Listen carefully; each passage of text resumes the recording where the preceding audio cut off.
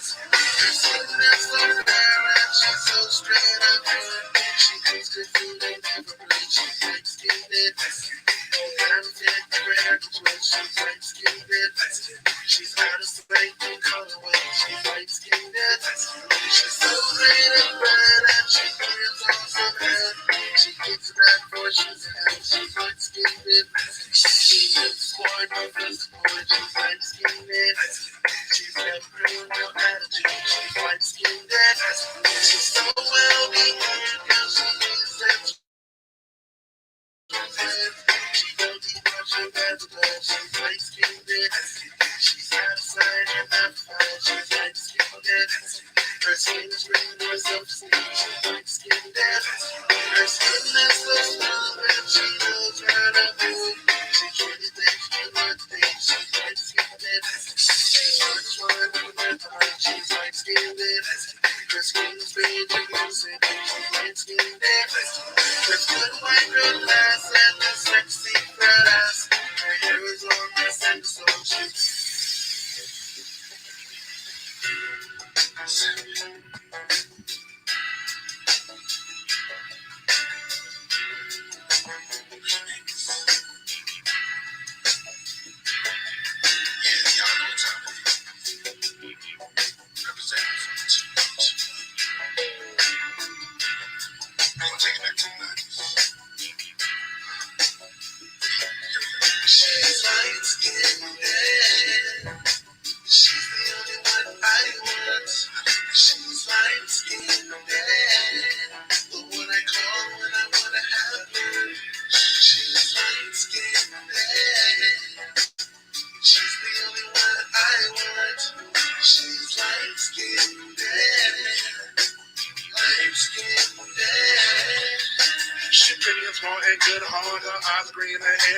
her skin's red, she's pretty head, she cook good food and never room. Don't have a fit when the egg red, she's out of sight, don't call her by it. She great bed with her head, she'll get the bag for she had. She plays sport, off her support, she never grew, no attitude. Well behaved, you son of slave, she don't eat much, her thigh don't tug.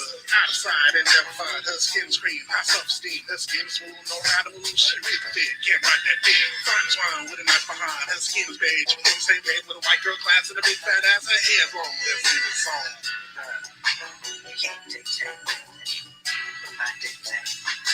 She's light skinned. She's the only one I want. She's light skinned. The one I call when I wanna have fun. She's light skinned. She's the only one I want. She's light skinned. Light skinned. She's light skinned. She's the only one I want.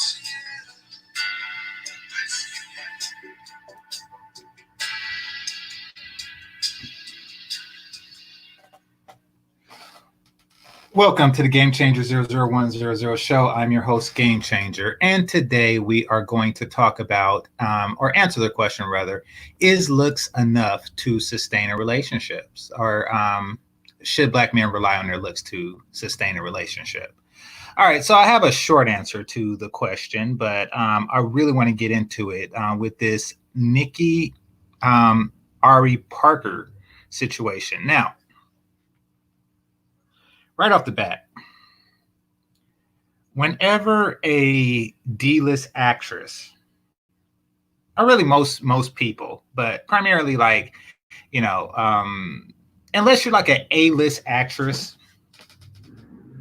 or if your father owns like Kraft cheese and your last name is Kraft and you want to just keep that in the family, like Paris Hilton or something like that, I see no reason that a woman would keep her maiden name after marriage, especially after being married for so long. It's a disrespect to the husband. And that's really the first sign. It should be the first sign that she wants to hold on to some aspects of her single life. That's always, I don't know, that's always just rubbed me the wrong way. like there are very few modern benefits for a man to get married nowadays. Very few. You could count them on one hand. But one of them is you are putting your name on something, in something. It's a sense of possession, ownership, togetherness. We are one. We are the Kudros. We are the changers. We are the dot, dot, dot. So that's a clear sign that, something, this is not an all-in situation going on here. We're not exactly, how can I say, all in. She still got one toe in the single life. She is just a woman with a ring. She's not Mrs. Kodjoe. She just has a ring and a paperwork that says we're bounded, but she's not actually like a wife of mine. That is one of the few benefits that's left for a man, and he didn't even get that. Now, he did get the wife and mother, provided that she was an adequate wife and mother. We don't know that, but and I'm not going to just assume the worst about her. She could have been a very competent wife and mother, but I doubt it. And this isn't an assumption. This is just judging from her recent behavior. So, for those of you who don't know, and it's been covered, a lot in this corner of YouTube. In fact, I didn't see the original stream until I heard everybody else in this corner talking about it. I heard something happen with his wife, and personally, prior to this, I didn't even know that they were married. I remember the two of them meeting on the show Soul Food, and she was taking Vanessa Williams' spot from the movie as the oldest sister slash de facto light skinned chick. But outside of that, didn't really notice anything. Didn't know that they got together on set and anything like that. So as it turns out that she was married at the time. And I think that it's reasonable to assume that the guy that she was married to at the time in 2005 was less handsome than Boris Kodjoe. Now, it's funny because right around that same time, there was a song. Was it Usher or Genuine? You cheated on him for me, but you say, just trust me. Something, something, something. You would do it to me. If you cheated on him, you do it to me. There was some kind of song like that coming out at the time. And I guess he didn't get the song where he's from, Germany. He missed the memo. He missed the opportunity to understand what could happen to him. I mean, so she was married to a guy for a year. She left him and then married Boris. It's like, this woman's sense of loyalty and commitment is shaky. Now, at the time, okay, Genuine, what's so different? Thank you. Now, at the time, I'm pretty sure he was thinking, I'm Boris Kodjoe. You can't rightly top me. I am probably I don't know if they ever did one of those top 25 black men, in the world. He probably would be somewhere in the middle on one of those surveys and shit like that. So unless she actually goes to the absolute top, there are a few guys that can top him in the looks department. And it doesn't hurt that he's a wealthy man in addition to that. Now that some of that is negated by her own wealth, but and the fact that she has access to the wealth without him through divorce, modern day divorce, but that's neither here nor there. So recently, a couple of days ago, she posted that She wants the single life again. I thought that was really weird because what she was describing wasn't actually being single. She was saying that she wanted him to treat her the way that he treated her when he was trying to get into her pants or when he wanted to sustain the sex that he was having with her. He wanted her to treat her the way that he did early on in the relationship when they were newlyweds, et cetera, et cetera, et cetera, or even prior to that. But you see, that's not single. I mean, it's single in the sense that you're not married, but the single life is the single life. See, she only experienced the good part of the single life, and that is men, rich, handsome men in her case, trying extra hard, doing extra to get that booty. That's what single life is for her. She missed that. She missed that. She wants to go back to that.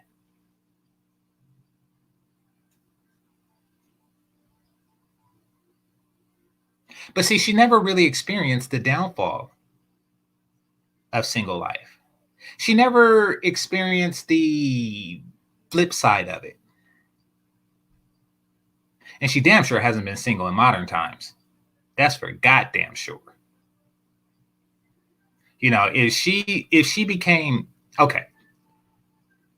So she in 2005, there was no Tinder. There was no like instant gratification for jawline niggas, and let's be clear, Boris Kodjoe is a jawline nigga. Which means that Boris Kodjoe will pull out his phone. A younger Boris Kodjoe, a 15-year younger Boris Kodjoe, would simply pull out his phone and have a bunch of girls like this one.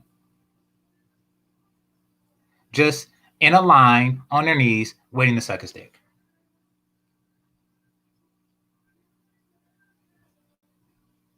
If she wants to be single now and search for the same rich jawline nigga, it's a lot harder, even for attractive women.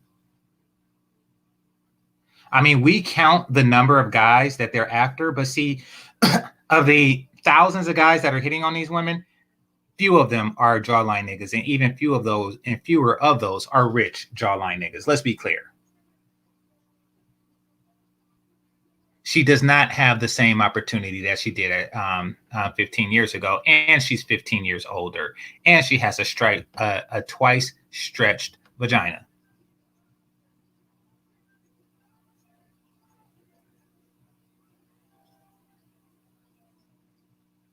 But you see, she doesn't see it that way. She just remembers like the good shit.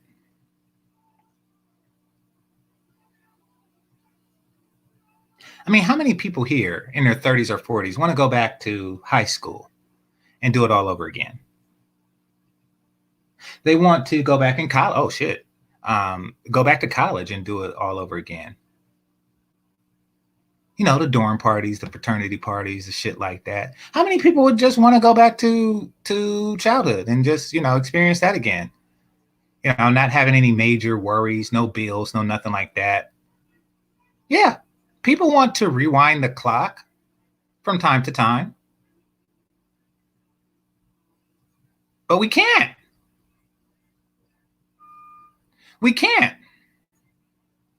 Like Tupac said, I love to go back to when we played as kids. But things change, and that's the way it is. They now have more responsibilities.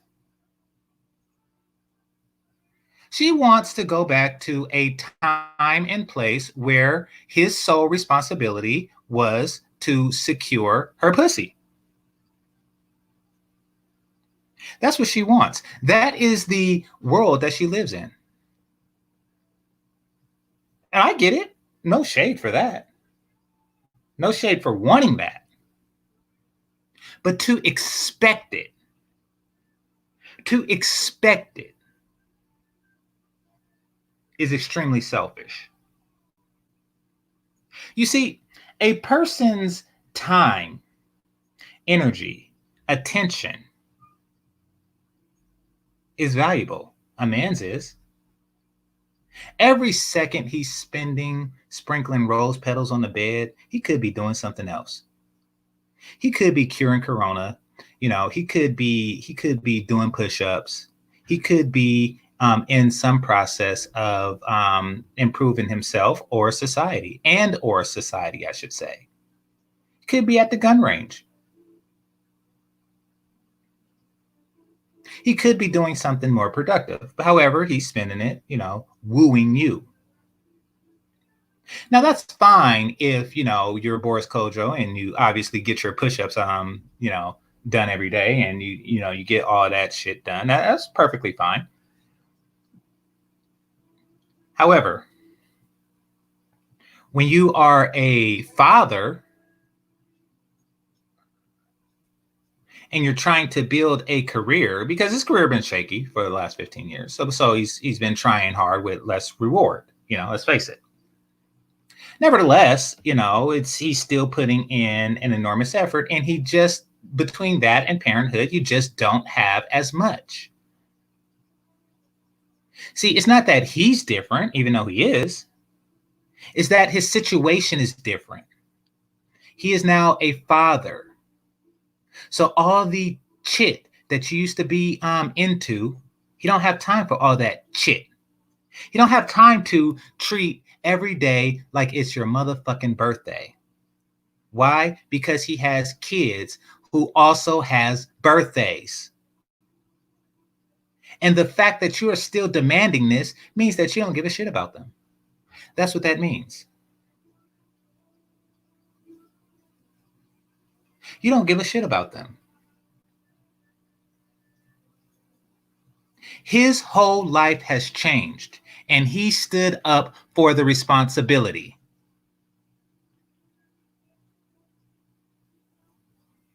And you just sat on your ass, didn't stand up to the responsibility, demanding more attention and shit.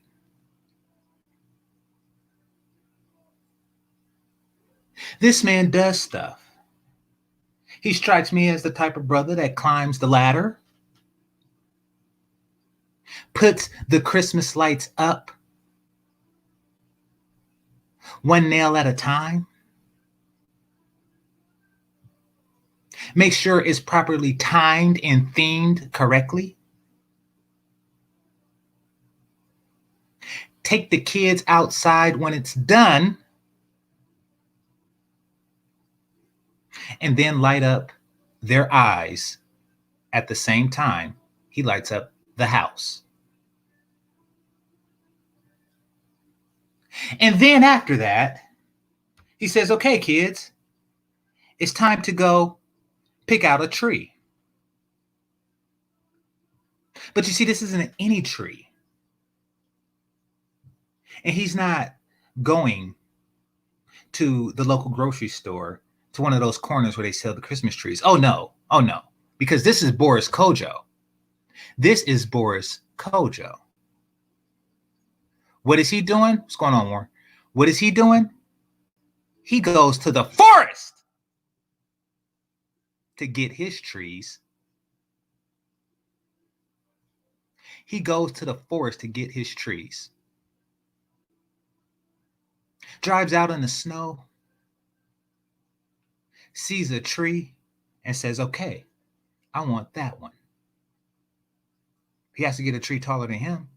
So he finds an 11-foot tall tree. Gets out the car, puts his gloves on, and realizes he forgot the axe. So what does he do? He says, I'm Boris Kodjoe. And he breaks the motherfucker with his bare hands and walks it back to the house.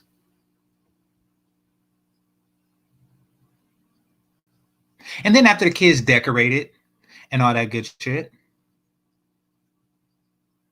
and they light up with joy, and then he goes out and gets all the presents to put underneath the tree.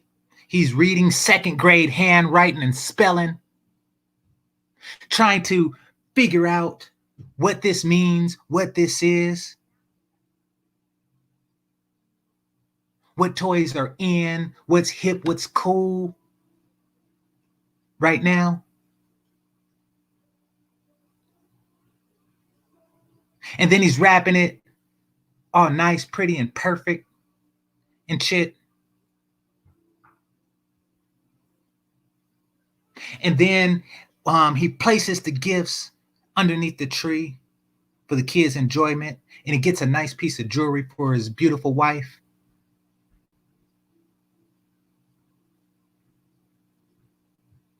Wakes up in the morning because he's woken up by the kids who are just anxiously anticipating what they're getting for Christmas. What did Santa bring them for Christmas?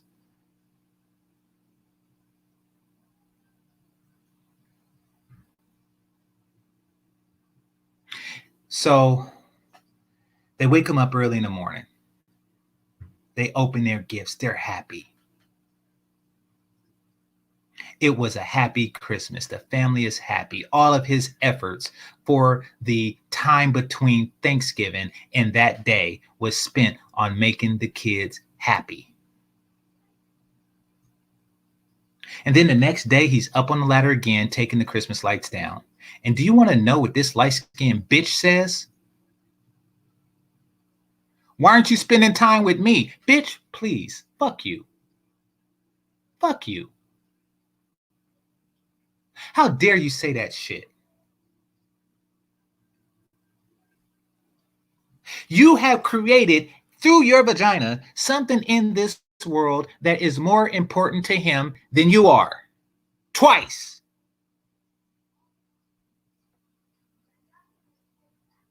And those things that came out of your vagina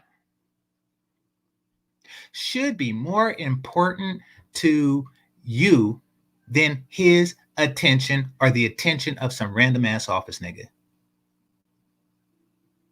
You sick tramp.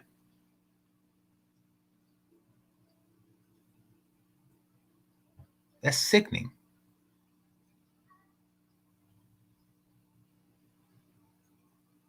See, she didn't want a father for her kids. No, she just wanted a man. She wanted the kids to be unattended to while they take their international vacations. And, you know, he thinks of a new creative way to impress her every week. Date night. It's not dating when you're married. It's like dinner. It's like we're going out tonight or something like that. It's not actually date night. It's just two married people, you know, going out. Never been married, but I don't even think you're fucking anymore. And by that, I mean that it's not, I don't think it's called fucking if you're married. I think that it's just called like making love or coitus or whatever. But the dynamics changed. Now, here's the thing that a lot of women don't want to accept.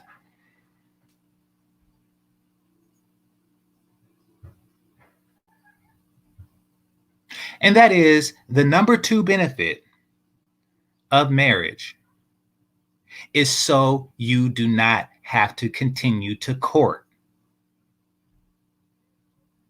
One of the primary reasons that men get married is so that they don't have to continue to interview to secure sex that they already have. That is the number 2 reason. Number 1 is the kids. Number 1 is, you know, to use her as a conduit for having kids. The number 1 reason is because you want complacency and consistency, and you don't want to have to like try so hard. You want to secure it. You want consistency in your life. You don't want to have to go out and, you know, climb Mount Everest every time you want to get laid, or in the case of platinum, knock a nigga out every time you get horny.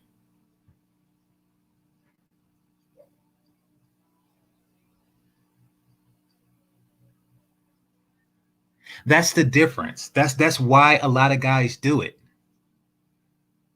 They're tired of the courting process, the constant interviewing for something that should be secure. So what they do is they're like, okay, let's get married. That way I will not lose what I already have, and I can watch the game and you could get me a fucking sandwich. That is what they're hoping for. But what does she want? She wants you to do the same shit every single day for the rest of your motherfucking life. It's all about her. It's all about her. It's all about her and how she feels about stuff. This is how I feel. I feel that he should do more, even though I'm worth less than I was when we initially got married, as far as like sexual markets and things like that goes. She's actually worth more because she's a mother now. But if she was a mother, she wouldn't be saying this. Because you see, date night is replaced with family night. This is family dinner night. This is, we get together at 7, and have dinner as a family. We hold hands, say grace, and I sit at the head of the table. This is family night. The situation changed. You didn't want this, then why did you get married? This is what he signed up for. And that's what you signed up for. So he thought. Y'all both signed a contract saying that, we are going to have light-skinned babies with green eyes. Tall ones. That is what the contract was. Did you think that you wasn't going to take care of them? Did you think that you can do this without taking from the time and energy he spends on you, that some of that would actually go to the kids? And yours should be going to the kids either, but you don't give a shit about that, do you? You're just worried about what makes your pussy wet.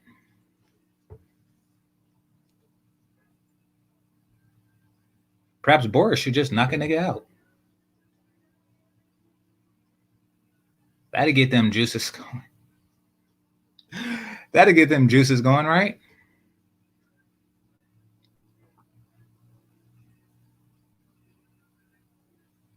So yeah, it's amazing, the selfishness.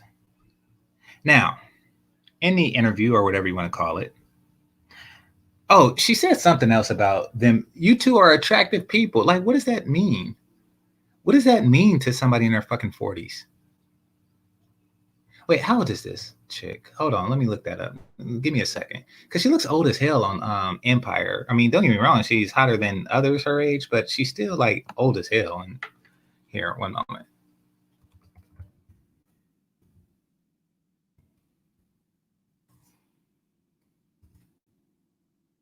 One second.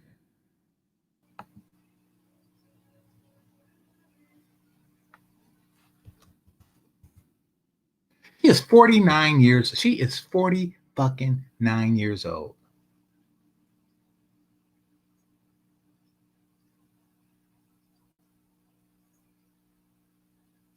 So she married Boris Kodjoe when she was she married him 15 years ago. So she was 34. So yeah, I guess you're right, Marco, about old bitches. So she was already okay. I don't know if she had kids prior to this. And wait a minute. So yeah, let's see. Yeah, so she has 2 kids with a bunch of names.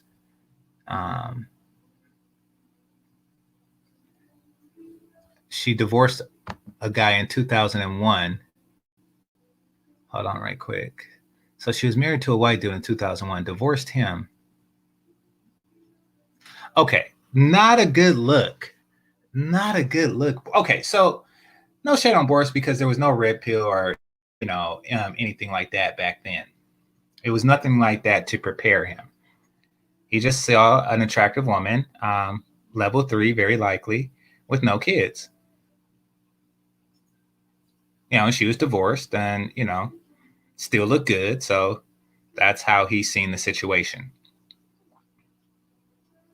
But he never stopped and asked her, like, wait a minute, how come after all this time she just went without? She just went without children. She just, because we're talking, if you're 35, then that means you spent like half of your life, you were an adult. She was an adult for half of her life and fine as hell. And in that time, she wasn't able to secure a relationship, a marriage, children. So our brother has to ask himself, why is that? Yeah, Jazone, it takes more than level 2 to seduce, a jawline nigga that's rich. You level 3 at that point. You are level 3. So you got to ask yourself, what is this person's story? A woman with obvious options and opportunities still didn't take any of them. She developed no sense of urgency in the 17 years of being an adult. She didn't develop any sense of urgency. Like, she didn't say, like, at 29, like, oh, my biological clock is ticking. Let me just start thumbing through the thousands of guys, of eligible bachelors that want to go out with me and pick one for Christ's sake. Nope. She continued to wait. Why? Because she enjoyed the single life way too much. She did it for 16 years, one of which she was married. She did it for 16 years. And the time she got divorced is because he wanted to settle down too. Men get tired of this, honeymoon phase. Especially these romantics types, these Romeo types, these, oh yeah, I want to put flowers and rose petals on the bed every day and shit like that.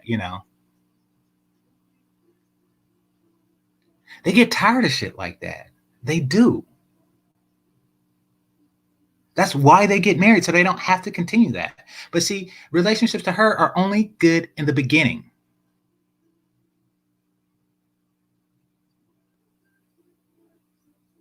And that's why she divorces after a year. He had no way of seeing these signs. I was there for 2005, I probably wouldn't have seen it either, especially because she's level 3. I'd just be like, something, his loss. One man's trash, his man's treasure. Is my treasure. But that's what the red pill is all about. So men can stop and ask. Like, wait a minute, why is she single? And has remained so for 17 years? What's going on here? Like, oh, she has extremely high standards, which is why she only messed with rich jawline niggas. Oh. Well, because I am a rich jawline nigga, perhaps I should just go somewhere and find somebody who looks just like you, but 15 years younger. Oh, that's what would have happened had the red pill existed 15 years ago.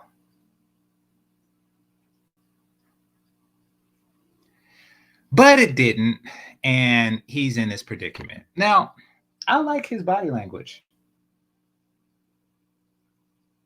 on when they were doing the interview, because the other dude was trying to shame him. He was like, oh man, you need to do that. He was like, oh really? You should? He's like, don't tell me what the fuck I need to do. You don't know my situation. And he was just eating. He wasn't paying attention. Even though she was like lightweight trying to threaten divorce. And she was basically talking about how she's enjoying other niggas choosing, which is ridiculous.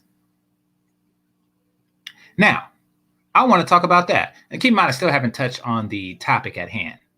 Still haven't touched on the topic at hand. I want to talk about that. I want to talk about why are so many motherfuckers choosing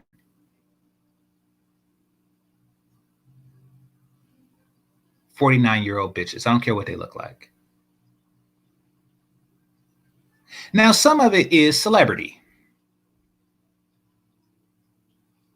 Some of it is celebrity. Some of it is, guys jack off to somebody when they're young. And they grow up and they want to fulfill that fantasy. They want the actual thing, doesn't really matter the age. I'm pretty sure at some point in life, somebody felt that way about Pam Grier. Jacked off to Pam Grier, and then, he's in his 20s and she's in her, mid 40s, but he doesn't care. If she gave him the opportunity, he'd take it. Same with Pamela Anderson and all that shit, It is what it is. Men have that. So she gets the flirts and that and all that. But see, here's a deeper underlying concern.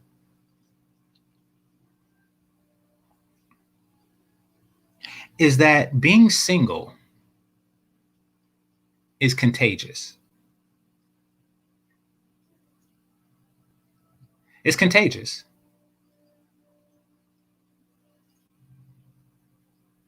I'll give you an example, right? Say you have a single woman who looks like a younger version of Nicole here.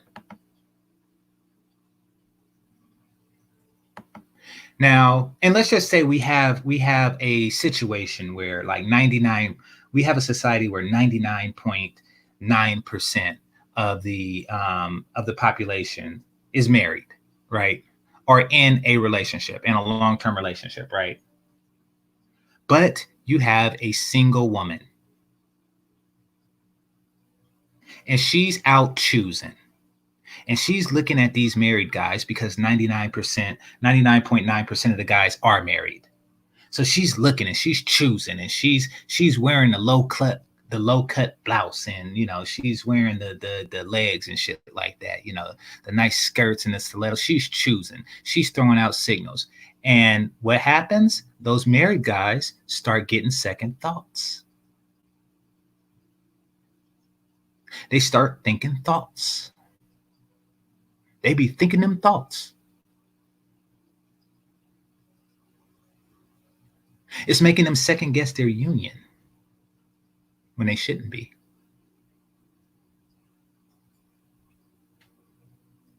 So he starts singing in his head.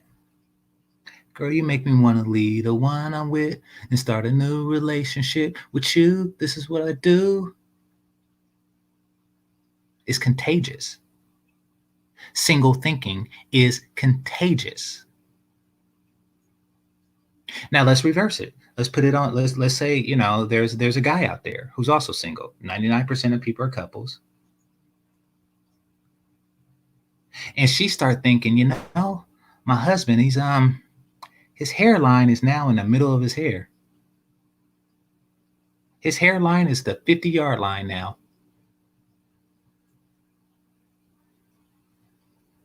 He's a single guy, so he still hits the gym and shit like that when the husband got comfortable in single life and started focusing on kids and her.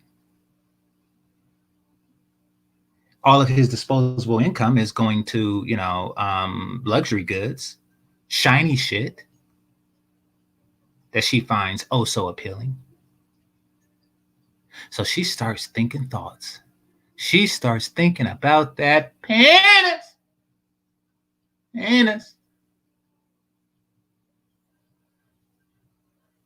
And she starts feeling those feelings that, that they be reading about in those trashy romance novels.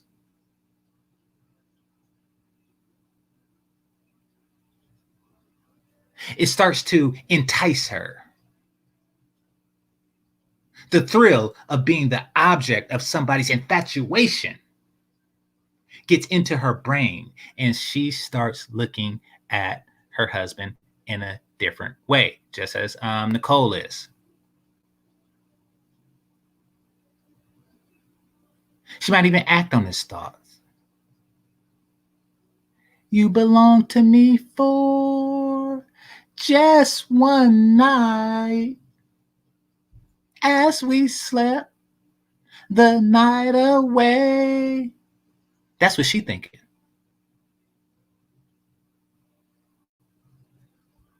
That's what's going on in her brain.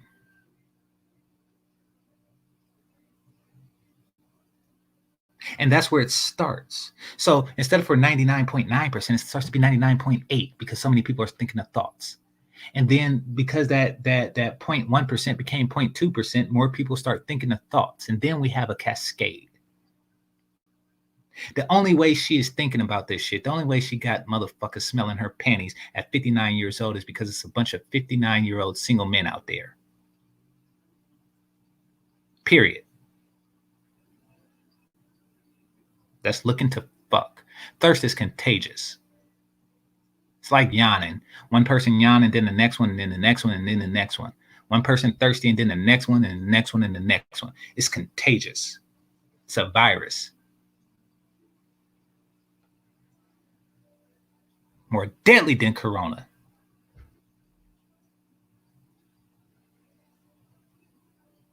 Why? Because when you are suffering from corona, you can socially distance yourself, and you should and you do. However, when you're suffering from thirst, you can't socially distance yourself because the nature of thirst compels you to get close to someone.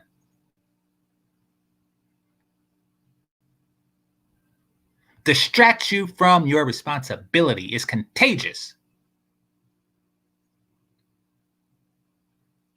Y'all wonder why feminists slut walk?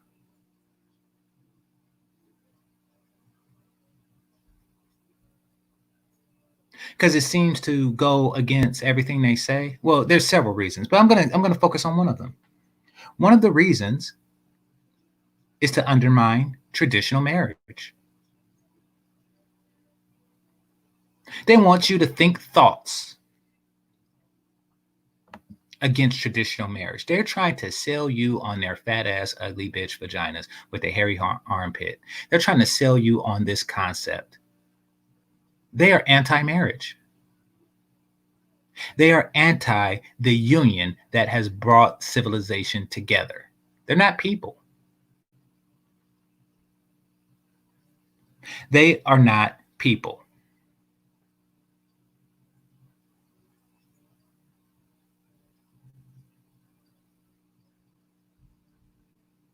So yeah, thirst is contagious. All right. So now back to the topic at hand. Should Black men rely on their looks to sustain a relationship? Fuck no. Not only should a man not rely on his looks to sustain a relationship, a woman should not rely on her looks to sustain a relationship. A man should not rely on his money to sustain a relationship. There should be no one singular thing that sustains a relationship on either side.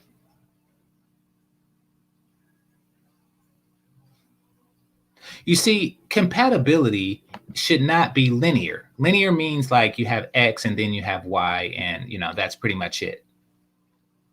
She brings the X, you bring the Y, and then y'all, it doesn't work that way. It doesn't work that way. Yeah, not even penis. It can't be one thing. Because there's always somebody that has more of that one thing. You see, think of it like a combination lock, right? A combination lock. Now, let's just say you have one number and you were able to open this lock because you have that one number. Let's say it's 1 through 10 lock, and it's a one digit code, and you have that digit. That digit is 4, and you got it. You 4. Her one digit criteria is looks, and he got it. Looks.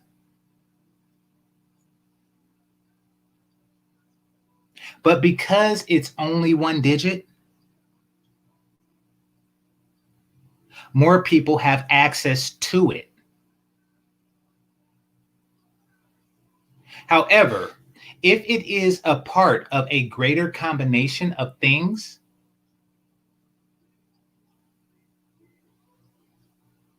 there's looks plus, several other characteristics that women go for that makes you uniquely you, things that are steadfast and unchanging. And if so, she's willing to adjust with them. Then these are the things that sustains relationships, not just get you it, not just get you into it. These are the things that sustain relationships.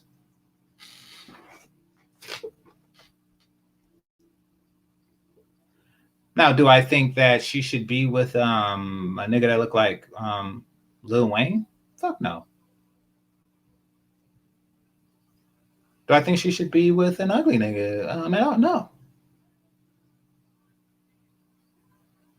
However, I'm saying that because her desires for him may have been very primal,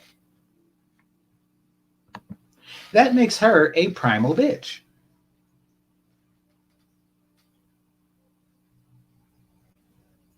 Now, I don't think that their relationship solely on his looks, or at least her desire for him was based solely on his looks.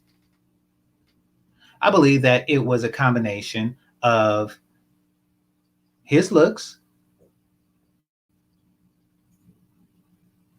and the shit that he did for her. She just wanted a good looking man to do shit for her. It's not enough to sustain a ever-changing relationship. It doesn't. And it's selfish. You see, relationship is sustained on two things. Early on, before the kids arrive, it's his desire to do for her exceeds his desire to do for himself, and her desire to do for him exceeds her desire to do for herself. Now, there's several variations of that, but that's the basis of it. If you find yourself in a relationship when a person is doing for you as long as you do for me, then that is not a sustainable relationship.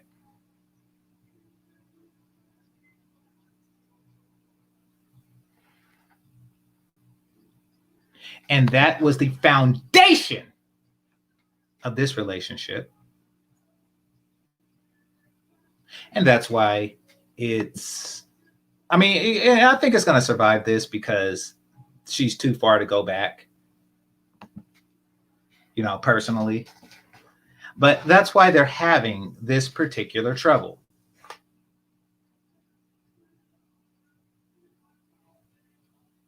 That's why they're in this particular situation.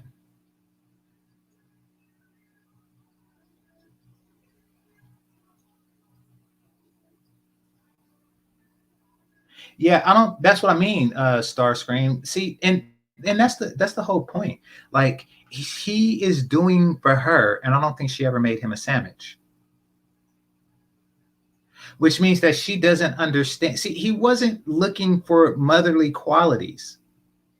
And that is finding joy in pleasing another which would make her a proper mother. It's not about having a sandwich. I don't say make me a sandwich to, just so I can have a sandwich.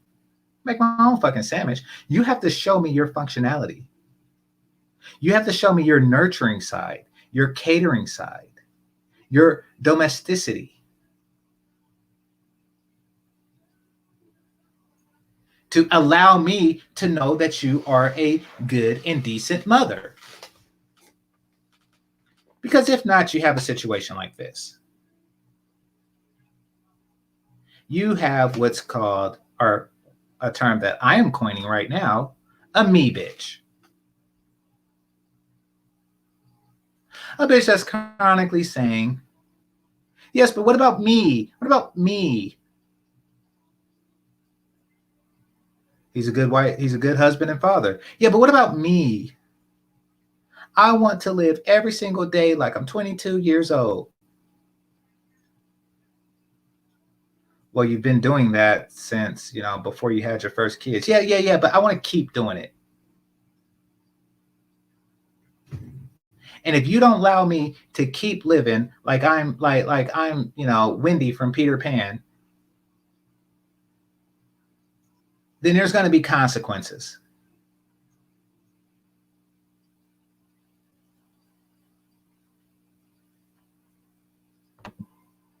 Well, not only that, if she won't make one, she hasn't, from what I'm suspecting, she hasn't shown anything.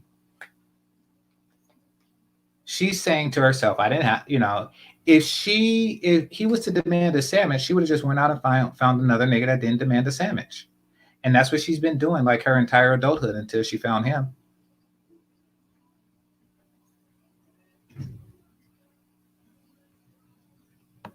Yeah, exactly. That's the dream. Listen, there are a lot of dreams out there, but sometimes you have to wake up and understand that you do not get each and every single thing out of life that you want simply because you want it. You don't get anything in this world without sacrifice. And some women like her don't understand that. And they never will. Why? Because she got her looks without sacrifice. Not realizing that someday that she would have to sacrifice her looks for something else.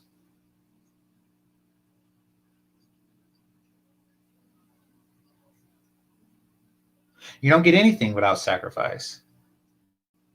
And to have the time and energy and love that she experienced through her kids, she has to sacrifice some of that she was getting from her husband.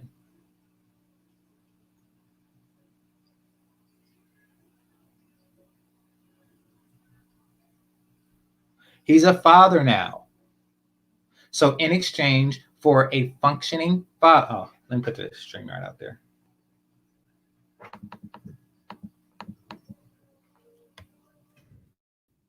So in exchange for a functioning father and husband, you don't get to go on weekend trips to Bermuda. You don't get to wake up every Saturday, throw a dart at the at a map of the world and say, "Ooh, I want to go there." You don't get to do that anymore. You have to sacrifice something in order to get something.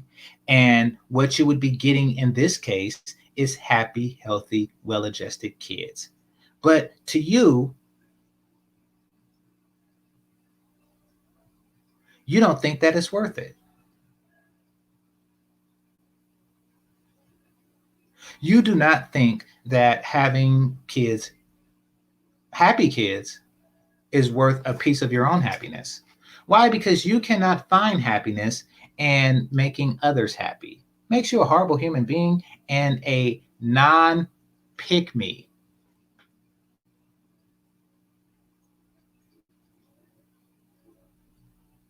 An unworthy woman. Now, um to go against Marco for a second,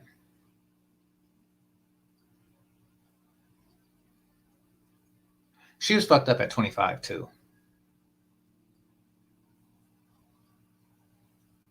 If she wasn't fucked up at 25, she would have been married at 25, and she would have sustained a relationship indefinitely since then.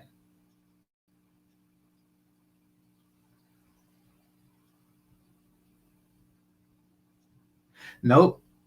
It's not just her age. However, it may be more of an indicator, but it's not the only indicator. She's just a fucked up human being.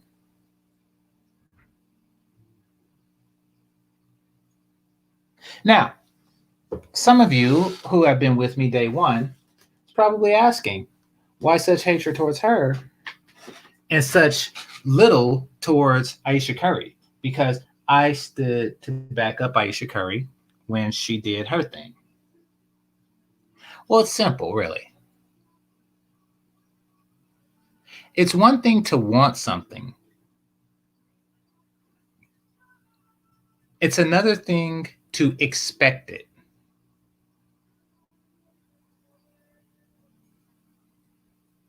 Like, I want a lot of things.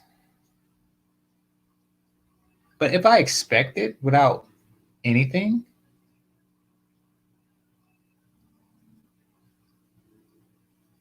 then that would make me an arrogant motherfucker. You see, Ayesha Curry, she wants this, but she doesn't expect it. It's okay to want things.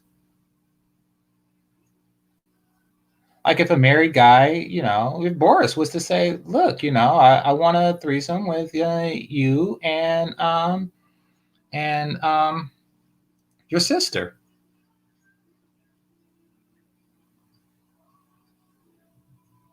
And he says, and that's fine that he wants that, but if he says I expect it, then that's when the problem comes in.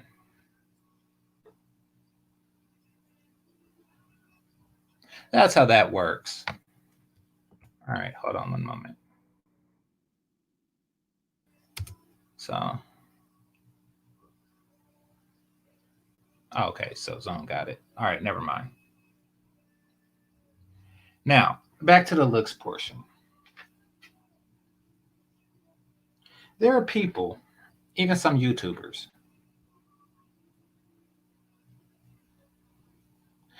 some of whom I think may be under the impression that, well, I'm not going to get into that. I'm not going to get into that. But I will say this. I don't think that there's any jawline niggas here in this corner of YouTube. Not to say that, and this is not an insult. It's not an insult to say that you're not the top 0.01% of handsome motherfuckers in the world. So that's not an insult, because I'm saying the same thing about myself. If you believe that in modern society, you can rely on your looks to not only instantiate a relationship, but sustain one, you are gravely mistaken. Unless, okay, so here's the problem with this logic. It works under the assumption that there isn't a more handsome guy than yourself that's willing to fuck the person you're with.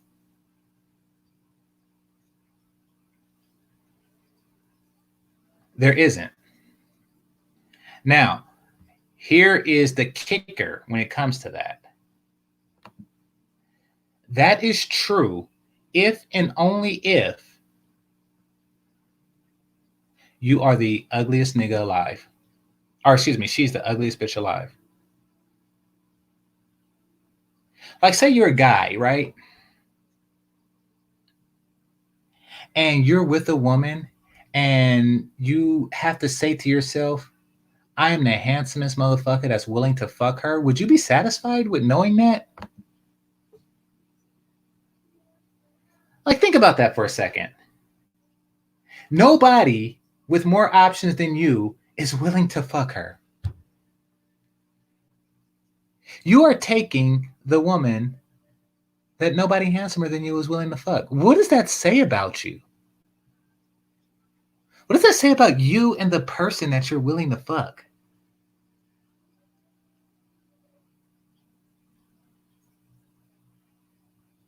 That's like buying a car and saying nobody else is willing to pay this much for that car, and you're just saying that shit proudly.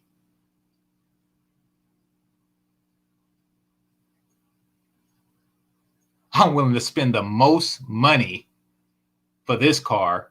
I'm willing to spend more money for this car than anybody else. What is it? What the is that a good thing? Is that a good thing to say about yourself?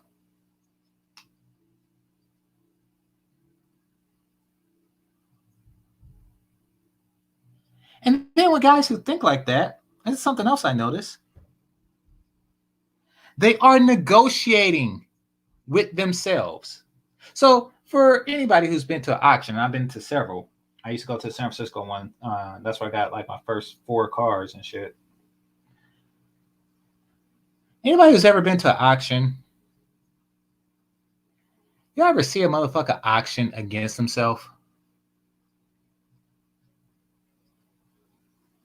Like the bid is at $1,000, and then he bid $1,000, and then he raised his hand and he says, 1,050. It's like you're bidding against yourself.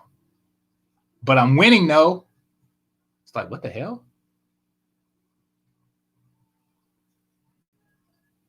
What the hell?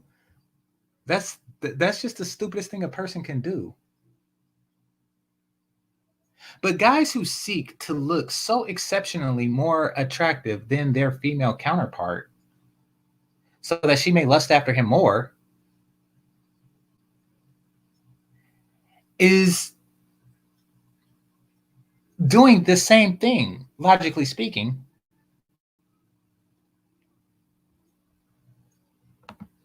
They're auctioning against themselves. And that goes with anything. As long as it's one characteristic and you pride yourself on that characteristic. Like, for example, I told y'all the story about the girl that I was seeing, and we were looking into finding a sugar daddy for her because she was leaving her boyfriend to be with me more, and her boyfriend was her sole provider. So I actually tried to negotiate with a sugar daddy, one of these like older white masters of the universe type niggas, and couldn't come to an arrangement. Because see, the thing, he didn't pride himself on how much money he could spend on her, because that would make him a fucking idiot. He set a price that was like the total value was about $5,000 a month. And I'm sure we would have given her gifts and shit like that too. However, what would have wound up happening was I forget how many. I think because I don't know if anybody else has ever done it, but they also determine amount of visits and time he's allowed to spend with her with this arrangement. It is an arrangement. And I think he wanted like 3 or 4 days. And I'm like, well, what the fuck? Like, she might as well just be with her boyfriend. She might as well just be with her boyfriend if that's the case. So, but see, he wasn't so arrogant, or he wasn't so fucked in the head that he tried to increase the price just to say that he won, or just to say that he got some. So kudos to him for not being that blindsided. But a linear thinking person is going to say that, I have an abundance of this quality and not really calculate what's being received, because you're taking pride in how much you're paying for something, not what's being received.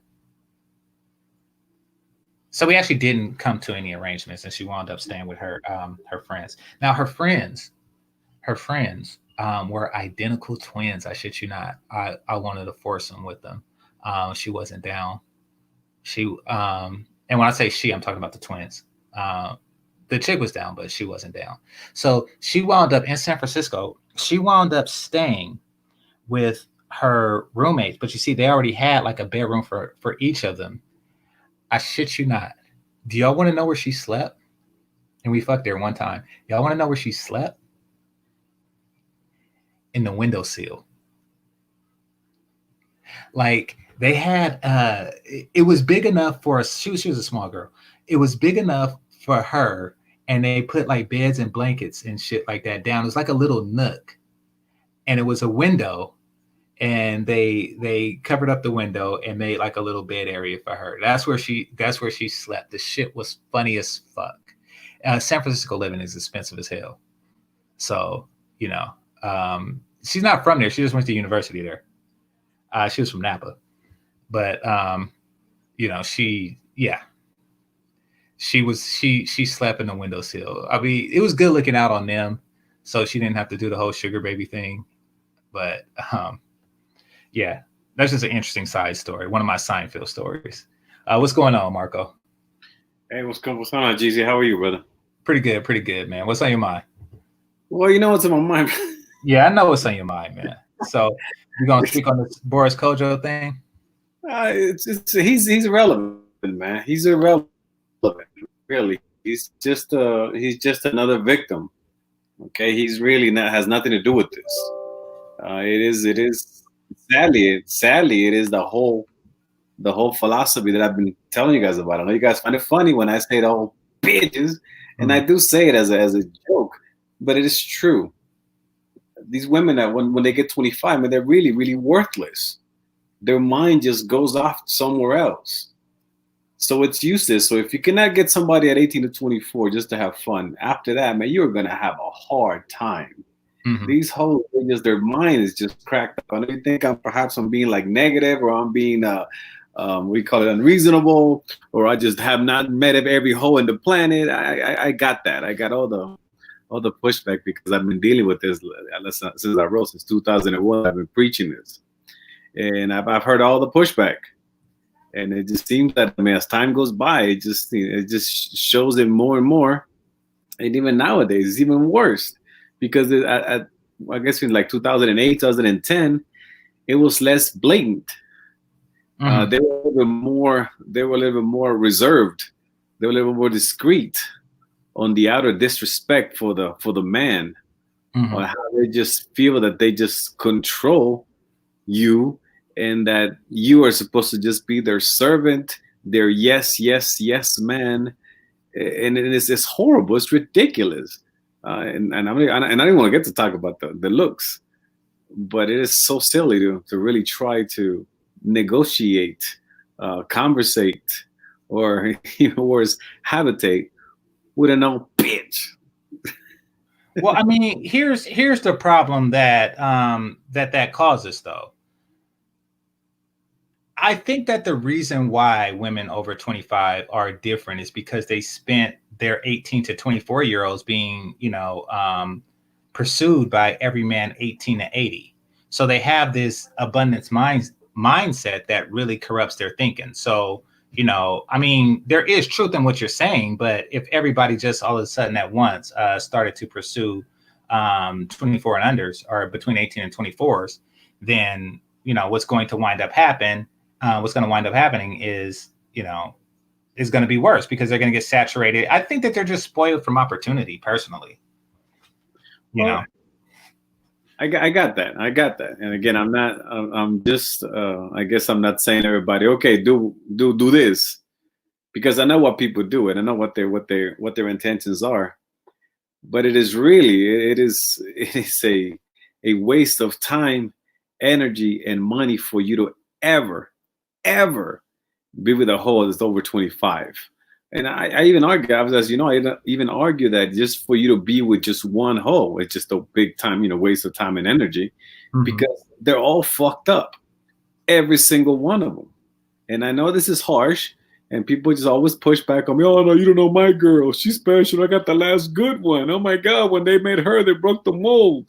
Mm-hmm. How many times I've heard that shit? At the end, they're just bitches, man. Their mind is all jacked up, and every 5 years or every 3 years, they get even worse. It's like an extra reset. like odometer in the car. Whenever they get another 10,000 miles, it just it just worsens. And so you're saying that there's something about like 25, 28, and 31 that just makes them, just get worse? Oh, they get worse for sure. They can help it get worse because that's I guess that, not to use any of those cliches that people use. People use the wall, they use sayings that way, but it just literally they see that their worth, their beauty, which is really what they're only use for, that the whole is really what you need. That whole is only supposed to be a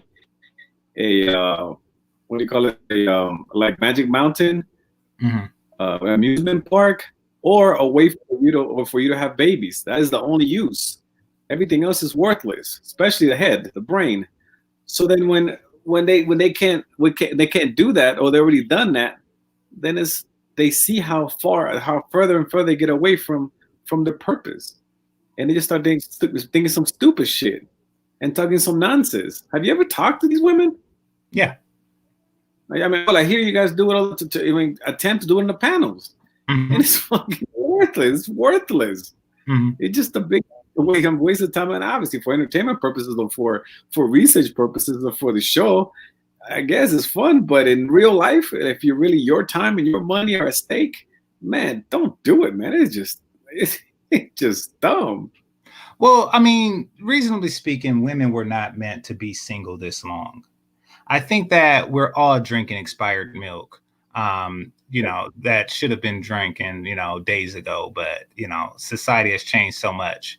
But yeah, anytime a woman is left to her own for, at least 18 years, even at that point, she is, she's more fucked up, to where, unlike your grandparents, who they both were 14, or maybe grandpa was 14 and grandma was 12 or some shit like that.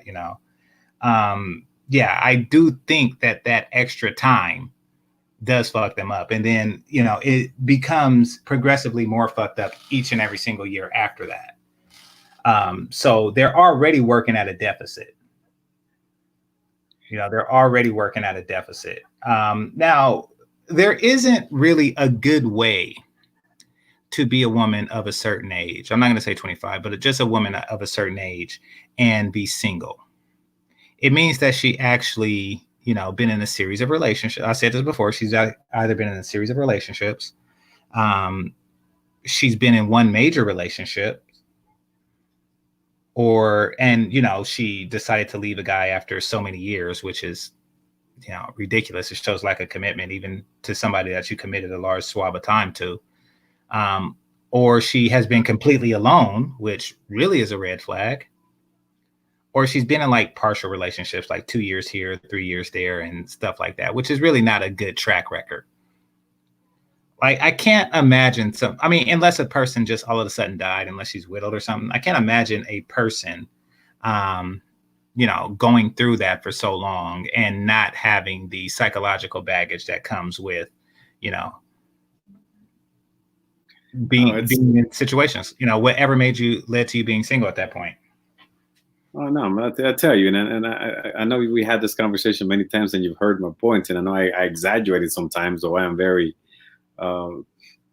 descriptive with it, or extremely, I don't know, like sensationalize it quite a bit. But I'm just talking rationally. It kind of it pains me, it hurts me to see the people that I know that have gone through it and continue to go through it and think that they're gonna have different results, when really it's not up to them. Like I said, this dude that you're talking about, like I said, is a good-looking dude, a rich dude, a famous dude, can have a huge amount of the pie that he wants. Yet even that he's reduced to being nothing. Everything that he does, everything he did, all the time that he invested in this hole, all the money that he invested in this hole, all the things that he did for her are just useless. They're worthless, because that's the way these hoes are. And it's not just this hoe. That meat club you're talking about, I mean, you were talking about the curry hoe. They all fall into this. It's just the way it is, and you cannot change it, man. You cannot change it So obviously, if you want to have family, get your kid, fine, do it. But do not try to make more of these holes than what they are. They're just usable holes. That's all they are. Yeah, true. They can be made into more, but I mean, however, modern society doesn't really allow for that, for them to use their full potential. And their full potential is, wife and mother, but they're not really okay. So you can't serve two masters, basically. Yes. And yes. And that's what they're doing. They're trying to serve themselves, their own needs, whether it's carnal or otherwise. And they're trying to serve, you and the kids and stuff. You can't do all of that, So they're confused. They're trying to serve their careers and, basically pursue their selfish desires. So now a traditional woman can do it, but they're not groomed to do it, at least here in the West. But I mean, go for it. No. Go ahead, please finish.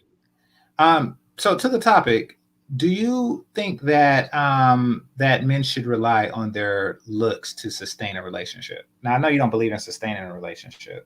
Well, and that's just it. I think it's impossible. I guess I would be arguing for the worst. I think that a relationship is really impossible if you want to make it under the what they call the rules that they want to place. For example, exclusivity.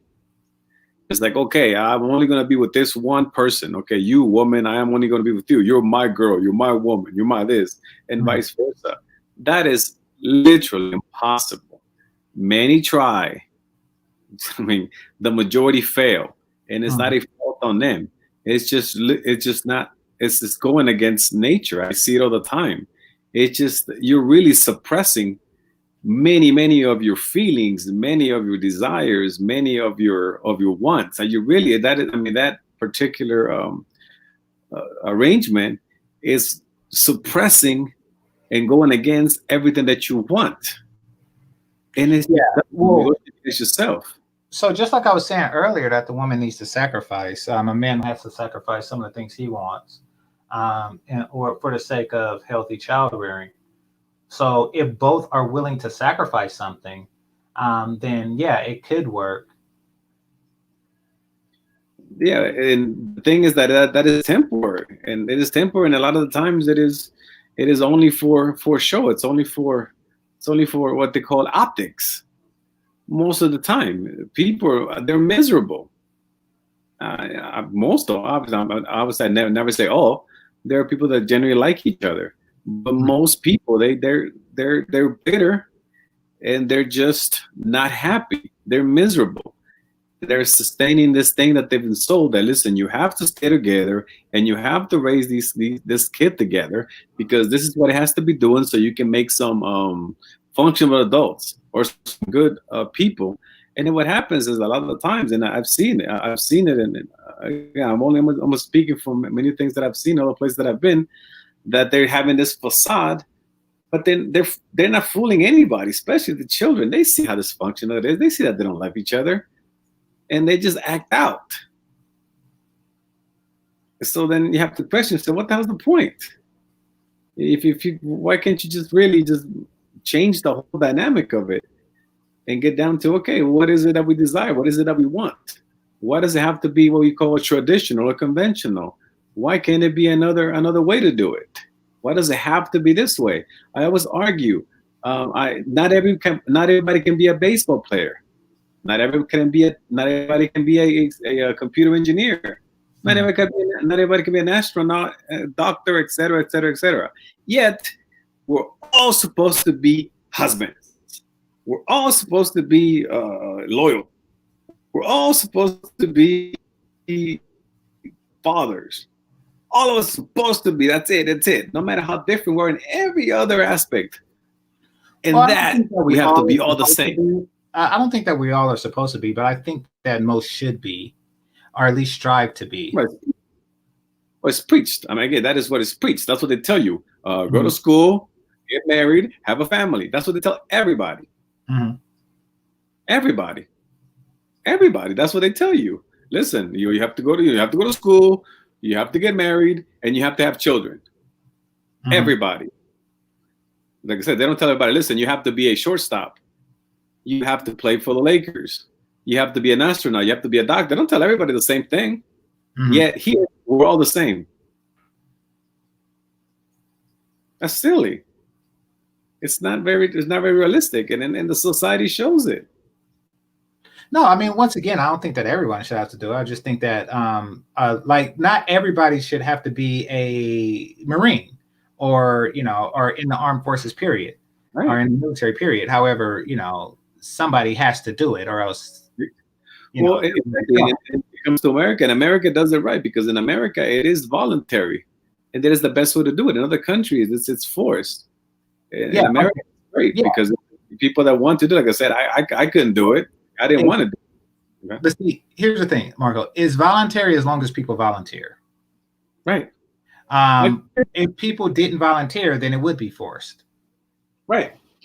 I got that. Well, same thing here. Same thing here. Again, same thing here. I think it should be voluntary. And it should not be. Yeah. Also, it's incentivized. Now, I do think that the reason why the military is, you know, with the GI Bill and the healthcare and the retirement package and, you know, all that good stuff, you know, it's incentivized, where it's not really, marriage isn't incentivized at all for men. No, it's a losing. It's completely lost. Yeah, it's disincentivized. Now, go for it. I know, I'm just saying, it's you lose more than you gain.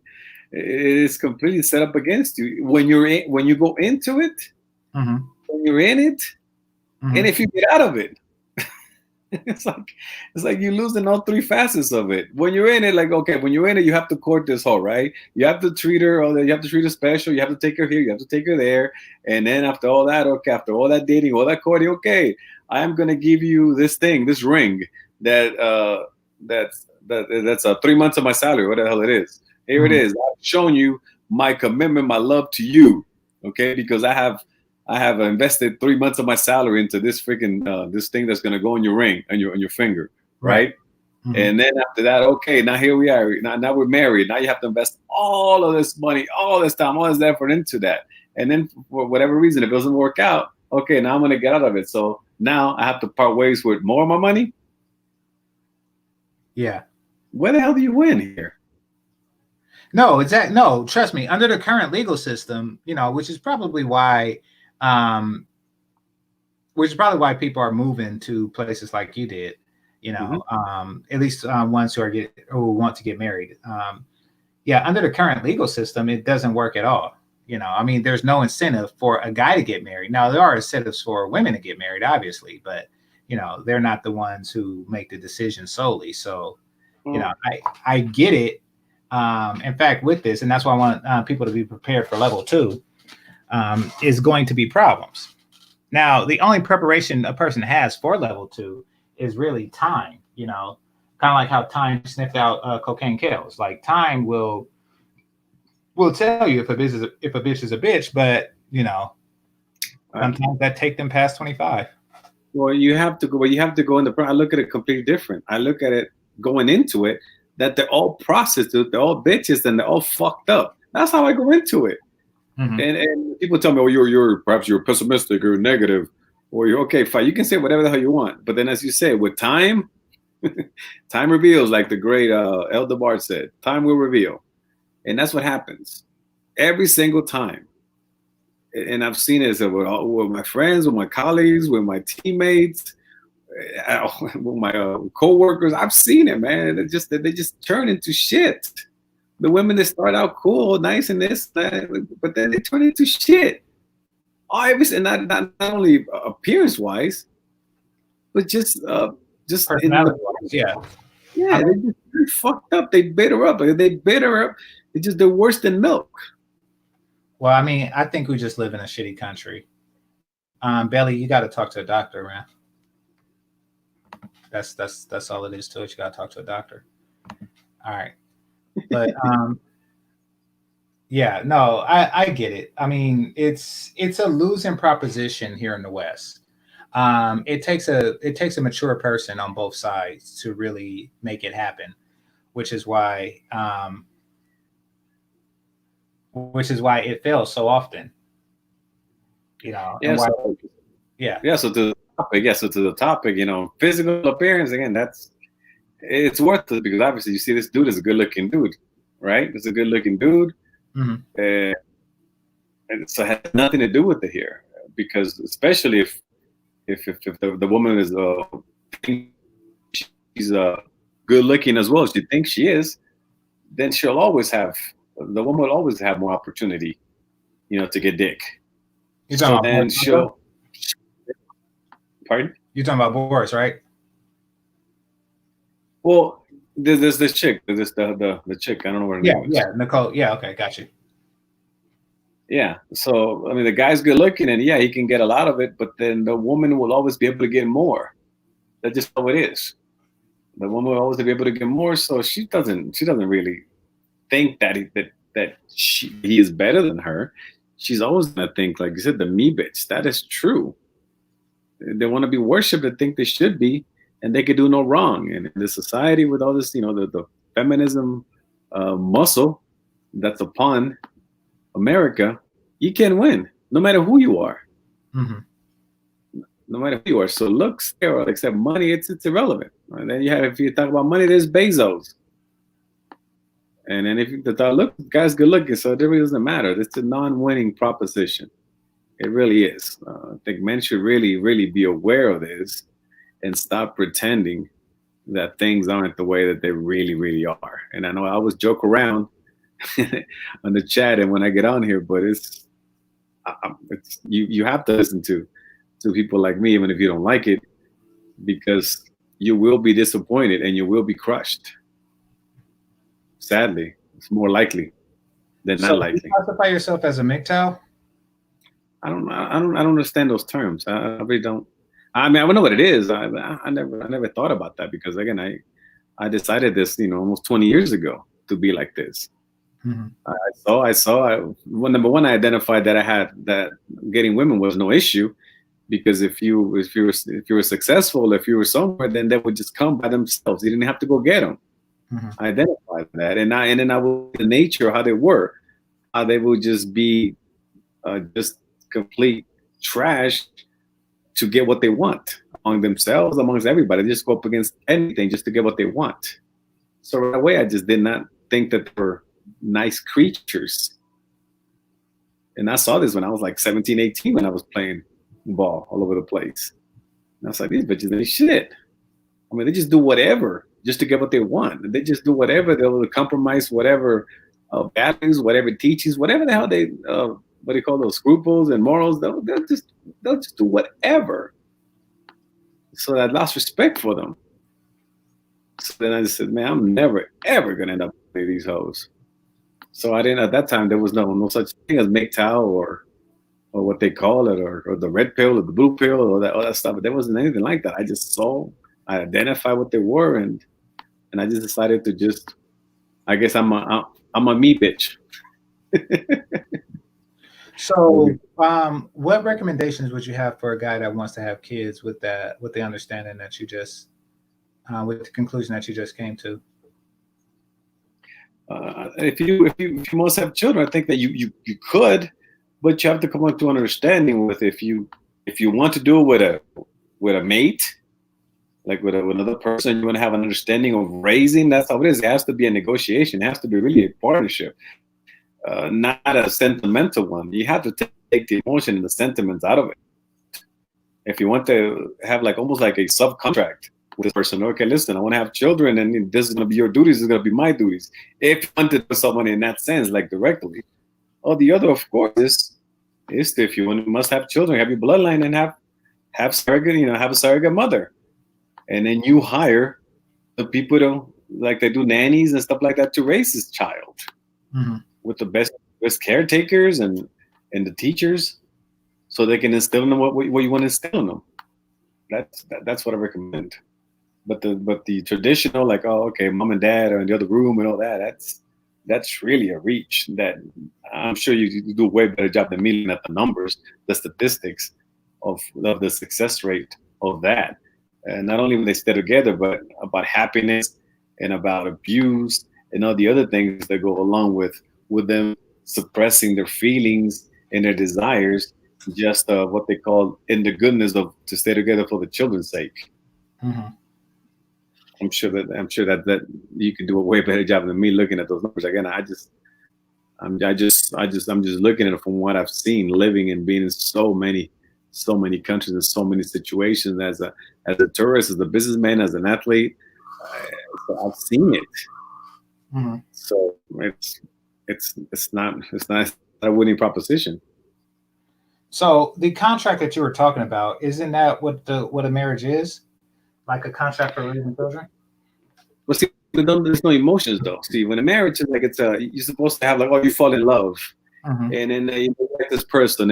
It all comes from the place of love and emotions. Mm-hmm. What I'm saying is, you take this completely out. Listen, I want to have children. Okay, this is just a children thing. All right, I like jeans. Whatever. I want to have a 6'3" dude or kid. And then this one has to be whatever, tall or good looking. I want your features in a child, yours and mine in a child. Mm-hmm. But let's not confuse this. Let's not treat it as a what you call a relationship in which you're gonna have jealousy, and which you're gonna have possessiveness, and when you're gonna have envy, all those things that normally go into a conventional relationship. Because once you get in it, then you have the possessiveness, then you have the jealousy, and then you have the resentment, you have all those things. So if you're able to negotiate, I'm not saying it's easy. Obviously, I've never done it. I never wanted to do it. But if you write the right kind of person, and if you make it into a good financial contract, you could do it. I mean, kind of similar to, if you recall, this guy, Michael Douglas, did it with that Zeta Jones. We said, okay, well, they did get married. Said, okay, after 5 years, and if you have my child, I'm going to give you this much. If you stay together for 10 years, I'm going to give you this much more. So they made a contract, pretty much like an incentive program for her to have children and stay together. This is very similar. Just taking the whole emotion, the whole feelings out of it, and just being point blank, being systematic about it. Again, if you must have children, I think that's the way you have to be. You have to find a person that's smart enough, mature enough to take that kind of contract. Obviously, you get attached to people like cousins or like teammates and co-workers. Of course, you always, but still, if you start from that place, it could be successful. I've never done it, but if you ask me, that's how I think if I had to figure it out, that's what I would do if I really had to do it. Well, the problem with that is it's very similar to marriage, the contract that you're describing, even if you keep emotion out of it. But however, marriage is a contract that's not binding in any way, meaning that the persons or people involved, they don't have to honor it. Like one day they could say, yeah, I don't agree to that. Like I understand that. That's what I hear. There's contracts, there's clauses, and I got to see in the and what you call the marriage. Again, you part from a place, so you can compare it. You part from a place where I'm gonna fall in love with a person. I'm gonna have feelings for this person, and this person's gonna have feelings for me. And if that person has enough feelings for me, then it's gonna find me worthy enough to share whatever a life together. That's bullshit. If you take that out and you start from another place, it will not be what you're talking about. Because this is completely has nothing to do with feelings, nothing to do with all the butterflies and all the bullshit they talk about. This is what I'm saying, Marco, is that even if you take the feelings out of it, let's just say, because some people marry people without feelings involved, right? Even if you take that out, people don't have to marry. They don't have to respect the contract. Like the contract can be voided in the courts, and it often is. Mm-hmm. Like Michael Douglas can say, this amount after you have a kid within the first 5 years, but like the courts could say, oh no, this was coercion. I'm going to tear this up and she gets half your shit. I don't think that it could really survive under those circumstances. Like the whole purpose of a contract is just that you're contractually obligated to do something. If it's not honored and there's no enforcement behind it, then it's a voidable contract. Well, I got you. Perhaps if it's drawn in under American law, perhaps the court system and the magistrates, yeah, perhaps it could be like you said, no voided, and you could get screwed. Yes, you're right. If it's that type, If it's the type of contract, perhaps the traditional, but again, it has to be looked upon differently. Just going back to the whole basis of it, it has to be looked upon differently. If you really take like I said, the feelings, and I know I do know of non-feeling, what do you call it, marriages with no feelings. They call arranged marriages because they had no opportunity to really grow any type of feelings. Yeah, really enough, those work better than the ones that we're talking about here. For some reason, the arranged marriages have a more success rate than the ones that are supposed to be organic, in which you choose, in which you grow feelings and you grow bonds. So, I think with arranged marriages, though, you're kind of made to honor the contract because there's a community punishment. There's not necessarily, a legal punishment, but there's a community punishment on both sides if you do it, or if you void the contract. Because India is the primary culture that does that, and they make big deals out of wedding, which means that they're showing you like, look, this is all of the people that will shame you if you divorce, especially if you do so for selfish reasons. I've also seen it when I was in Bulgaria. I saw it in Romania. I saw it in Ukraine. I saw it in Albania. I saw it in Bosnia. I've seen it in a lot of places, not just India. I've seen it in quite a bit. Where, as I recall correctly, in Bulgaria, right outside of Sofia, the capital, there is a full event in which the families go, and then the potential families they strike deals. And it's right there. It's like a festival in which the girls show up, the guys show up, the families show up, and then the families offer money for the investors. I wish I had. And they work it all out right there. Same thing in Romania, in which again this is negotiated right there and then. And the success rate is much better. So going back to again, if you think of this organic thing that has been made up, it just has it goes nowhere, because if it's cultivated under feelings, feelings change. However you felt about the Oakland A's when you were 12 is not necessarily the same way you feel at 32. However passionate you were about, whatever, Bobby Brown when you were 16, it's not the same at 26 or 36. Well, I mean, I do think that there should be a sense, and this goes back to the whole Boris Kodjoe thing. I think that there should be a sense of duty and honor involved that doesn't really exist in Western culture. There's also, like on either side. So it's all about what makes me feel good in the moment, and if I don't continue to feel good, then I'm going to end it. Yeah, and that's it, and that's really so that's what happens.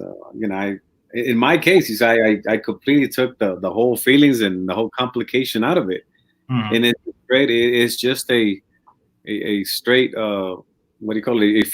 A feel good moment. The moment that I don't feel good with you, I will not call you. I will not see you. I will not have anything to do with you. This is just what we call extracurricular activities.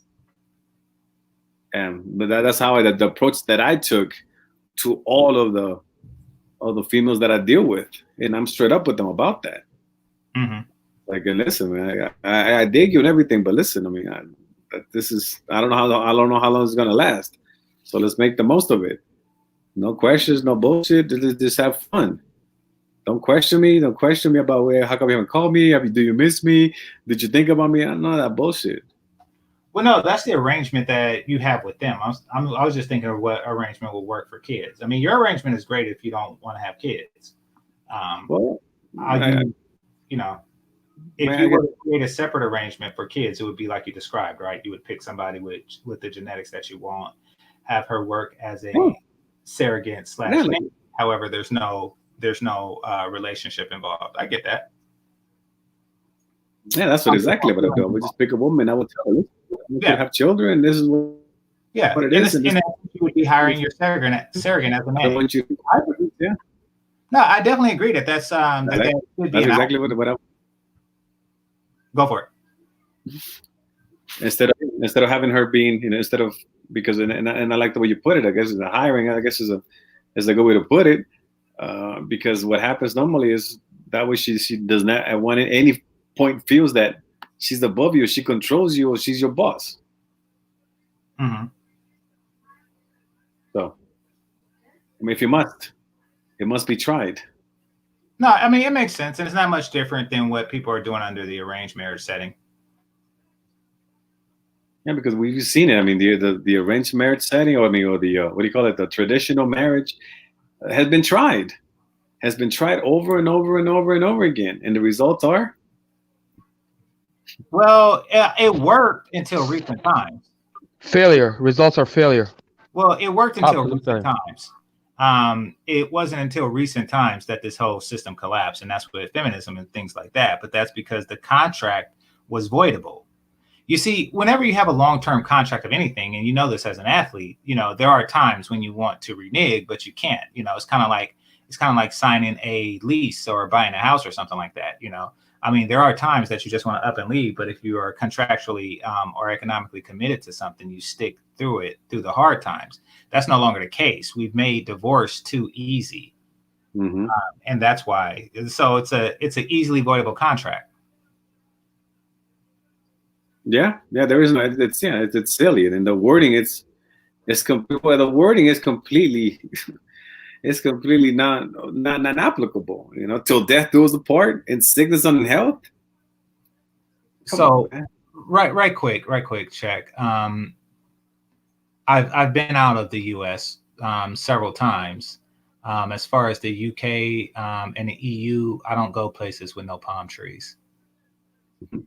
I've been to those places. I've been to all of those places. Yeah, no, I'm just saying, like, there are places in the world that I like going, and those places just so happen to have palm trees. Like it rains too much. It rains too much in UK, by the way. It rains way too much as well.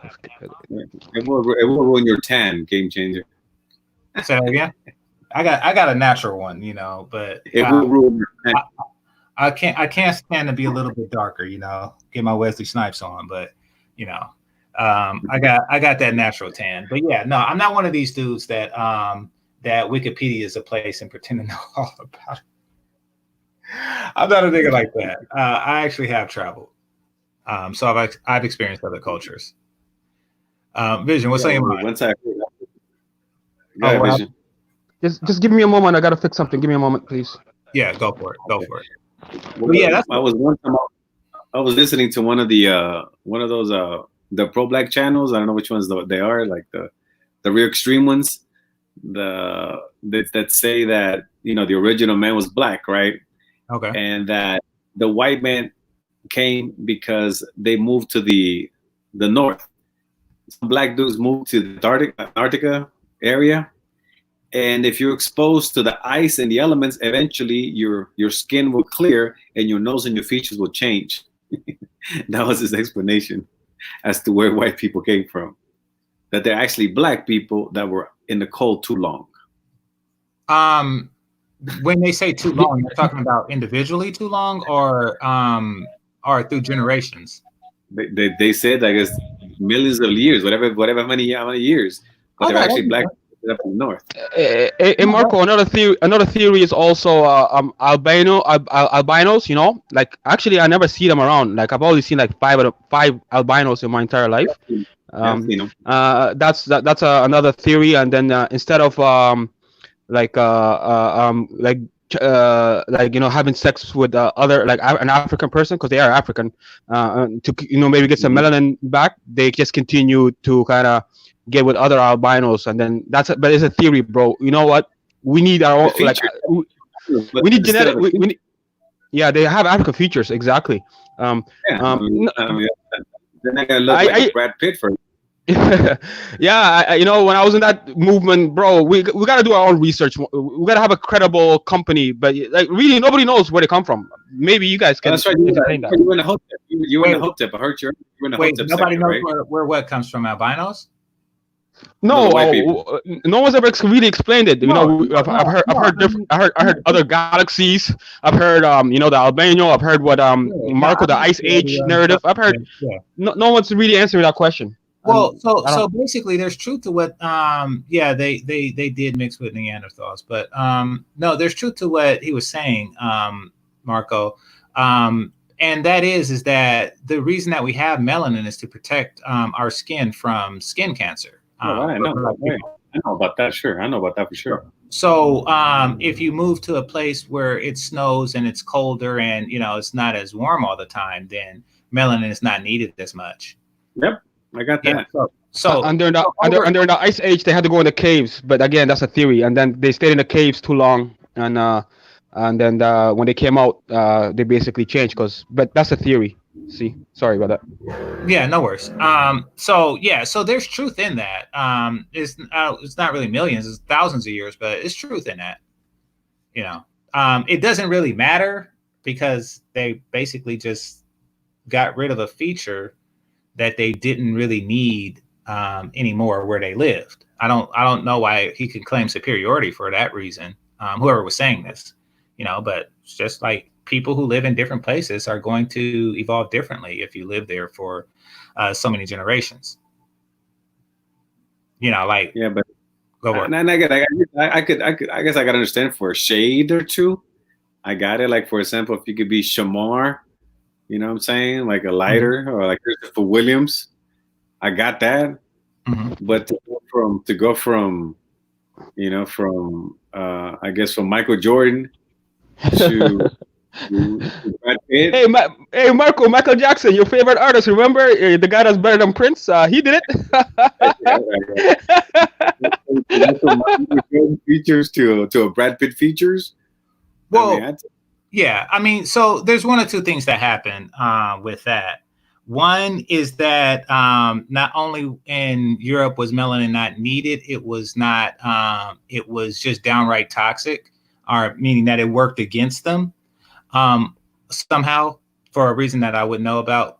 Or two, the people just didn't find it sexually attractive locally on one side or the other, meaning that the men just preferred lighter skinned women and that's who bred more, or the women preferred lighter skinned men and that's who bred more.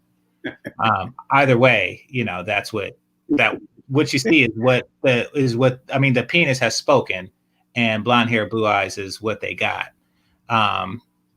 So yeah, it could be that. It's a good story. It's likely that, given the circumstances. It's a good story. I would say, that's why I enjoyed when I enjoyed doing I did a religion tour where I wanted to go to each place where each religion pretty much originated, and I kind of wanted to hear from them. Mm-hmm. The most sacred areas. I wanted to hear, okay, tell me about Buddhism. Tell me about Hindus. Tell me about Islam. Tell me about Judaism. Tell me about Christianity. So there I am in those places that, and at the end, after hearing all those people, man, I just,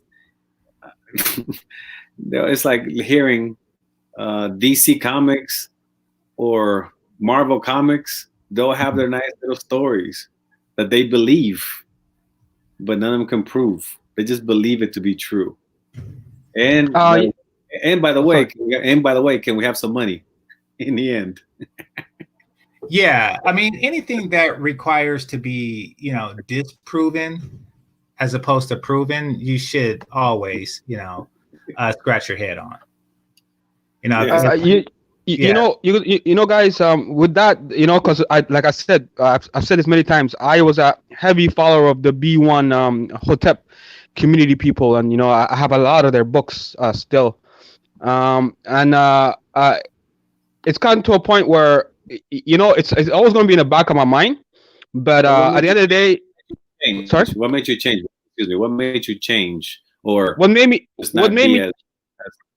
coming to the space, and then listening to brothers with different perspectives, and then I'm going to be honest, Jason Roger Pope changed it for me, aka DJ Kid, bro. That was the final straw. And I didn't like the dick policing. I was dick policing myself. I was dick policing other black men, and I was pussy policing women, and they weren't listening. They were fucking whoever they wanted. It didn't matter. It didn't matter. They didn't care. They fucked whomever they wanted, while I was here kind of following the scripts.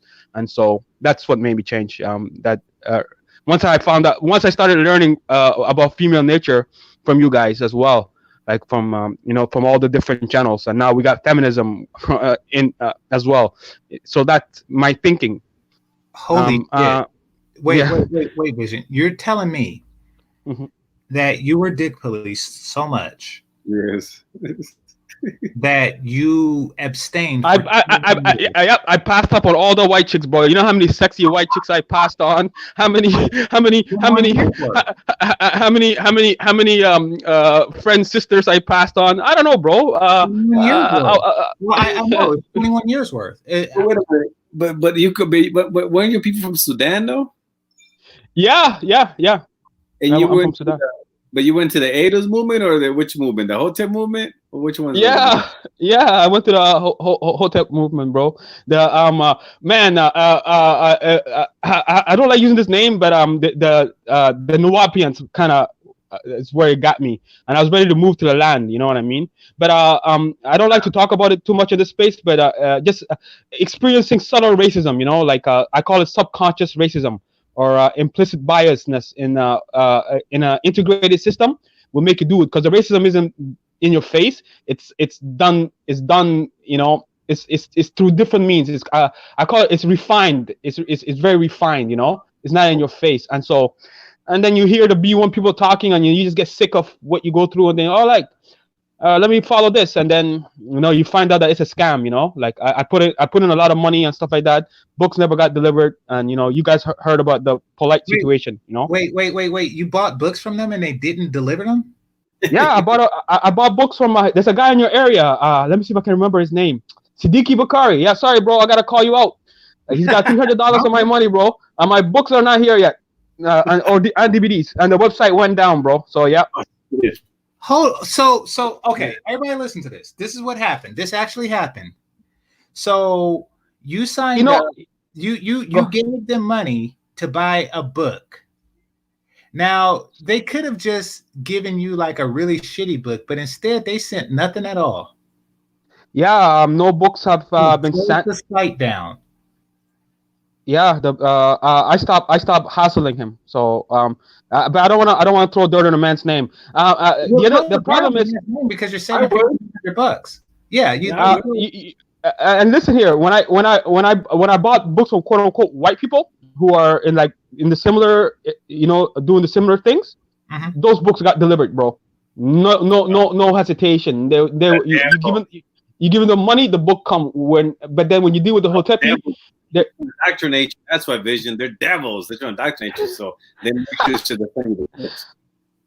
And also, you gotta be careful, because when you get into a white man's double, you think all white people are evil. Then you naturally think that all black people are good, and then Pookie and Ray just get at you, bro, and take advantage of you, and and Sequisha and all that stuff. So, because you think all black people are good, and that's so far from the truth. So, there's a really tricky narrative that's going on there. So I've experienced it, man, and still recovering from a lot of deceptions across the board. Human nature is interesting. Now, how old were you when you moved to Canada? I used to live in the States, by the way. First of all, I was when the Second War broke out. So I would say we ran away in '89. We were in the North and we had to leave because of religious war. So let's say I came to DC in '91. So I used to live in Adelphi, Maryland. I lived there for 2 years, and then I moved to Hamilton, and I've been here ever since. So your entire adult life, you were in the West. Yeah. So, okay. Okay. I want people listening to understand what just happened to this poor brother. Black women told him who not to fuck while they were not fucking him. No, honestly, like while not fucking him, they said, I don't want you to fuck her. I want you to save yourself for pussy that I'm never going to give you. Not after 21 fucking years. That's it. That's exactly it.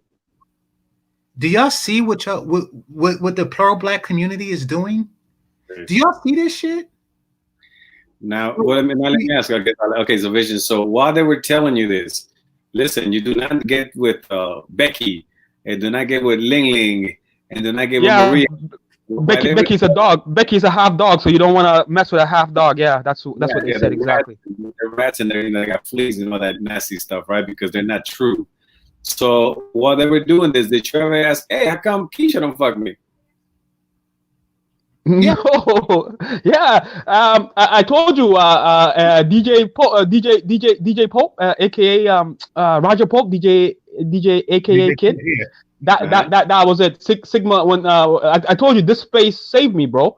It saved me from that community because, like, I was like, all right, bro, that's it. That's a straw that broke the camel's back. Once I was like, yo, and then I've had listen, Marco. Just to be honest with you, up here, bottom shelf Brads be getting the top notch black women. Like I always say this: a bottom shelf Brad who's a 2, right? Who's like a trailer trash, bro. You know what I mean? If he fakes it the right way, bro, he'll get a 10. He'll get a girl that's a 10. You see it all the time. So let's just go here. Should black men rely on their physical appearance for a relationship? No. You just have the money, bro. Have the money. Be on your purpose, and they follow the money. And so and there are reasons they get with bottom shelf Brad because he appears. The appearance, Tom Cruise, like, when I used to watch Tom Cruise, he looked like he was 10 feet to me, just the way they made him look. But I hear the guy's like 5'4". So media plays a part, and it's a mind trick. It's technology. So, but I mean, going back to the question, you never asked. Listen, can somebody hold me off here? Can LaShonda hold me up? I mean, what's up? Yeah. I saw it. Well, I told you once I saw the bottom shelf Brad get busy, I realized you gotta go make money first. So the question of I want to go get the money first and then bring it back home to them, and then see I went I got rich. See, now you want to be with me? Go ahead. You missed the question. I guess GC, perhaps you can ask it better than I did. Okay, so I don't think you understand the magnitude of deception that you were under for such a long period of time before this DJ Kid situation. And furthermore, I think that though that is a catalyst and it's fortunate that it should be that, I don't want something like that to happen again in order to wake other brothers up. We should definitely refocus. Like, why? So the sisters, and these weren't Keisha's. These were more like, Mama Say, Mama Mumaku Sas, Monique's. Well, these were like Mama Say, Mama Sa Mumaku Sas, type chicks because they make up their name to anything that sound African. So, I'm talking about these. I'm talking about the self-named Nairobi type chicks. You're telling me that they would tell you to not fuck one woman while not fucking you. And they continued this process over decades. Hey Marco, the best way to Game Changer. The best way to answer that is I believe you believe you gotta have game, right? The culture teaches you gotta have game, the dom game stuff, all that stuff in its different forms. And the reason you're not getting with them is because you don't have game. So I just said, hey, you know what? The reason I'm not getting these ladies is I just don't have game. So I need to figure out ways to step up my games. And guess what trap I fell? Wait. Guess what trap I fell under now? Tariq Nasheed, bro. I'm not saying anything bad, but the dating coaches. So I started buying the books, trying to figure things out that way, and that didn't go anywhere. Because you just got to get out there and, just bat 1,000 and see what you hit and what you don't. Holy crap! This is a collective mind fuck. Are you? Yeah. I listen. I even have that book. I even have that book, The Game. Remember that book, The Game? The guy in California there, Game Changer. Remember him? Neil Strauss or something like that. He was a dating coach back in the day. It's called The Game. I even bought his book trying to figure this shit out, bro. So I never really followed dating coaches. It's not really, So it was just you're telling me that. But see, here's what's disturbing from what you just said, Vision. That there's different branches of this to fuck you up and take your money. Like it seemed like they're all working, kind of like the Air Force, Army, Navy. Like they're working together in different ways with the same purpose, and that's to fuck your life up. Is everybody else hearing this? He's saying that it was a combination of the dating coaches and the hoteps, that kept him in this spiral of fuckery. Because that's what you were in for decades. For decades, they were saying, you need to not mess with this woman. You should be trying to get with this woman, and this woman won't get with you because your game isn't up to par.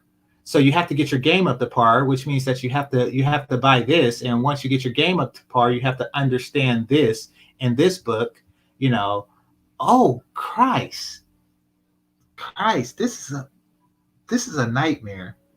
This is yeah. There you go. That's really it. That is a nightmare revelation if I ever heard one. It's so twisted. It's so twisted that I don't have words for it. And you realize what was wrong with it because it's not applying to the women. It's like, wait, why are they telling me who not to date while they date this guy? Wow, that's the sickest thing I heard, I think, this year. And obviously I've heard a lot, but that really takes the cake of just like a whole new level of moral depravity. So here are the receipts, right? So this is Maruf's a little bit messy here. This is Tariq Nasheed. Remember him? Play or be played. Yep. And then here's the Elite Way. This is Tariq Nasheed as well. And then there's another book I have by him somewhere else. And then this is the book I was telling you about, the Game by Neil Strauss. Yep. So I fell for it, brothers. And it hasn't helped. Just to be clear, just to reiterate to people listening, this it doesn't help. No, it doesn't help. It doesn't help because what they're doing is they're trying to say that the problem is you, when really the problem is in addition to them, but they're part of the system that is the problem for you. And of course, DJ Kid didn't read those books, so this is twisted beyond belief.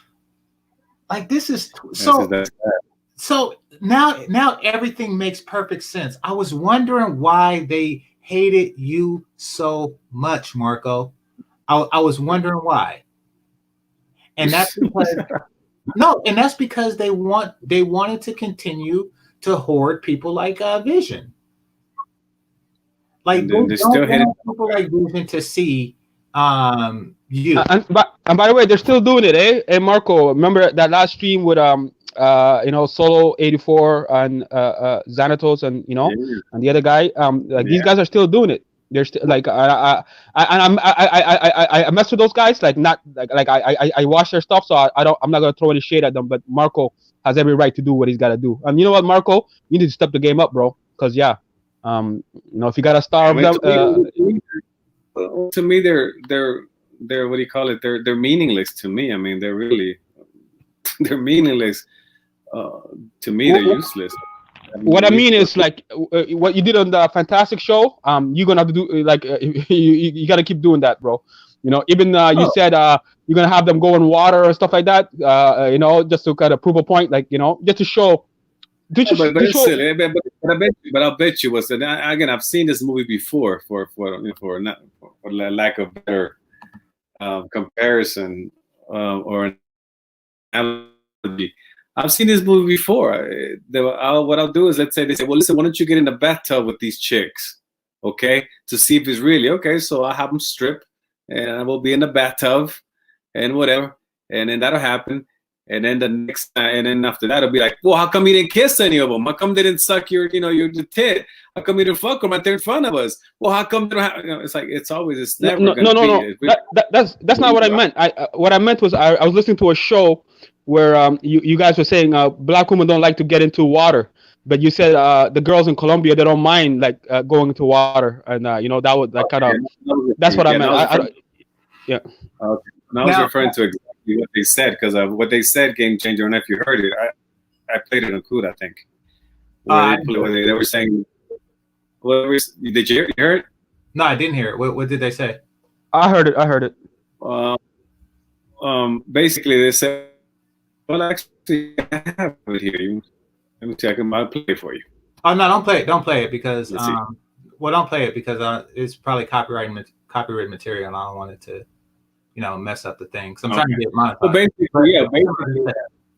basically, you said basically it was you have this guy, 5 girls on the couch, I look at my chicas, but how come he didn't get in a bathtub with them? How come, I really do they really know they're really gonna have them call you back, have them talk to you afterwards, kind of like, oh, okay, it was that kind of. But you did have them talk to you afterwards. This I understand what they said.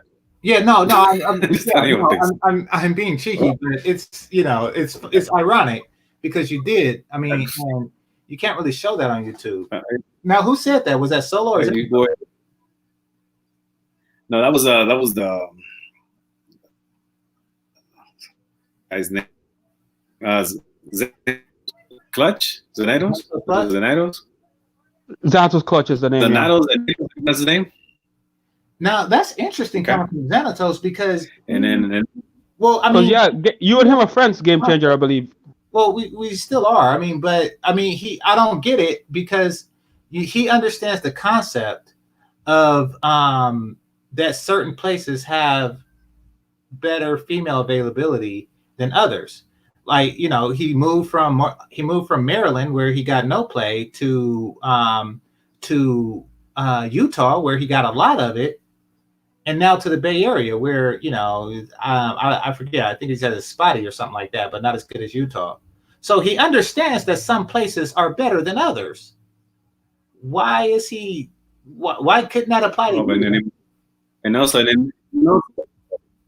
he made it. He said he made it a point to say, well, also if I were there, I would do it. If I, that he would do much better. And this is the scenario where I would say, if I were in the Dodgers, and if the Dodgers would let me play first base, and if the Dodgers would give me perhaps, like 100 bats, perhaps I could get a hit or two. But yet I didn't do everything to make the Dodgers. Well, I think we might be missing some context. That doesn't really sound like Xanatos. That's just weird. I mean, I can play it. I can play it. No, can I ask you guys? I'll listen to enough of this, but can I ask you guys a question? That I mean, people are going to do better. It's not a competition, is the point. I don't know if I would do better than you, Margot, nor do I care because I'm doing it for myself, not to compete with you. Again, can I say something after? Not speaking Spanish, I would do worse. But go for it, Vision. Oh, that's not. Okay. Guys, I want to tell you guys a story. GameChanger, I think I told you. My best friend was a jawline dude that was like a 10, muscles and everything. So I've seen a real Marco in real life. And hey, Marco, let me tell you something. I have a Yugoslavian friend. His name is Marco as well. And then I have my other friend is I don't want to say his name, but his name is Mark anyway. Okay. And these guys get play. Marco, the Yugoslavian guy, he goes all over the world, bro, and he gets a lady. So there's something to go with that name. But growing up with my friend, he was getting all the chicks, bro, and then the rest of us were like, damn, bro, So I'm not gonna lie, there was a little bit of like, a little bit of jealousy. It's like, God, man, look at this guy. He doesn't even have to try. Why can't I get what he's getting, right? But as you get older and you mature, you kind of just accept things for what they are, and you kind of just go. You kind of try to stay in your lane. So I'm getting a hint of that, And I'll be honest, I was immature. I was young. I didn't know a lot. So I was kind of hating on my friend a little bit, man. I was like, man, fuck, you getting way too much pussy. Where now if that situation were to come up again, it's like, yo, do your thing, brother. I ain't gonna throw no shade. I'm not mad at the player. I'm mad at the game. So I think maybe to me anyway, people are you're top dog, and it kind of comes with the territory. And that happened in everything, right? In basketball, we always hated on the best player, that's just the way it goes. Like, why did he make it? Why didn't I make it? Crab in a bucket mentality. Yet we don't think about who put the crabs in the bucket, So that's what I see, man. So there's jealousy, and maybe that's what was going on. I listened to the thing, but Or envy, maybe. yeah, envy. Those go hand in hand. But yeah. Wish I could, However, I'll send it to you. Let me send it to you. okay. And then I'll listen to it silently. But however, none of that really. Okay, so that doesn't really explain why other people are doing it. You know, it doesn't really explain the whole why people like Super Sly and Boogie are going so hard against people who travel.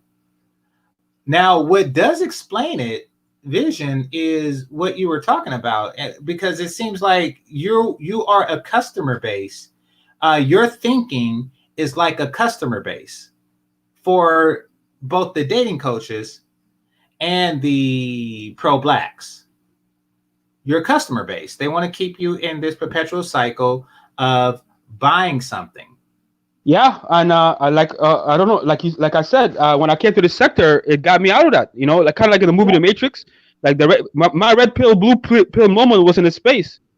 And by the way, I'll tell you the other trigger as well. The Joker movie was and that's how I found the Black Brain Trust. You know, with that scene there. You know, there was a scene where he, you know, because it reminded me, it triggered in me again that, you know, I consider him a bottom shelf Brad. That character can still get, you know, a top black girl, and you know, and so that was like, oh, okay, let me figure this out now. What's going on here? Why is the media doing this? And So then it's really swirling that brought you to this. yeah. I would think that it would have been a number of other things, considering all that you've been through for such a prolonged period of time. You know, I mean, like Marco was saying, I definitely would ask the question, like, why aren't you fucking me? And game is not enough of an excuse. They're So, not. They're never going to answer that. Sorry for interrupting yeah, you. no, I'm pretty sure that in the 23-year period of adulthood, that they did say, or 24-year period of adulthood, that they did that you had to be curious, who were they fucking, right? You had to ask yourself that. What answer did you come up with? I haven't come up with an answer yet. But this space has just taught me that they have the abundance thing you were talking about. You know, coming from a place of scarcity and coming from a place of abundance.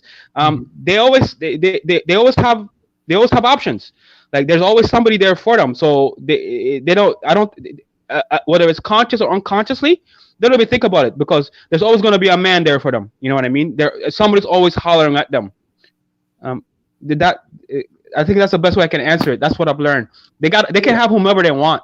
And if she's a 10, bro, if you don't come, if you don't come correct, you're not considered. You know, you're gonna get vetted out right away because you know she's got better options. But now, if it's a 5 or a 2, you know, then they can't be as choosy, right? And I also have high standards, so. You know, Right. And now I'm not going to be a spare baby daddy. That was under consideration, but that's out the window now. So you know, that's it. No, I see what you're saying with that. With that portion, but they've always had options, and I never saw that. I was like they had. We know that women have options. Who did you believe, in your experience, dealing with the conscious community or the hoteps, or the B1s or whatnot? Who did you think that they were choosing? Because you know, it seems like you came to a revelation that they were actually choosing a bottom shelf Brad, but who did you believe that they were choosing prior to that? The hotep type sisters. I believe they were choosing black men. That's what I believed, right? And well, you that's knew, what you're a black man, and you knew that they weren't choosing one in particular. So, which ones did you believe that they were choosing? I'll be honest. Up here, I was studying the hotep community, but I wasn't. I always felt a ways about joining them completely. So I was never really part of their circles, if that makes sense. I was just living in the general society and studying, and then I was trying to learn as much as I could, and then like move somewhere where there was a lot of them, right? So Atlanta would have been the spot, but then the land got destroyed, so that kind of ended that dream. I was unable to travel because of economic reasons and achievements reasons, but and plus family constrictions. I want to stay close to family, but if I had all that gone, and if the land was still in Georgia, I would have been there, bro. So, and then once I go to the land, I would have gotten chosen there. But being out in the general public, you're kind of dealing with everybody. Am I clear? Right. So the people that were in my, like the black women that were in my vicinity, were not hotepis. They were just they were part of the system. But I was observing. So I'm not going to sit here and say the hotepi people were getting with bottom shelf brats. It was just the general average sisters. They were doing that. No, I get that. What I'm trying to do is I'm trying to get an understanding of the process of indoctrination and how it was perpetuated for so long. Because I liken what you went through to cult behavior. Yeah. I would say that, yes, that's exactly it. Yeah. So, and it's not a good one. Like, it's okay to me if a person has a belief that may be rooted in fiction. However, it's productive. And I'm not going to call out any religions, but some religions may not, well, they all can't be true. So some of them may be rooted in fictions. However, they do create things like happy families and well-adjusted children. So I'm not going to really Game Changer. Let me add this. Sure. Let me add this. I really did really follow this hotep sector. There was and the reason I wanted to become a spare baby daddy or considered it was there was a guy, I'm not gonna say his name, had a song called Chicken Soup, and he was basically saying you need to get back with these girls in the hood, even though they got different baby fathers. You still gotta claim them and you gotta save them. And so till today, I still check out some of their channels, and they're still saying, come back to these girls. We got girls for you. You know what I mean? And so I lost my train of thought. There was something else I was going to say. I'll say it if I can't remember. Wait. Who's saying this? You're saying that the hotep community, or the B1s or whatever, are saying, come back, we have girls for you? Yeah, they're saying come back because it's Corona situation. And you got to give them credit, because all the passport bros are quite grounded for the time being, right? So hold the fuck up. Hold the fuck up for a second. The recruiting is back up. Is that what I'm saying? Hold the fuck up. They are using sex that they denied you for decades to entice you to come back. Are they literally saying, now I'll fuck you if you come back? Is that what I'm hearing? How many more books you got to buy for that? No, the book. I'm done buying books. I'm buying. I bought the books already, and that's it. We're done with that. It's still enjoyable read, and just to figure things out. Oh, this is what I want to say, by the way, and I'll give Brother Polite credit on this, which kind of started to make me think. When you say black first, I just get with the black woman, and white man is this and white man is that, and and you get into the esoteric and all that stuff. Brother Polite did say one thing. He goes, yeah, but you guys understand, when a black man gets with a white woman, what happens? Baby, right? When a white man gets with when a black woman gets with a white man, guess what you get? And I've seen it. You get a baby. And when he said that, he goes, so what's going on?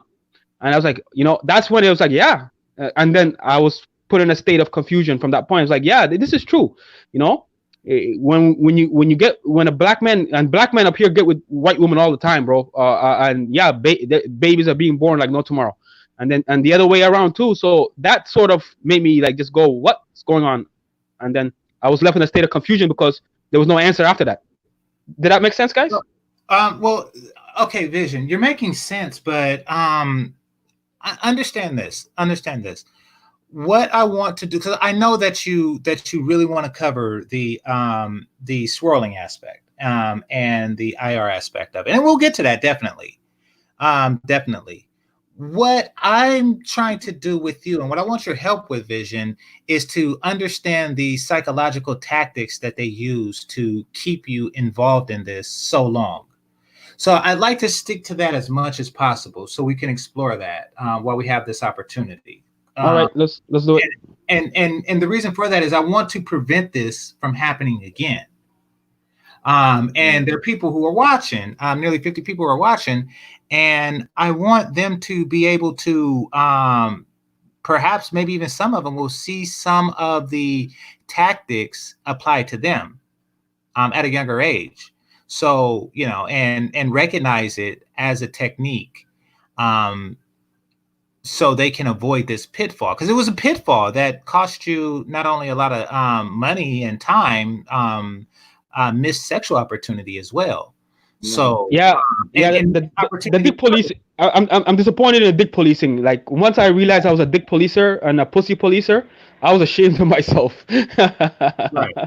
Marco, I would have had if I saw you 10 years ago, I would have had a problem with you too, bro. So maybe not. But listen, Vision, say it with me: 58, 59. Pussy. Okay. You know what, Marco? You know you get a lot of pussy, bro. So pussy, like you got 99 problems and a pussy isn't one of them, right? And Jay-Z's got 99 problems and a bitch ain't one of them, right? Well, so you gotta look at it from that perspective. Where to some of us, I got 99 problems and a bitch is all of them. Nah, I don't think so. I think listening to you now, you have bigger problems. You were getting scammed and shit. You had other problems. Pussy wasn't one of them. Well, I mean, yeah, and I want to focus on those problems because here's how I understand the scam, and I want everybody to listen to this very closely. You have one, I'm counting 3 different groups working against them. This is a triumphant. You have the male hoteppers who work as the police, the dick police that police your penis to reduce your sexual options, creating a thirst.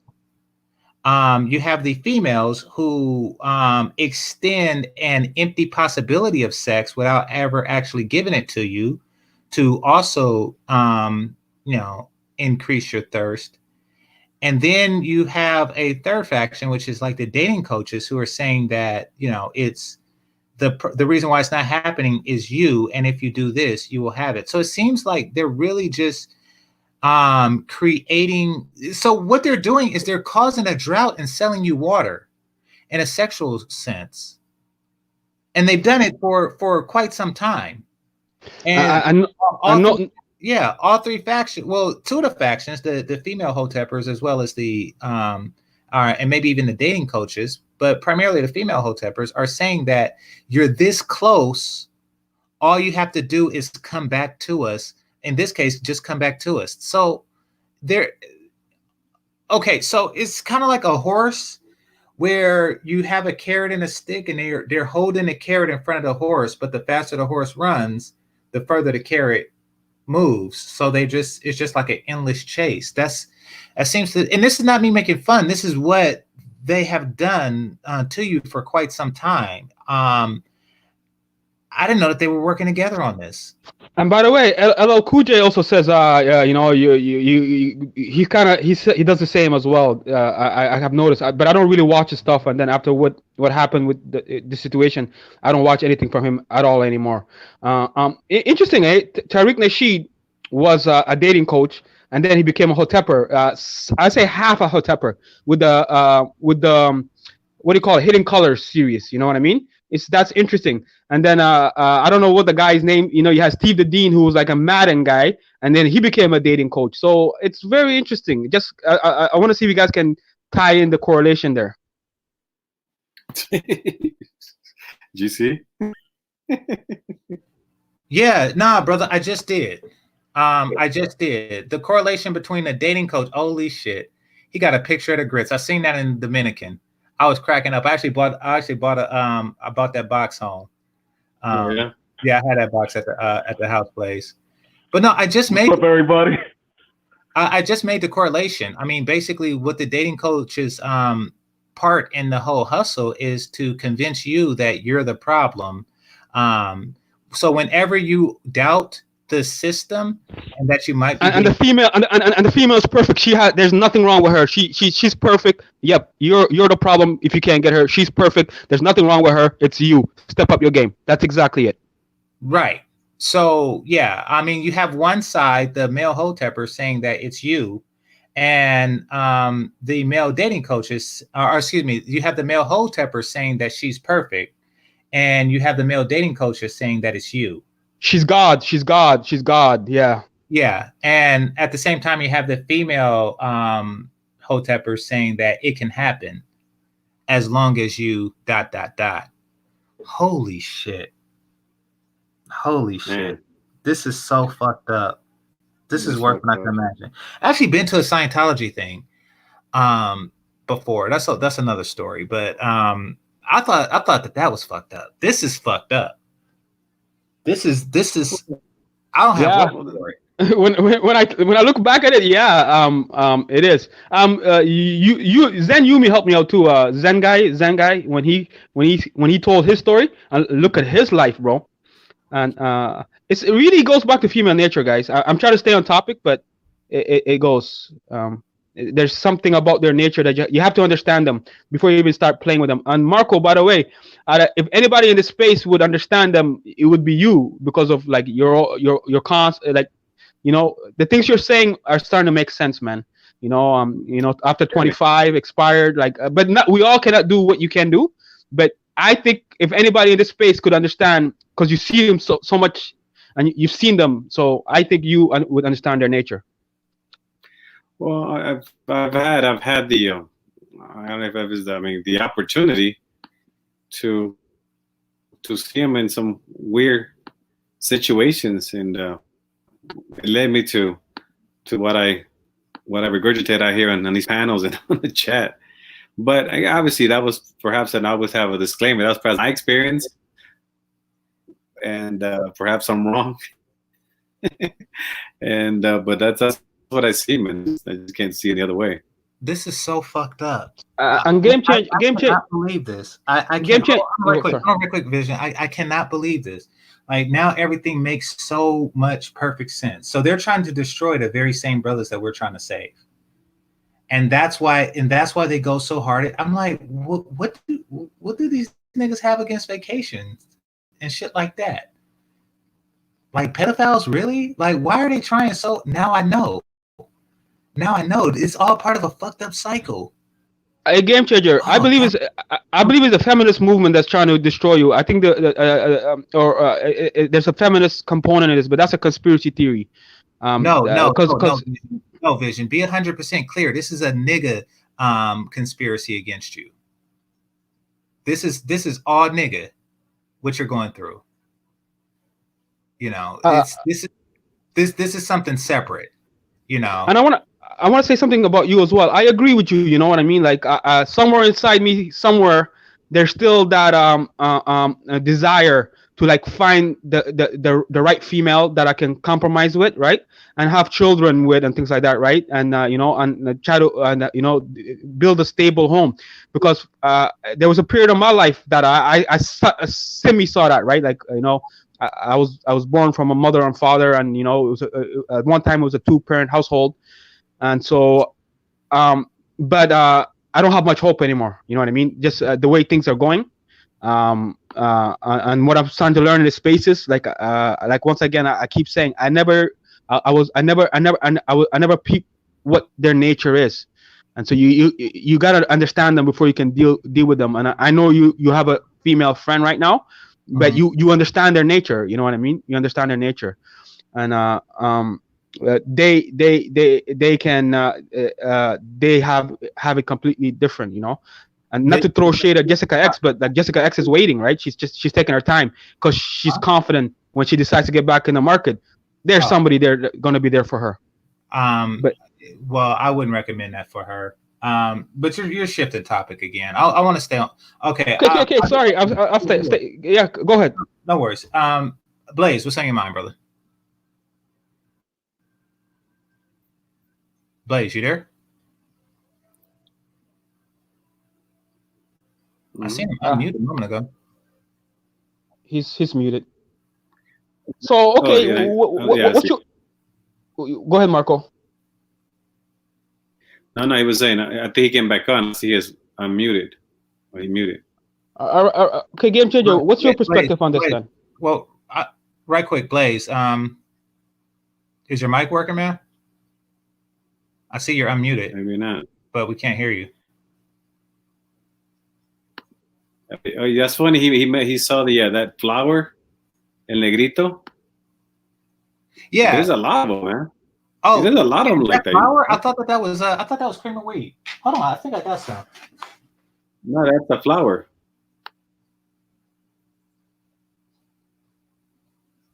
That's flower.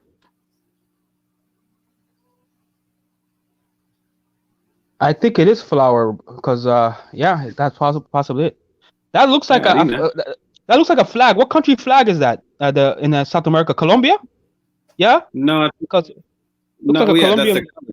that's the colors. Yes, but the same color. Also, Ecuador has the same color. Venezuela has the same color. You're right. You're right. Well, I seen that very same box in Dominican. I don't know if I bought some and brought it back, or did I just Yeah, but that's flower. Did I take a picture? So it's flower. Okay. That's flower. That what he showed right there. That's flower. Okay. No, but I remember that yellow box with the picture of the guy like that on it. Oh yeah, man. There's a lot of products. You know, negro, negrito. There's a lot of them, dude.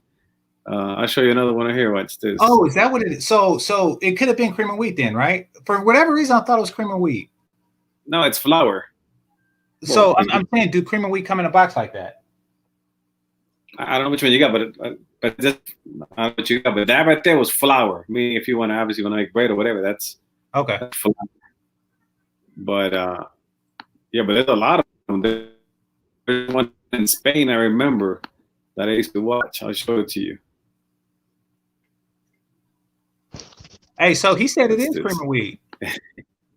I knew I wasn't tripping. So I think that cream of wheat. Go for it. Well, if you look at the definition of harina, that's flour. That is the word for flour. So, wow. I guess I never make cream of wheat, but that right there, the word harina means flour in Spanish. So I don't know. Yeah. I don't know. Okay, so yeah, you went to the D. Okay, so I guess in the DR maybe it means something different. I don't know, but okay, so he got cream of wheat out the same box that I got it. You know, I don't speak Spanish. I'm just saying I remember I think that was cream of wheat and I might have ate some. Okay, yeah, that's. Oh yeah, but they got a bunch of them. Man, see, I always told you in South America and Latin America, it's really not offensive to call somebody negro, negrito. It's not an insult, man. No, I don't think so. Yeah. Yeah, it's weird how people get all sensitive. Well, there was one Moreno that a Haitian dude said was offensive, but I don't get it. It means brown. I didn't get that one either. You know, because they'll call me. They get offended for. Yeah, people get no reason at all. I mean, as a matter of fact, growing up, to me, you guys were black, and that's what you were. But all of a sudden, don't call me black. It's like, what do you mean? No, I'm not black. Call me black. I'm African American. Like, oh no, that's stupid shit. Yeah, that's why. And people come at me for saying stuff like Oriental and stuff. That's when stuff just gets stupid. Oh yeah, Oriental. Yeah, that remember they stopped saying that's right. They stopped saying Oriental. Now they're gonna go Asian. That doesn't make sense because they don't call if they called every Asian, I would get it. Yeah. But they only call the Orientals one. Exactly. And they call Indians. So people would be like, oh yeah, I got an Indian girl and an Asian girl, which is stupid because the Indian girl is Asian.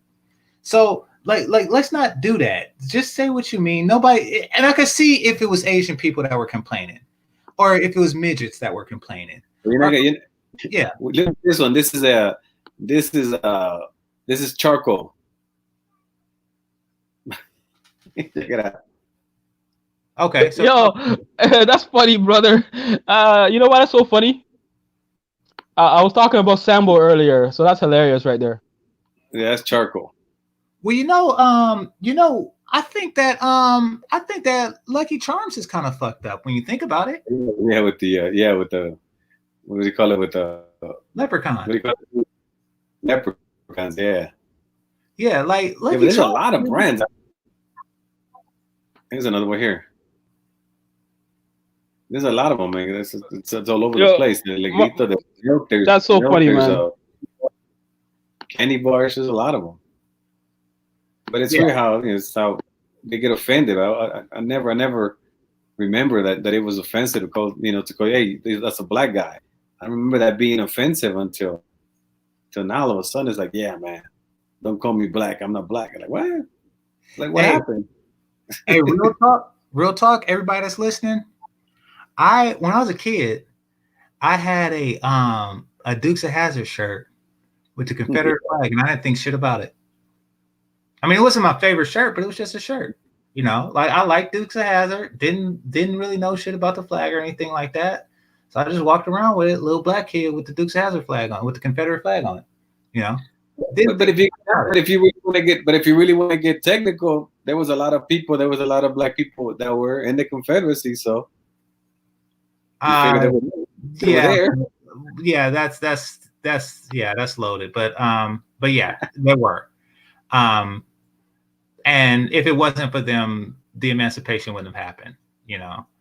Like they basically forced the North to offer a better deal than what the South was offering.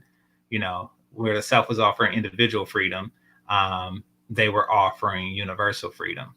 So yeah, I agree. It was, it was a thing, but it's still.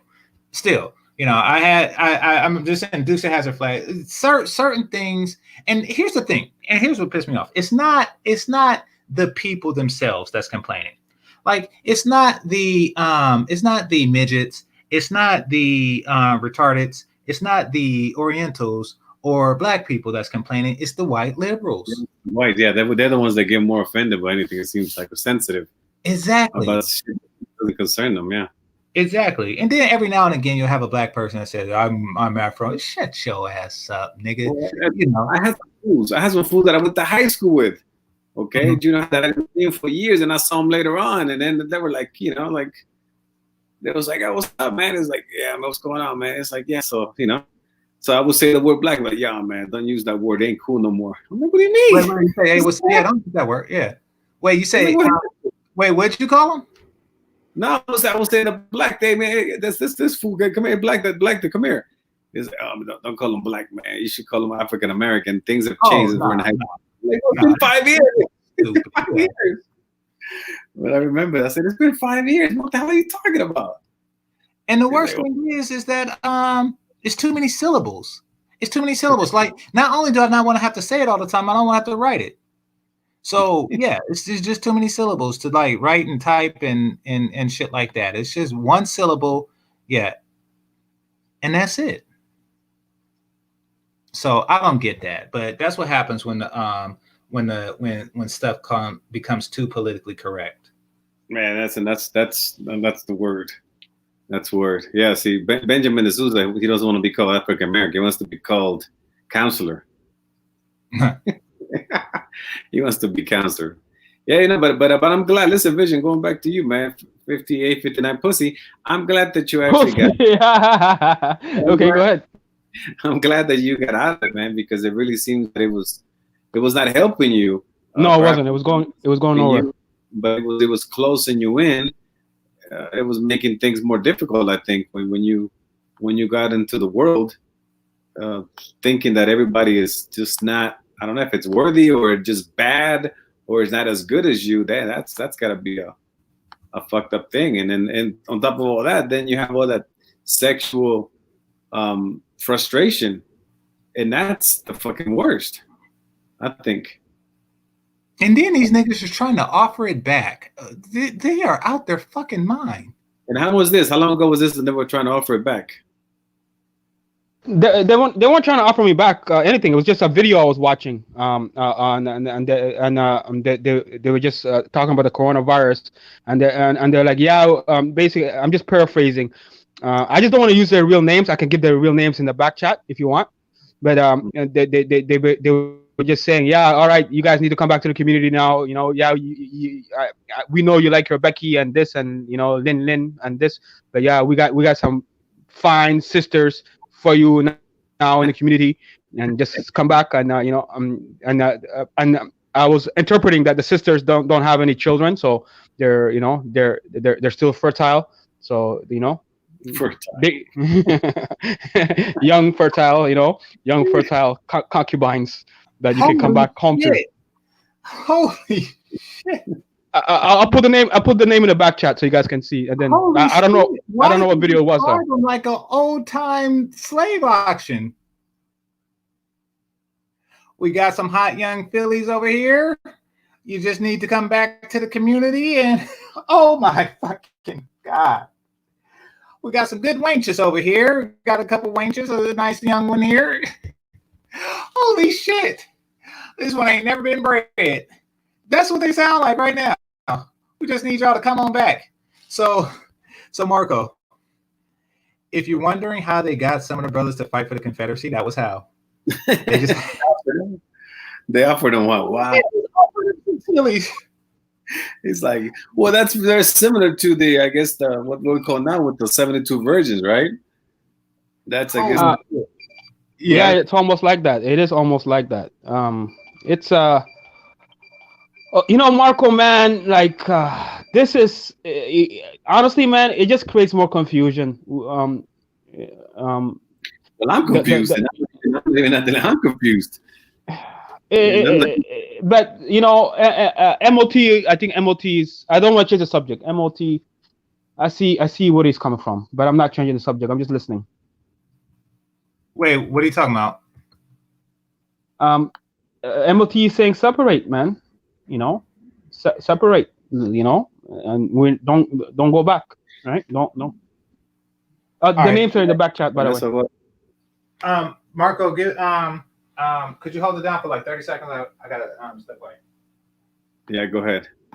Yeah, but no, that's wild. But listen, it's you shouldn't vision. You shouldn't really I guess pay too much attention to what they say, because and then if you do, I always make, if anything, if you're gonna learn anything from me, man, I guess have that thing where you ask or you get proof, because I think that it's really messed up whenever you sold any type of product, whether it be a university, whether it be some shoes, whether it be an iPhone, whatever the hell you're gonna buy, and they're gonna go ahead and offer it to you. The least you could do is request to see it or have some proof. Don't just buy out. And it seems like you would everything they told you just taking it at face value. And I think that's the whole thing that we've been doing all this time, that all these people that make all these claims that they could do better, or they could do this, or that they do this and they do that and have this and have that. It seems like all they do is talk about it, but the proof is non-existent. And that's the worst part, from all branches of the fuckery. Yes, sir. Like it's invisible pussy from all branches. It's so fucked up. It's no, for real. Even the hoteppers are offering invisible pussy. They just saying that, oh, come back. We have all these beautiful women, and they're not showing anything either. Even the women aren't showing anything. They can't even show themselves. That's what I think it was Kuda was talking about that after all this time with these guys have been talking, this, I guess, the self-improvement or this or that, they've been talking about all this time, and it's been years, and yet they're in the same spot, or they're not showing any results. That's as me going to I guess a what do you call this, a personal trainer, and 3 years later, and he still looks the same. Right. It's like, what the hell? You haven't grown one muscle? You haven't done anything? You haven't shown me? It's like, what is that all about? It's weird. I guess I don't know if it's I'm just not I'm skeptic, or I'm whatever the hell it is. But I just, if you don't, you're smart. I mean, I mean, yeah. If I don't see it, I'm not gonna believe you. I'm not. I mean, yeah, okay, fine. I believe you, believe it, but let me see it. It only makes sense. But it seems I'm just shocked, and I'm just taken aback how much this is going on in YouTube, and not just in, like you said, all the sectors that you named, and the sectors that you named, just about all of them. You know, the dating coach sectors and these sectors. I mean, everybody says, listen, man, trust me. I got this. I get this. I get that. Trust me. And it's like never, ever have anything to show for it. Marco, you're 100% correct in what you just said. That's what it was. It was blind trust, and I finally learned it's blind leading the blind. Like I just I believed in black people, and I really thought black people were, like, I was naive, man. I thought all black people were good, and you know what I mean. Well, and so these are niggas, Vision. These are niggas. I didn't see the niggers. Wolf in sheep's clothing. I didn't see them. Don't put it on. But yeah, but you never. But I'm serious. I guess I'm still appalled. I mean, just yeah. I know. I really can't. I would be more pissed off at it, Vision. Like more than a little bit. You seem more pissed off about the DJ Kid thing than this. Yeah, it was a lifelong hustle. But also, I'm just appalled, and like digging out how come nobody requested proof. I guess MOT has been going at it, been going heavy. And when we did what we did, Mr. Fantastic, it was just an accidental thing that something came out of that. It was just, again, we just having fun with it. We weren't like, okay, we're gonna see if y'all can get it, match us. It wasn't like that. We were just having fun with it. We're just showing something different to line up the panel. But from that, it turned into, okay, receipts.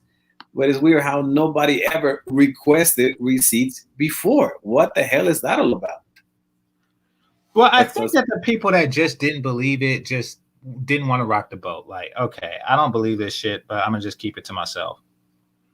Not knowing that it was doing like this type of damage. Yeah. I don't know if I have any Scientologists here, but but if you're not a Scientologist and you don't believe it, then you probably just look at it and say, I don't really believe this, but I'm just, why rock the boat? Why go over there and ask them for proof of, aliens? Can I add something, Game Changer? What's up?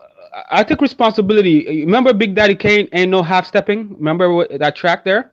I was a half stepping hotepi, I wasn't willing to commit, like I wasn't willing to, you gotta, like, what's the best way when you join in colleges in the States, you guys join a fraternity, you gotta join a fraternity before you get results, right? Yeah, you gotta make a pledge, and then I didn't 100% dive in. I was sort of just on the outside. So that's why I'm not mad, because I never committed 100%. I just stayed on the outside. I tried to kind of gather resources and information on my own. And then once I was comfortable, make a decision. You know what I mean? But I started. You did allow them to dick police you, right? You have turned down opportunities to have sex with non-Black women. Yeah, that's true. That's a commitment. That's a sacrifice. That's a sacrifice that a pledge would make to get into a fraternity of his choosing, if that was one of the rules. But that was a sacrifice that you made to no gain.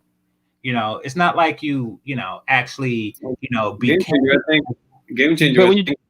This is a vision. I think this is a perfect subject for one of your streams. You should explore this, because how many visions are out there? Yeah, exactly. Yeah, you can take it from there, obviously. Yeah, but no, but still, like when I've heard the stories in fraternities, which you would know a little bit more, because I went to school up in Canada. But you guys have the alpha this and beta and this and all that. They do their dancing and they do all that stuff, right? They got all that stuff. Divine Nine, yeah, we have those. Yeah. And then, sorry, I'm not going to go conspiracy theory here, but at Yale you have the skulls and bones. That's a real fraternity. But we're just going to leave it at that. You gotta, like, I feel like you gotta commit. And then when you commit 100%, then they will give you, you know, they'll give you the females and all that stuff, because those frat houses do have the chicks, and they get first selection. But something smelled fishy, and I wanted to make sure I did my research first before I went in. And for whatever reason, just something in me said, "Nah, man, just keep it moving." And so I this is what happens when you get caught half stepping, right? When you're sitting on the fence, you know. But sometimes some of us are a little bit more cautious, right? You know.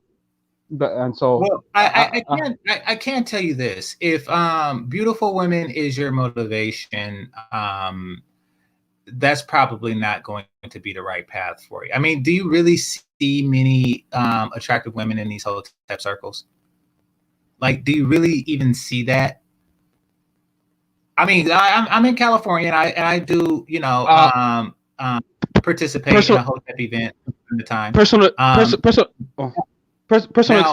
The girls are crazy, and they usually have multiple baby fathers. That's what I've seen. So I rarely actually see like an actual beauty coming from that particular group. And if I do, you know, it's not like directly her. Or she's not directly hotep. She's related to a hotep, and she's part of one of their events. Like, because they all have like these shitty little businesses where they try to sell you jujubes and shit. And then, like, you know, they'll have like a jujube fashion show, and they will ask their most attractive little cousin to participate, who's not actually hotep, but she's there, you know, like, so I'll see shit like that. But like, as far as like a regular committed attractive hotepper, I rarely, if ever, see that. And the most attractive of this very unattractive group of women are always single by choice. Meaning that they never actually plan on fucking you. Vision. Oh, I'm listening. I'm rocking. You know, you guys are a little bit more experienced, so I'm listening. Well, that's pretty much the extent of my experience dealing with hotep bitches. They just, you know, I simply don't. I used to mentor children, and like a lot of hotep moms would come in to drop their kids off, and one of them was super sexy.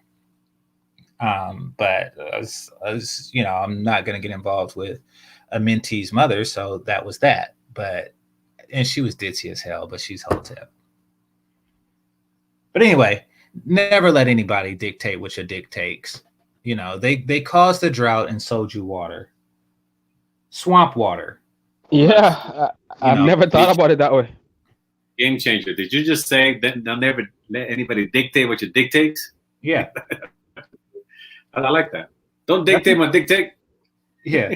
That's in my song. You didn't know that? That's in my license song. Okay, no, I laughed too much that I missed some of the lyrics. Yeah, that's at the end of it. You can't dictate what my dick takes. Yeah. Like real talk. That's what they try. I'm wondering, why were they dick policing so hard? Now I know they're doing it to fuck with dudes like Vision. And that's why they hate you so much, Marco, because you sparked this all. You know, when you came on the scene. You know, well, in a good way, though. In a good way, right? No, definitely in a good way. But the retaliation against you was more than just 80 simping. You know, this was more than just 80 simping. This was, I was like, you know, this is deep. You know, like, I've been cool with people for a long time. That's all of a sudden just like really just hating me. You know, and shit like that. Like, you know, I'm like, something deep is, and people are getting doxed. Like, something is revving these people up, something fiercely. And I was like, it should not be that serious. Like, this is a guy with beautiful women. But you know, and I guess what I'm confused about a lot of the times is, it was supposed to be a good thing. Okay? Yeah, it was supposed to be a good thing. Where the first time when I brought Lena. The first time, what it was is like, I did it in good intentions. That it was like, okay, they're saying black women. You guys kept saying black women, black women, black. Obviously, you were referring to black American women, black women and shit, black women this, black that. But I really, after a while, since I have so many black friends and I go with so many black women, I started getting a little pissed off. right. wait a minute. It's like, wait a minute. I go with black women, and just because they weren't born in the U.S. does it not make them black? And they're cool as fuck, and they're opposite to what the fuck you're talking about. So I'm gonna show you guys one, so you don't lose complete, I guess, faith in the black woman. And I was doing this as a good thing. That here's a cool black woman, here's a cool black chick. Mm-hmm. It got completely twisted. It got completely like weird. I don't see how it was supposed to be a good thing. And now you see 5 of them. It's a good thing. It's a good thing. There's cool black chicks out there. It's not to cause all this hatred or all this bullshit. It's really just to say, hey, cool shit. That's all. I don't know how you see it, Game Changer. I know you probably have pondered it more than I have, but I just, as soon as I heard like what the response, I was like, what? Well, so what happened? What happened? What you did was you attacked all 3 branches at the same damn time. This is the light-skinned song. I just put the link to the light-skinned song in the chat room. You attacked all 3 branches at the same time. You attacked the female hotep branch, by showing a more attractive alternative. You attack the dating coach branch by saying, "Where the fuck is your receipts at, nigga?" And you attack the hotep branch, or the B1 type nigga branch, by offering something tangible. So yeah, it was a and that's why the retaliation came from all 3 sides, on me and people that were associated with you. Fantastic. I mean, like it, yeah. So yeah, like without knowing it, I knew it was in response to you. I just didn't know, like, why is it this severe? Like, why are they just like digging in deep, so deep that they're now revealing their spies and all kind of shit? And now it makes sense. These 3 branches are working together to extort Vision from his labors, his monies, and his future potential. Which is, I mean, it comes now. We're talking a Vision. It seems like I said, it is a coalition. Yeah. Like it all comes together. The moment he said dating coach, or the moment he said, well, I thought that it was my game, I was like, holy shit, they're working together. And that's and then they comes like that's one sector, and then the other ones were the ones telling them, hey, the white women are the devil, or the dirty, or the dogs, or whatever. That's the other sector, right? And then the third ones we were talking about. Yeah, that's wow, jeez, that is a fucking nightmare. Yeah, I mean, that was, like I said, the funny thing, and imagine, and the whole thing was not even to show like non-black women. They were black women. Yeah. If it would have been different, I would understand it. If I would have been like, yo, look at these fine Colombians, and none of them were black. Then it would be like, all right, it's not relevant to what you've been saying. But then when you look at and that they're black and they're cool and they're fun and they're feminine and all that bullshit, it's like, wait a minute, what the fuck? What is it? And that nobody ever showed any. They say, oh, I got friends that are dimes and that they're this and they're cooperative and they're this and they're that. All right, well, let's see them. Oh, well, I can't see them. Well, let's get them on a video. Have them call. Nah, it's more complicated. How complicated could it be for you to call a friend and say, listen, why don't you get on the panel with me or get on the phone with me or send me a video? Well, how complicated could it be? Or just hold a sign over your face while you take a picture of your body, Yes, that's what I was saying. I mean, you said that. I mean, but it's what is hard about if you have all these friends, all these times, or you get women, what is so hard for you just to call one and say, hey, listen, man, do me a favor, man. I got these fools that don't believe me that you exist, man. Let's just go and go make a video real quick. All right. And if you don't want to show your face because whatever, then just, put the newspaper in front of your face and just put, GC, what's up? Or put today's date so they know what's up. Exactly. I mean, if they're homies and they're friends, they're like that. What would be like? Nah, I'm not gonna do that. Screw you. Then if they say that response, then they're not. I mean, they're not as you're not as cool as you think they are with you, or they don't exist. So you know how they had that whole "I don't need feminism because dot thing." I don't need feminism. So they had a bunch of chicks who wrote on a piece of paper or whatever. I don't need feminism because I'm not stupid or something like that. Why don't they say, Vision, we want you back because? Why don't they just have a whole bunch of women say that? Why don't they just have like a whole bunch of black chicks say, come back to the community because of blah, blah, blah, and actually show their figures? Like they could do all this organization to get the money from because now listen, sex has been selling products the moment a person invented the wheel and somebody fucked them. Like sex has been selling products for quite some time, so it's no secret that they would use that to actually sell Vision books and juju beads and shit like that. It's no secret that they would do that, but they at least have to display the sex. When you go into like a high-end luxury automobile place, there's an attractive woman there, they're everywhere. They're at the casinos. Like they're there selling you shit that you should not probably be buying. Any expo you go to, any trade show you go to, no matter what the hell the product is, they could be freaking what do you call it, John Deere machinery, or it could be printing presses. There's these two fine ass chicks right there giving you something. Exactly. Exactly. It could be the gun show. Exactly. It could. I kid you not. I've seen somebody who called herself Lady Hennessy at just a regular liquor store. I was going in to buy some water on a run. And I was like, dang, she bad as hell. And so she was a black chick, and it was a white chick who was in a referee uniform passing out flyers, I run in and she said, she passed me a flyer. She said, hey, do you drink Hennessy? And I was like, no. And I just threw the shit away at the white chick. And then I look, I was like, God damn, what's she doing here just in an evening gown? But so if you want to sell something, I get it. Oh, that's what they call liquor reps. So if you're gonna love it. Actually, we have it in every aisle here in the market, GC. Every aisle of the supermarkets, they have each company has a representative. So whether it's cereal, whether it's coffee, chocolate, crackers, peanut butter, in every aisle there is at least 10 of those chicks. Every aisle. Holy shit! With the company uniforms. And that's why I love going places. You don't see shit like that. I want to see a fucking Kellogg's corn. I want to see a Raisin Bran model.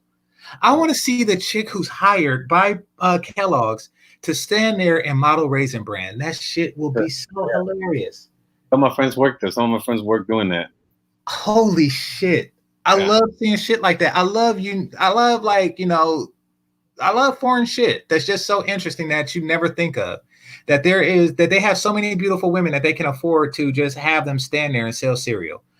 They have more beautiful women than there is raisins and Raisin Bran. Like that's basic. So they actually have the women enough to do it. And you know who don't have the women enough to do it? The triumphant that was fucking with you, Vision, all these years. They don't even have them there to like hold up the sign that says wash your car at Quick Quack. They don't. Oh God, it's like a shitty church. When they have like when a church has a car wash or something, and and they have like their hottest parishioners stand outside and wash the car. They don't even have that. They don't even have a fucking like bikini wash. Holy shit! It's all kind of fucked up. They're selling invisible pussy. They're selling invisible pussy. Holy shit! That's well, but here it is. But here it is. But it's all on. Nobody asked for it. Holy shit! If you come back, you can have the girl that's holding up the sign. There's no girl holding up the sign. That's the point, nigga. Come back to the community. Holy shit! But it's weird. Nobody ever cared to ask. Holy shit! Holy shit. You know what, Marco? You're right about that. Sometimes I see you on panels, and you ask. You're always in a question mode, and that's something that I'm gonna implement now. I never really asked. You're right. I'm following you there. Yeah, no, but here, I mean, I'm going to show you a picture real quick. Just from something that I pulled up on the internet. Again, this is not the hottest chick in the world, but you can see her. She's in an aisle, and it's just like selling like aspirins and shit. So every aisle you go, no matter what the product is, you're gonna see a something like a girl, whether it's pretty or half decent or just somebody to talk to, that'll tell you about the product. And it works. It works. Some people who they probably have like a half bottle of aspirin at home, but they probably say like, look, yeah, I can use a couple more just in case, Yeah. I mean, it's just see. I mean, it's just the product has nothing to do with the chick. See? Yeah. You see it there? Uh-huh. Okay. So she's in the aspirin now. Okay. Wow. I would love to do. And I could take a picture. Okay, that's cool. Oh, they're cool. Like they're cool. I mean, they're cool. Yeah. They're people. I mean, I'm talking about like sometimes stores will have policies or some shit like that. But no, that's cool because that's new and interesting. See, people think that people just travel for pussy, but you don't really see. And don't get me wrong, like everywhere I go, I hope that there's pussy there for me. But like to see stuff like that is so interesting. Like I don't know, I enjoy that.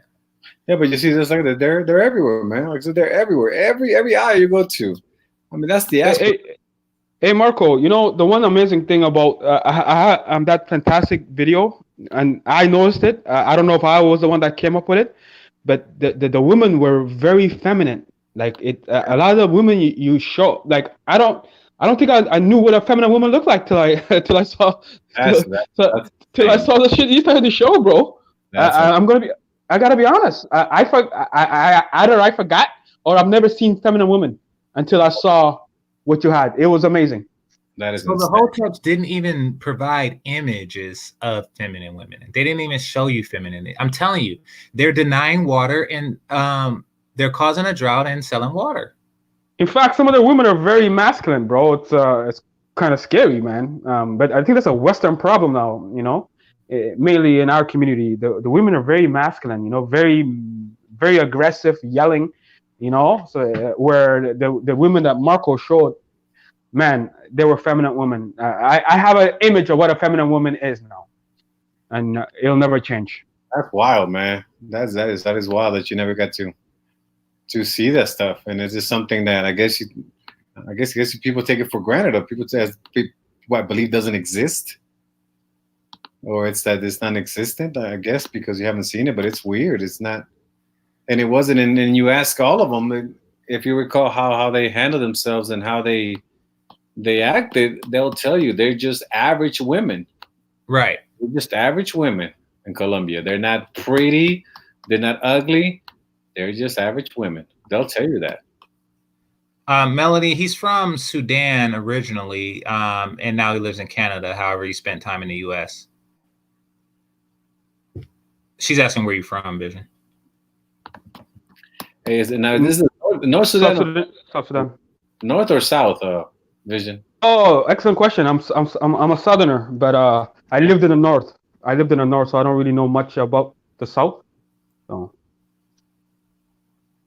Man, this whole hustle thing really, I'm definitely going to do a separate video on this, but good topic, because whoever, I think it'll ring true with people that are watching or have watched, or perhaps just like you say, just shadow watch, that they're still hoping or listening to people in hopes that they get whatever it is that Vision was looking for. What were you looking for, Vision?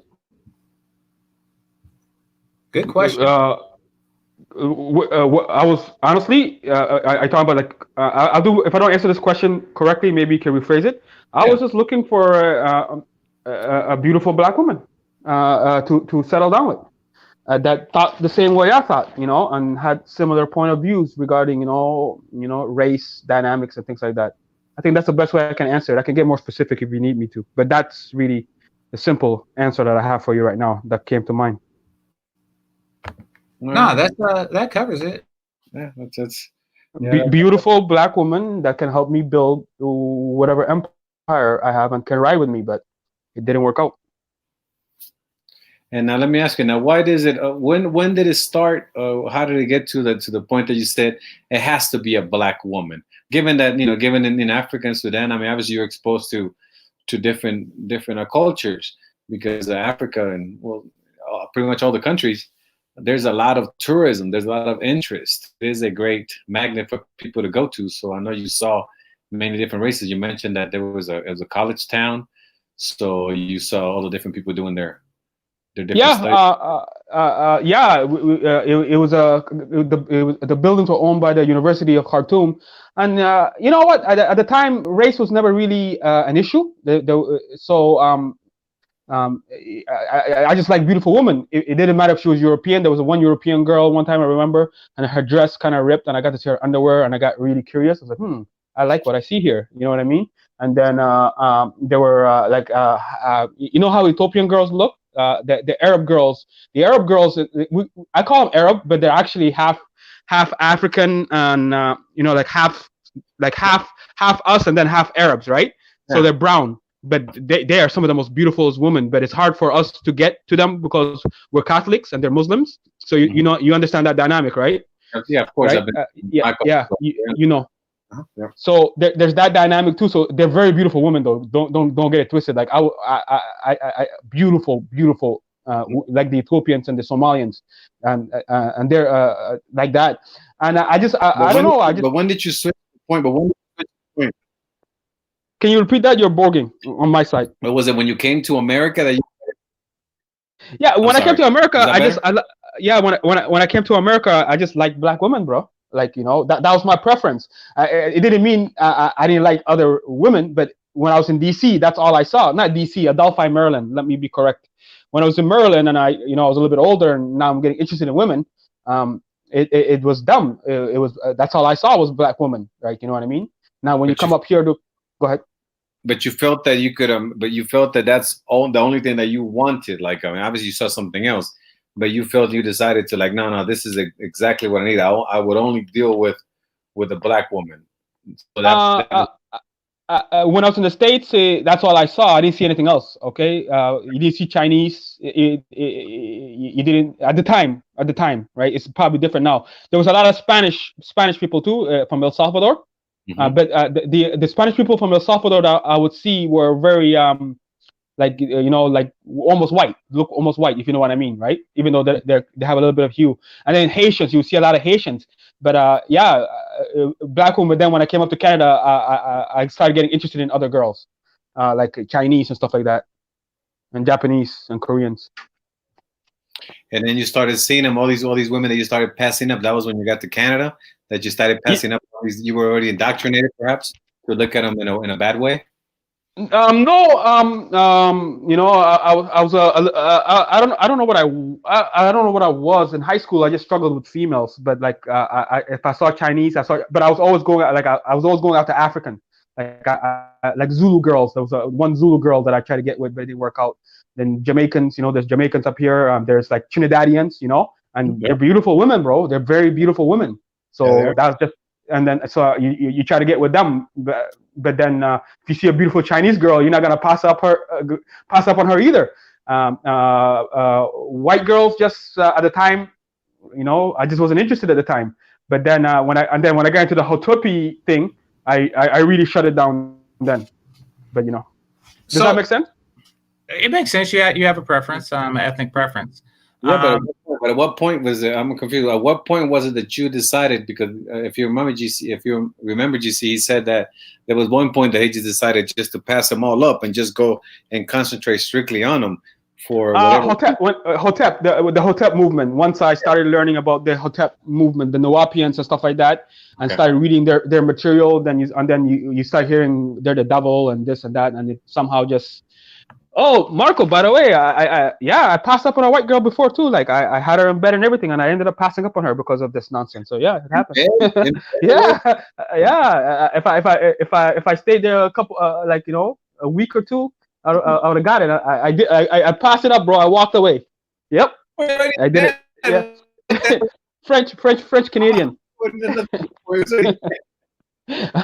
Sorry, you're borging. The week. You're borging. I mean, like, perhaps. Huh? I'm borging. So, yeah, I'm you're borging. borging. That's weird. I'm borging out. Yeah. GC, Can you hear him, GC? Yeah, I can hear. Can you hear me, GC? Okay, I can hear you now. Go ahead. Okay. No, but I was saying that. What do you mean a couple of weeks? Another 5 minutes. You were already there. I could have sealed the deal, and she wanted to make sure I wasn't a pookie, and I wasn't, because sometimes the guys will just, hit it and run, right? And I think she really liked me, and so in those days you used to get, Marco, remember there's times where you had to wait a month or 2 months or 3 sometimes before you got the pussy, depending on how you approach the girl, right? You know what I mean? And so I think she just wanted to make sure I just didn't want to just have sex with her and walk away on her. And then, I was like, yeah, just it didn't work out, man. But yeah, I was in bed and everything. Hey, peace to the panel, man. What's going on, fellas? What's up, Triple X? What's going on, brother? You got it, Marco. No old bitches. Bitches. Hey, man. Well, you got it. Hey, Vision, man, what am I hearing up here? You gotta wait 3 months, man, for the get down. I had respect, bro. I had respect. The sip music, the sip music got to me, bro. The sip, Boys to Men and New Edition and all that good stuff. Hey, listen, man. Listen. I look at it just like a boxing match, man. If you boxing, the knockout gonna come, man. It's gonna come, but damn. Like at that point, they putting it on a ball and a string and playing games, man. Come on now. I think it's a cultural dynamic. I grew up like I told you. I don't want to say too much about myself, but my father was a professor, so I grew up in a very disciplined family where looseness. You never saw looseness. You never saw people being loose. It was respect. Had I stuck it out, I would have probably been involved in an arranged marriage. I just grew up in a culture where marriages were just arranged. You didn't really. I don't know where I got it from. You didn't just go around swinging everywhere. No, I get that. But Marco was making a good vision. Marco was making a good point, man, because he was trying to tell you, like, hey, you should basically be open to all bad chicks, man, regardless of what the race is, man. Like, especially if it's gonna come and it's coming to you easy, because it might just, she just may be curious about you. So you should always be open to that, man. Have your eyes open. Like, when your eyes ain't open to like other races, you may not see the opening, And one thing I like to add, Sudan at the time, North Sudan was very conservative, right? So with TV, there was no TV until like 5 o'clock, and then there was like cartoons on for like 2 hours, and then everything else was like news. So TV was on from 5 to 11, so you had to be outside playing. And kids were not they protected children, and children were not exposed to adult things. You know what I mean? So like it's unheard of for like 14-year-olds and 12-year-olds to be getting at it. Where here in the West, out there, that's not happening. It's not happening. It wasn't promoted. It was an Islamic, country section. So they were very. But now, when you got to 21, you got to 22, and you started hanging out with the guys. Then you went and had your fun, and you went to the nightlife. So there's a lot of dynamics that shaped my point of view. And also, my father wasn't a loose dude. He wasn't bringing different women into the house and things like that. So, I get it. I really was speaking on it from the perspective of were you talking about when you were like a real young teenager, or were you talking about 20s when she was doing it? When I was a teenager, when I was under 11 and stuff like that. I respect women, bro. I'm just gonna be honest with you. I have a high respect for women, and I missed that part. I assume you were talking about 20s, man, or whatever. But if you was that young, I could see that. Yeah. Have you considered finding a woman within that culture, not American hotep culture? It's gonna be. But like, can you arrange something because you come from a culture of arranged marriages? No, but I think you're gonna do a one-on-one on. I don't know. I think Boomerang. When I saw Halle Berry, I just was fell for the American or the quote unquote the archetype of the American or black woman. But then the Caribbeans. When I saw the Caribbeans as well, Jamaicans and Trinidadians and Bajans, they also got thrown into the mold. So will I go back and I also like African girls. I just for whatever reason I just don't like girls from my country unless they're Arab. When I say Arab, I mean what I explained earlier. We call them Arabs. It's funny. It's hilarious, bro. But they're like half black, half Arab, basically. And they're actually fully black actually, but we just call them Arabs because there's a lot of animosity if you know what I mean. That kind of I don't, but that's okay. I'm confused as why it seems like you like women from each and every single country, except my own, eh? Yeah. And not even except your own, except like a subset of your own, because you like black women who you call Arabs as a derogatory, but you don't like whatever faction of Sudanese women that you derive from. You know, that's a little different. Yeah, that's something I'm gonna have to look into.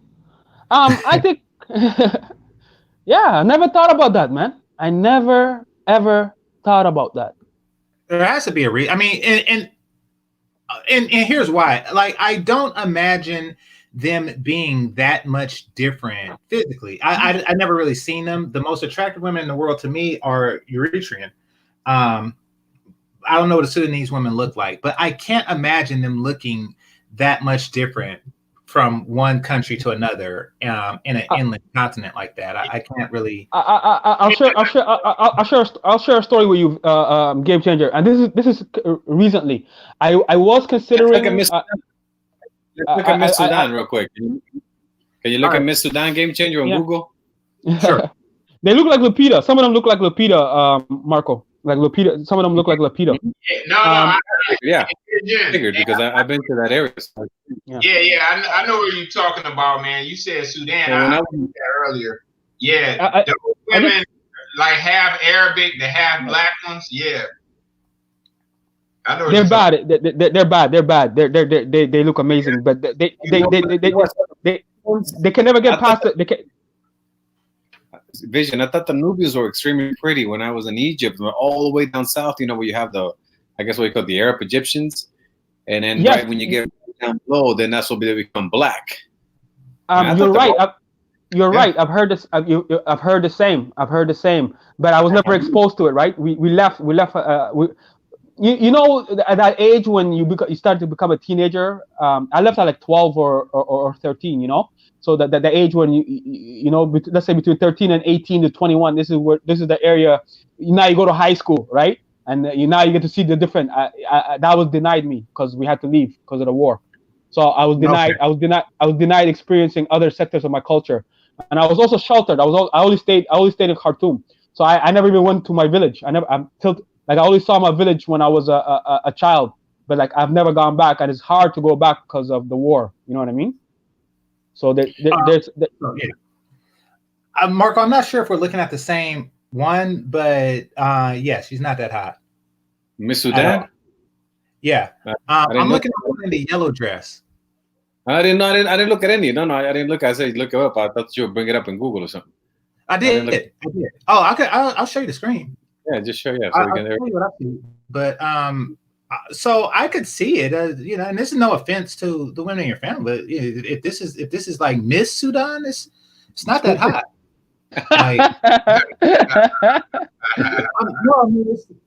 No, look, my girl's African, Cameroon. The most beautiful woman in the world to me is from Eritrea, and Ethiopia is a close second.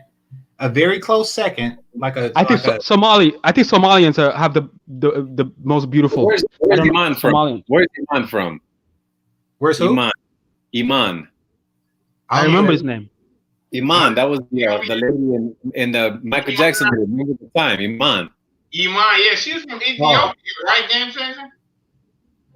I don't remember. I don't he even said, remember. but he said Liberian girl. So I don't think she's from Liberia, but No, Senegalese are beautiful as well. Let me see, Senegalese women are very beautiful. Yeah, So yeah, I mean, if this is a sample, if this is a sample, like this one right here with the green sash, because it says Miss Earth South Sudan. If that's a sample, I'm not that impressed. This is not a we're not talking about I'm not trying to like I can understand, like before I was curious and now I know, like if this one is decent, but Yo, Miss Universe, isn't Miss Universe from that one Miss Universe? Isn't she from South Ethiopia Africa. or something like that? Where was it? South Africa. Oh, okay, thanks. Oh, yo, South African women are amazing. Hey, Marco, I'm sure you've probably seen them. The Zulu girls, and they are beautiful, man. Like That's not anything. bad right there. That one, the white dress ain't bad right there. No, the white dress isn't bad. I think that they just have like a bunch of weird ass local pageants to like boost bitches' self-esteem, and none of these are like actually who they send out to represent the nation for the Miss World competitions. Yeah, I like that one in the white. Man. I like the one in the dress, white dress. I'm down with that.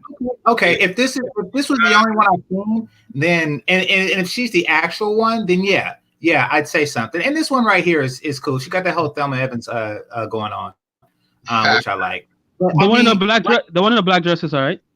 No, that's what I'm talking about. This is a Thelma Evans I'm talking about. Like I like that. And I love me some Thelma Evans, by the way. But okay. Yeah. And but like y'all got some ones that should not have a sash. So I don't. Hey, Game Changer, you a snarky motherfucker, man. Well, I'm trying to be polite on this, but right. Okay, so here's something else. Let's take a look at a I'm looking group. at something else. I'm looking at something else, Game Changer. Oh, what are you looking at? I put Miss Sudan, Miss Universe. I put on the Google, and I'm at a whole other thing where I'm seeing a lot more. Okay, I'll type in Miss Sudan, Miss Universe. I just typed in Miss Sudan. Yeah, Hold on, right quick. All right. I'm down with leopard print. Yeah, South Sudan, girl. I'm down. I'm down with the chocolate. So I want to explain something to you guys, though. My cousin, the family, like wanted him to marry a Sudanese woman. We're like they say, you got to marry a Sudanese woman. His father was like, I want a Sudanese child. Right? So my cousin, he's kind of like you, Marco, but he doesn't have the stats, if you know what I mean. He's a player too, but the woman wouldn't compare. But we're not trying to. There's no competition. But he got around. So he finally went and got himself a South Sudanese woman, right? And then the war broke out, so they had to come here to Canada, right? And then when they came to Canada, basically they're having problems now. Because she sees how Western women are and how much freedom they have, and she wants to mimic that, and then they start fighting. So that's also something that I keep it back on my mind. I know you guys have heard the stories with Nigerian community where they'll bring their women here and then they just change on them. You know what I mean by that? Yeah. So it happened to my cousin. So you got to be careful with that too. And by the way, Marco, what happened to my friend? He brought himself a Colombian girl. My friend is Mexican, and he got sick and tired. He got sick and tired of how women are in Western society, right? So he went to Colombia to basically get, and she was cooperative, she was submissive. He brought her up here. He bought her a car. He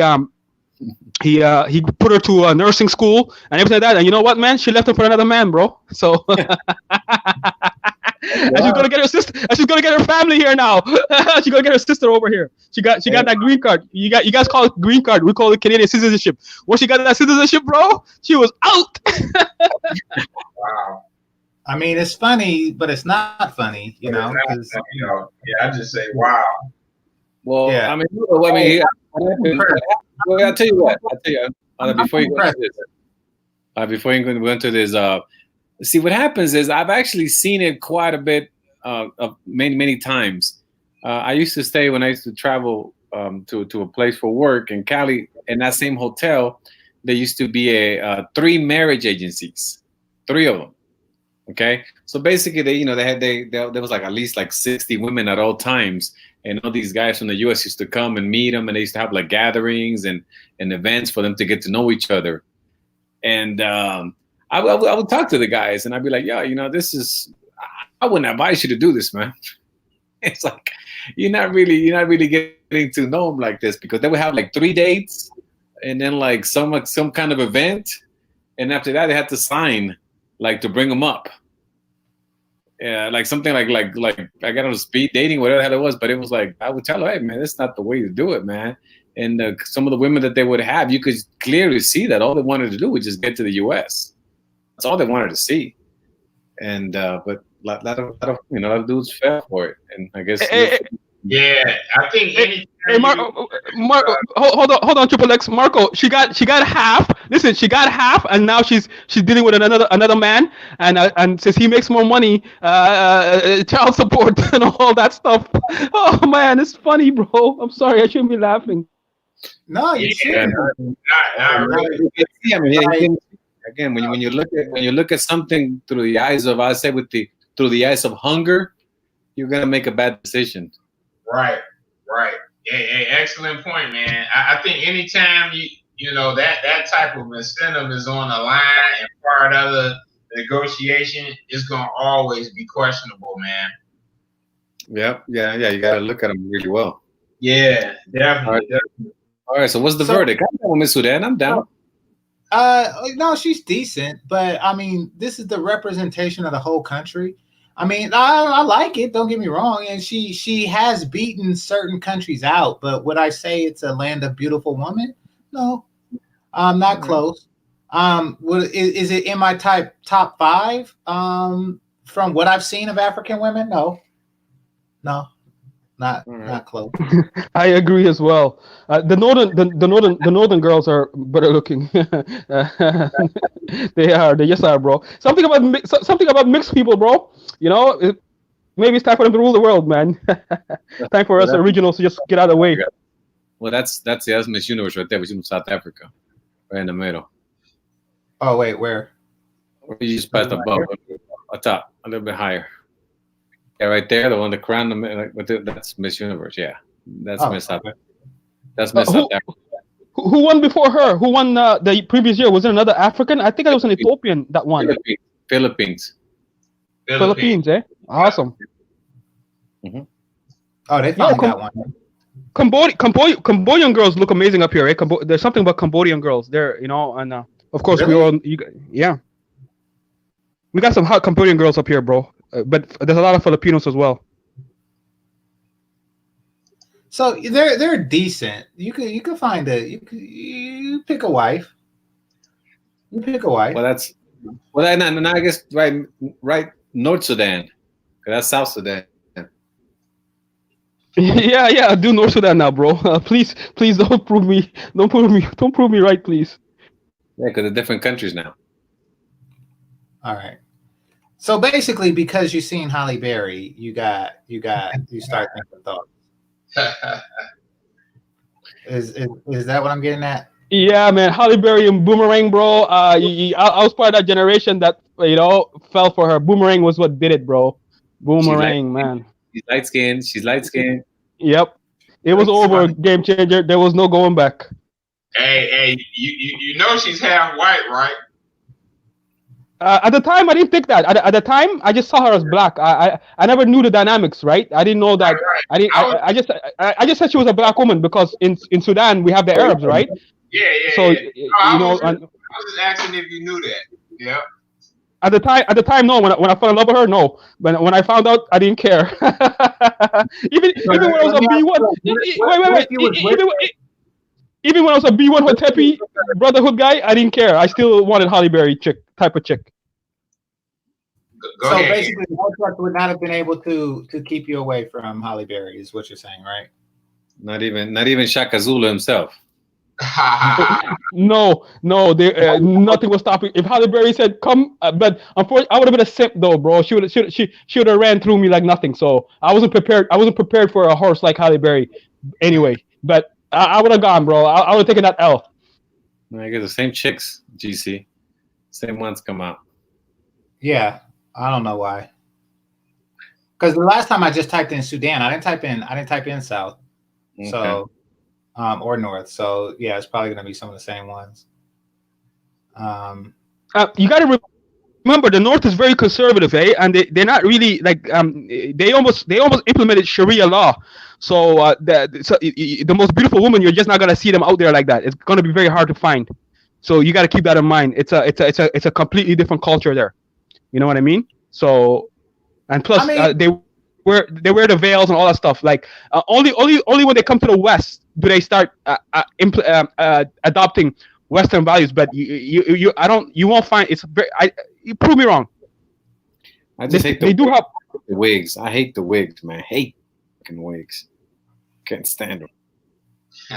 North Sudan is very conservative, very conservative. They're hardcore, bro. They're hardcore. Yo, you steal, your hands are getting cut off, bro. You cheat, you're getting killed, bro. They don't mess around with any of that stuff. They really apply Islamic law. Like if you're a real estate, I remember a real estate guy cheated my father, and they went to court and they found out that the guy lied. Guess what, bro? They cut off his left hand, and that was the law. They cut it off, bro. No joke, because he went to court and lied under Islamic law. So just think about that for a second.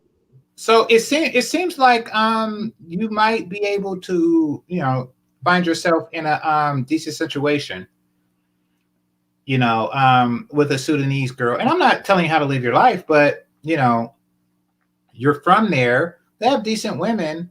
And it's a post-war thing, meaning that the bachelor, the number of eligible men is diminished by a civil war. So, just saying. Just. I hear you. Yep. Maybe that's the those are the options. Gotcha. It's an arrangement, but there is that problem of bringing them to Canada, and Have them flip and on then you. Flip. And listen, all my uncles, they did the same thing, and they all flipped. 100% success rate, because the ones here have already flipped, and they start whispering in their ears. So MOT said, I remember MOT said, "Yeah, I'm gonna bring a girl from a different country, and if she changes, I'm sending her back." Yeah. And I agree. So he said it better. He said it much better than I can, But Game Changer, like, it's 100% success rate up here, bro. They bring the girls. They get married, and then the girls just flip, bro. They flip because they've never experienced the freedom. Yeah, but you see, here's the thing. Here's why that happens, Vision, because you don't have enough game. Yeah, exactly. You're better off getting with one that's westernized. You know what I mean? So she understands. She'll understand certain things. Vision, you buy it because I know some people who have some flippers. I know a guy who had this bad-ass Slavic chick, this white dude, and he was a fucking slimy ass Ron Jeremy looking nigga, and he had this badass Russian chick, and she flipped. Well, I would say, Vision. Did your uncles make him work, or were they staying on windows? I never really followed it too much. It's just you hear things, people talk, right? And then it's like, sorry. It's your uncles, because I suspect that these bitches be getting it from these work bitches. I think that they go to work, they start hobnobbing and water cooling and coffee breaking with these fucking American bitches, and they get in their head and things get fucked up. And don't forget media, right? They're watching Housewives of Atlanta, Basketball Wives, Housewives of Potomac, right? And so they start implementing, even though Housewives of Potomac are not as bad as the other ones. So they start implementing certain. They start getting programmed, and then also the women in the community start whispering in their ear too. It's just the freedom. I think the best option is the Marco situation. You got to go there and keep him there. Yeah. Don't bring him here. Yeah, but I mean, you're from a war-torn country. That's not really an option. I mean, I would have said that, but it's peaceful now. Peaceful now. No, I know, but you're in a post-war country. There's other places. There's South Africa. And you're in a situation now, so I mean, So maybe that'll work for you. Maybe that's a suggestion too. Now think about it. Oh, I've already told you, Game Changer. I'm a passport bro in the making. Once I put things together, I'm out of here, bro. I'm out. My advice: I wouldn't worry about a hoe for nothing. That should be the last thing. You know how you think of? Do you think of toilet paper much during the day? No, never. It's not a big deal for me. When do you think of Marco, would you think about toilet paper if you haven't wiped your ass in 21 years?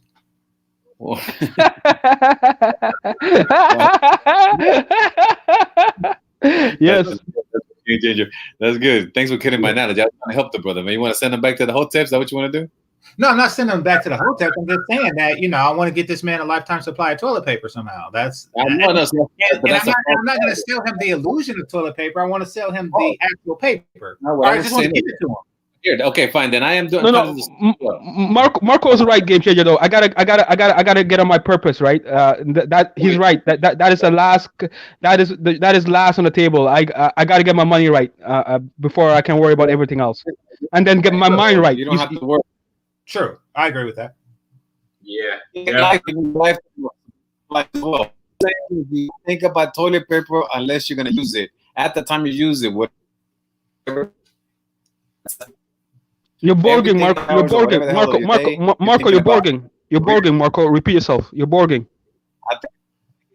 Can anybody else hear me okay? Anybody else hear me okay? Yeah, I hear you. Was it just him? No, you were borging. I think it just. Yeah. Okay. My bad. I'll move. Go ahead. Well, closer to the router. You were giving your toilet paper analogy, but we didn't get it.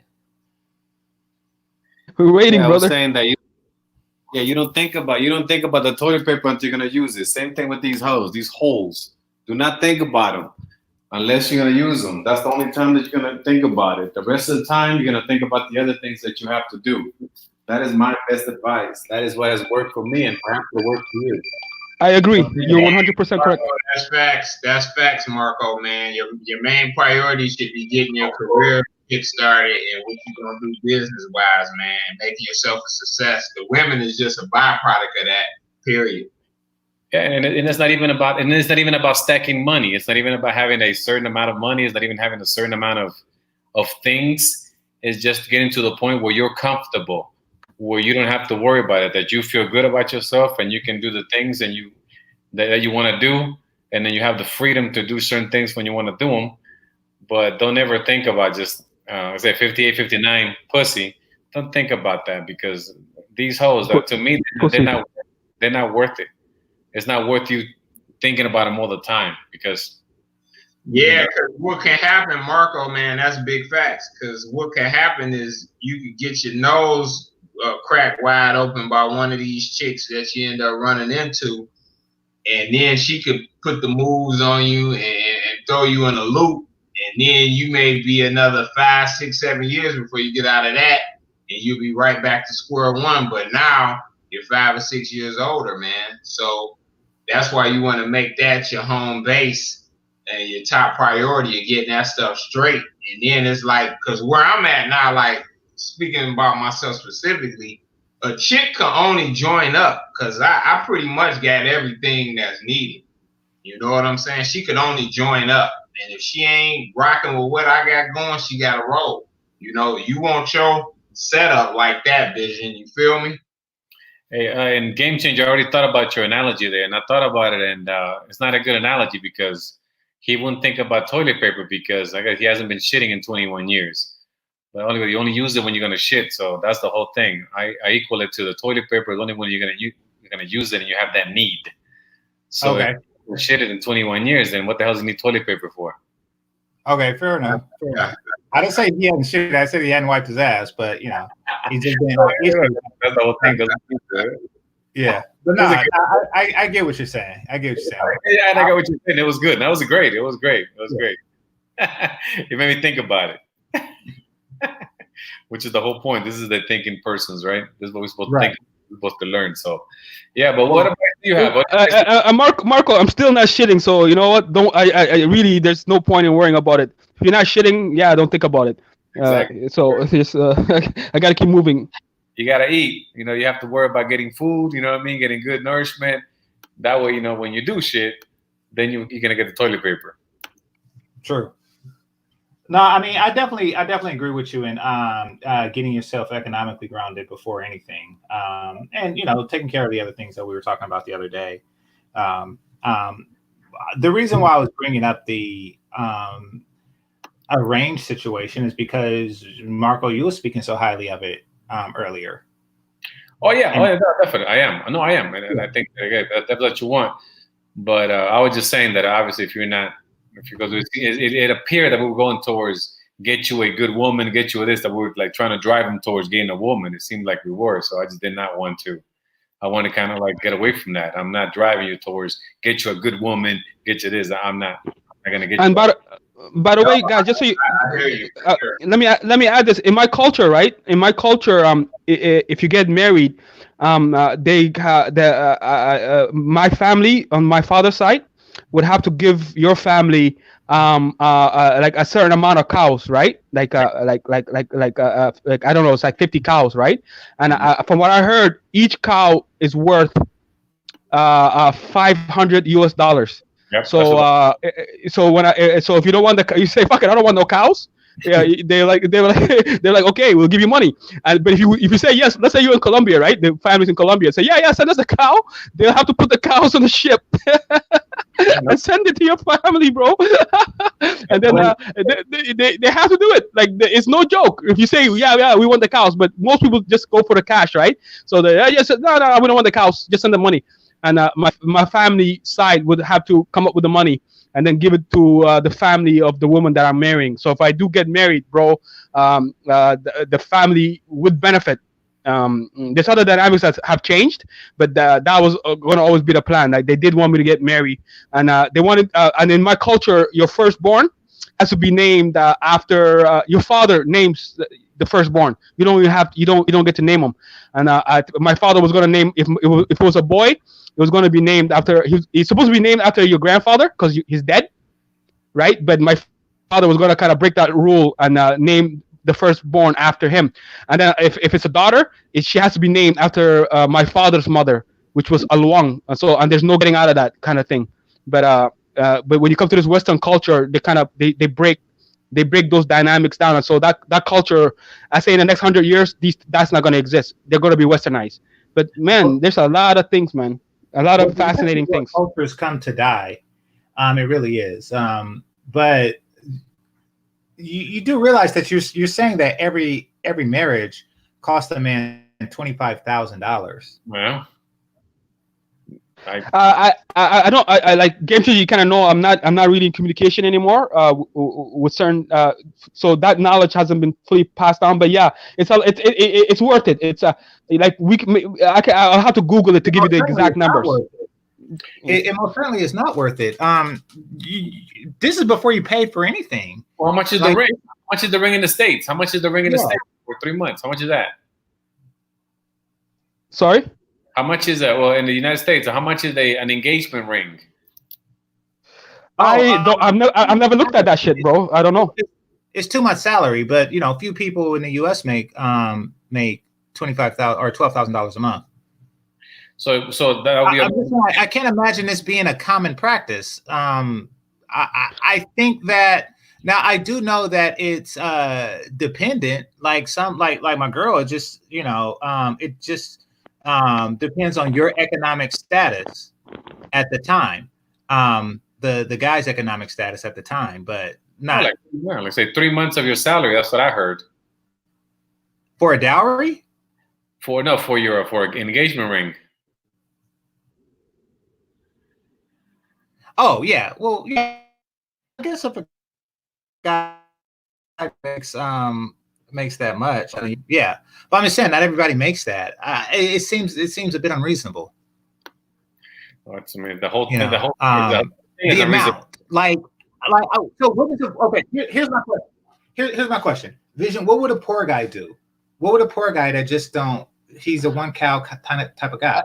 Like, I don't know. I don't know how I do it. Like, cause like I said, I came from a well-meaning family. So like, they never really told me about their financing, but they were capable of doing it. Because like my aunts were always getting on me about that. They say, yeah, just go get a woman, and we'll send the cows. You know, I wasn't the accountant. They would have made it happen. And sometimes they'll pool their resources together. So the different families, different uncles, different aunts that have it will put the money together, and they'll come up with the money. How the poor people do it, I don't know, because I was never poor when I was in that part of the world. I became poor when I came here, due to other factors. Like I don't want to brag. I was a rich kid. You know, I used to get $20 a day every day going to school. So that's $100 a week. Can you imagine? And I just used to waste that money. Did you have a houseboy? No, we didn't have a houseboy because the girls were very submissive. They did all the housework. We didn't need a houseboy. But that cleaning feet thing, it is in my culture. Wait, on my mother's side of the tribe, on my mother's side, when a man comes to the house, they have to do something with your feet, like clean your feet. But the women do it, like so the mother and the daughters, they have to do that when a man comes in. So Jessica was on point about that. There's some truth to that, but that's only on my mother's side of the tribe. On my father's side, they don't do that. You gotta have some bathers, man. Like Hakeem and damn. Oh, I'm definitely gonna move to Zamunda. You see, I would move to the Zamunda just for the bathers. That's true. Yeah, you need some bathers. Not by a houseboy, of course, but Yeah, get some bathers. No, but I mean, houseboys grow up and they get married, and I know that they don't have 25,000 because they were houseboys. Right. So I think we're missing a poor side. I think that you see that coming from a big cow family, but we're missing the poor side here. Maybe it's 5 cows. I think the number of cows depends on like what status of person that marries. Yeah. So it becomes a class thing, and then so the poor people get with the poor people. It's kind of like I linking it to like kind of like Naruto. I don't know if you guys ever watched that. You know, the different clans and the different tribes, or even Bleach. And then you have noble tribes, right? So like I come from a chief tribe. Like on my mother's side, there were a lot of chiefs, and the same thing on my father. There were a lot of chiefs in this tribe. So I come from like I'm not trying to brag, but I think I came from a higher class tribe. So they kind of dealt like that. It's kind of interesting that my father's side had chiefs and my mother's side had chiefs, and then they were married off. Does that make sense now? Where the lower class, It does make the B1 sound worse. It does make them sound like more full of shit when you say that, because they're always talking about ancient Africa and we was kings and shit, and then you have somebody who's actually descended from it and can prove it, and they still don't fuck. So it really just kind of brings into perspective how full of shit they are. It really just like broadens that, like, wow, there's like a whole new level of full of shit. We have somebody with proof of, royal lineage. I guess is the best way you could describe that. And they, she's full of shit. You get my email? Did you get my email with that audio? I haven't listened to it yet because I gotta go on mute so you guys don't hear it. But I'll do that in a second. It was something. Oh, I want you to listen to it. Go ahead. Yeah. No, I've always been curious. What would happen if you married an Indian woman? And this is just like hypothetical, just me thinking up weird shit. Oh. Like what happens when somebody like you marries an Indian woman? A woman from India? Yeah, a woman from India. Oh, well, I actually have. No, not you, Marco. I'm talking about Vision. Vision? Because you see, in Indian culture, the son gets the dowry, and in your culture, the daughter gets it. The daughter's family, the daughter's father, yeah, the daughter's family gets it. Yeah, excuse me. So who gets the cows would be the great philosophical question. Like, is it just like a cow exchange? Split the cows. Weird shit.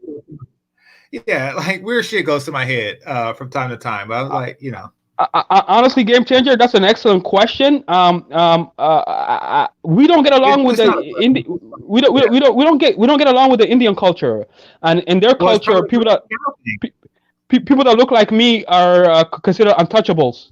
So there's a dynamic there. There's a little bit of a cultural beef. We just like from what I've seen, we don't see eye to eye on anything at all. It's when you get out here now, and if you got to be westernized and you break a couple of chains, break cultural habits, then I see it happen. But we just don't mix, bro. East Well, that's Indians obvious. I and mean, because of the cow and thing, like yeah. that's obvious, right? Like the dowry thing. Of course, you're not going to get along. It's all kind of just wrong. Who gets Like these it's cows, a man? complete mismatch. Who gets these cows, man? God damn it, we have to figure it out. Exactly. And until then, y'all never going to intermarry. It's like, oh no, fuck Yeah. you. I'm not getting any cows. They're Wars- both like, I'm not getting any cows out of this.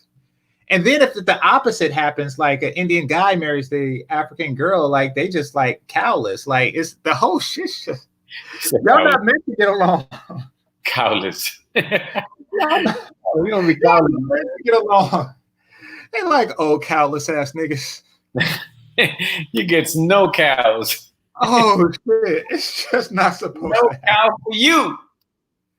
That would be fun, though, man. That would suck. But Yeah. it's an interesting subject. Hey, my game changer. When you listen to that thing, you got like 2 minutes and 30 seconds. That'd be good. You can listen to it. It's like 2 All right, minutes. go ahead and take over, man. I'll listen to it. All right. Yeah. And one thing, Marco, in my culture, cows are currency, right? And so I remember my father used to tell me a story, because you know how old people are, right? The older people, right? Yeah. And you couldn't go to them and say, I'm a millionaire. You're gonna love this. You know why? Mm-hmm. They didn't like that fact because they said we can't see money, so we don't care about money. Exactly. We want to see cows, right? And so if you say you were a millionaire, you had to have a million cows. And then, oh yeah, we see a million cows. Okay, you're a millionaire, right? But if you only have one cow, right? So cow is actually currency in our culture. Where and then in Indian culture they worship the cow. So it's I always found that an interesting dynamic. That's like you can't touch cows in India. In certain in the Hindus they don't like they don't eat beef, right? Yeah, So, some don't. Yeah. Some fashions don't, because I saw them like in certain areas that I was there in India, they were walking around, and in others, of course, they do eat them. So it just depends. I guess they have the different factors, or so depends how religious they are.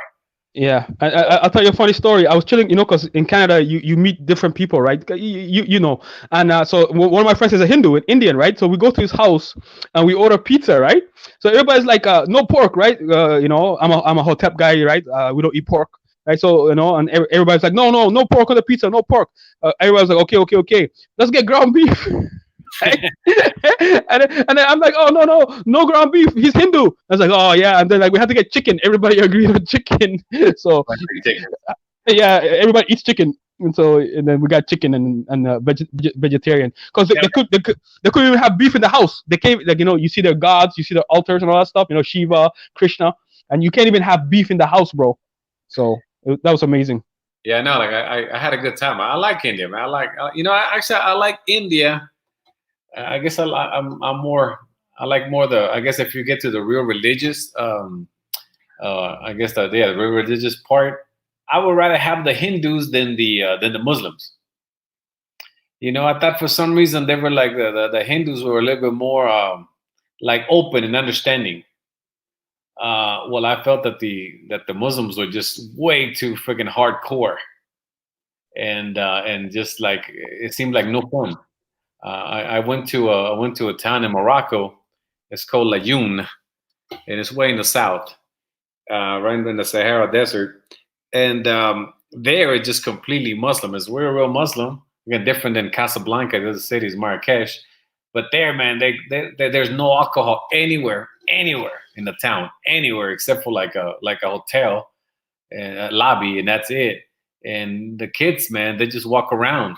They can't do anything. Just walk around and drink tea, and you just see, and it just seemed like, wow, they're just like really just keeping them from having any fun, like any fun. You could see the interaction between the children, the kids, even young people. They were just it looked so sad. Egypt would have been different for you. You went to Egypt too, so I think Egypt would have been a different. They say Egypt was fun. Egypt was like they have parties, they have a nightlife. I was told that when I was young. So, Yeah, that's what I mean. That's what I mean. but Same thing in Morocco. Same thing in Morocco. If you're in Casablanca, it's a great town. It's fun. It's a lot of fun. It's very, I guess like they call it Western, whatever. It's very open. But when you get south, you went to Cairo. I guess you were in Cairo. I was in Cairo. I was in Alexandria. I was in Luxor. Yeah, and then I went all the way down south. Like I said, right when you get to the Nubians, that was the Okay. Nubians. The more south you go, the darker it got. Because in the north, I guess in Alexandria and in Cairo, it's like more like the era of Egyptians. And as I was going to Alexandria, and then not Alexandria, Luxor, and more south, then it was like way, it was like they were more like, I guess you call them Africans, but they were like darker.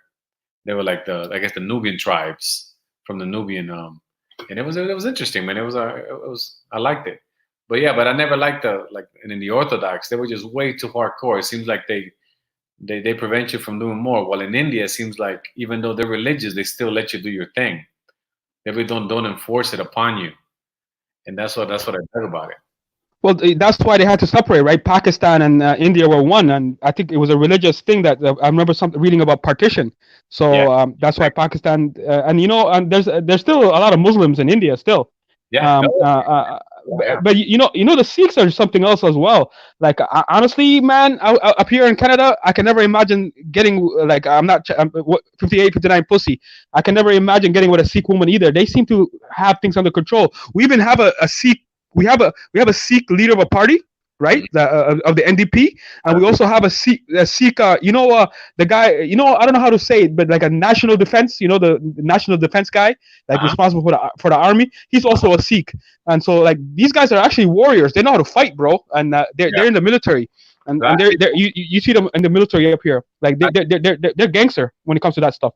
The one thing I didn't get to see was I didn't get to go to the Pakistani Indian border, to do the whole what do you call it? The whole thing they do when they show off.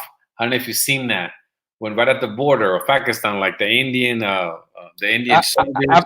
I've never been, so I can never I can never say. I just know about their culture.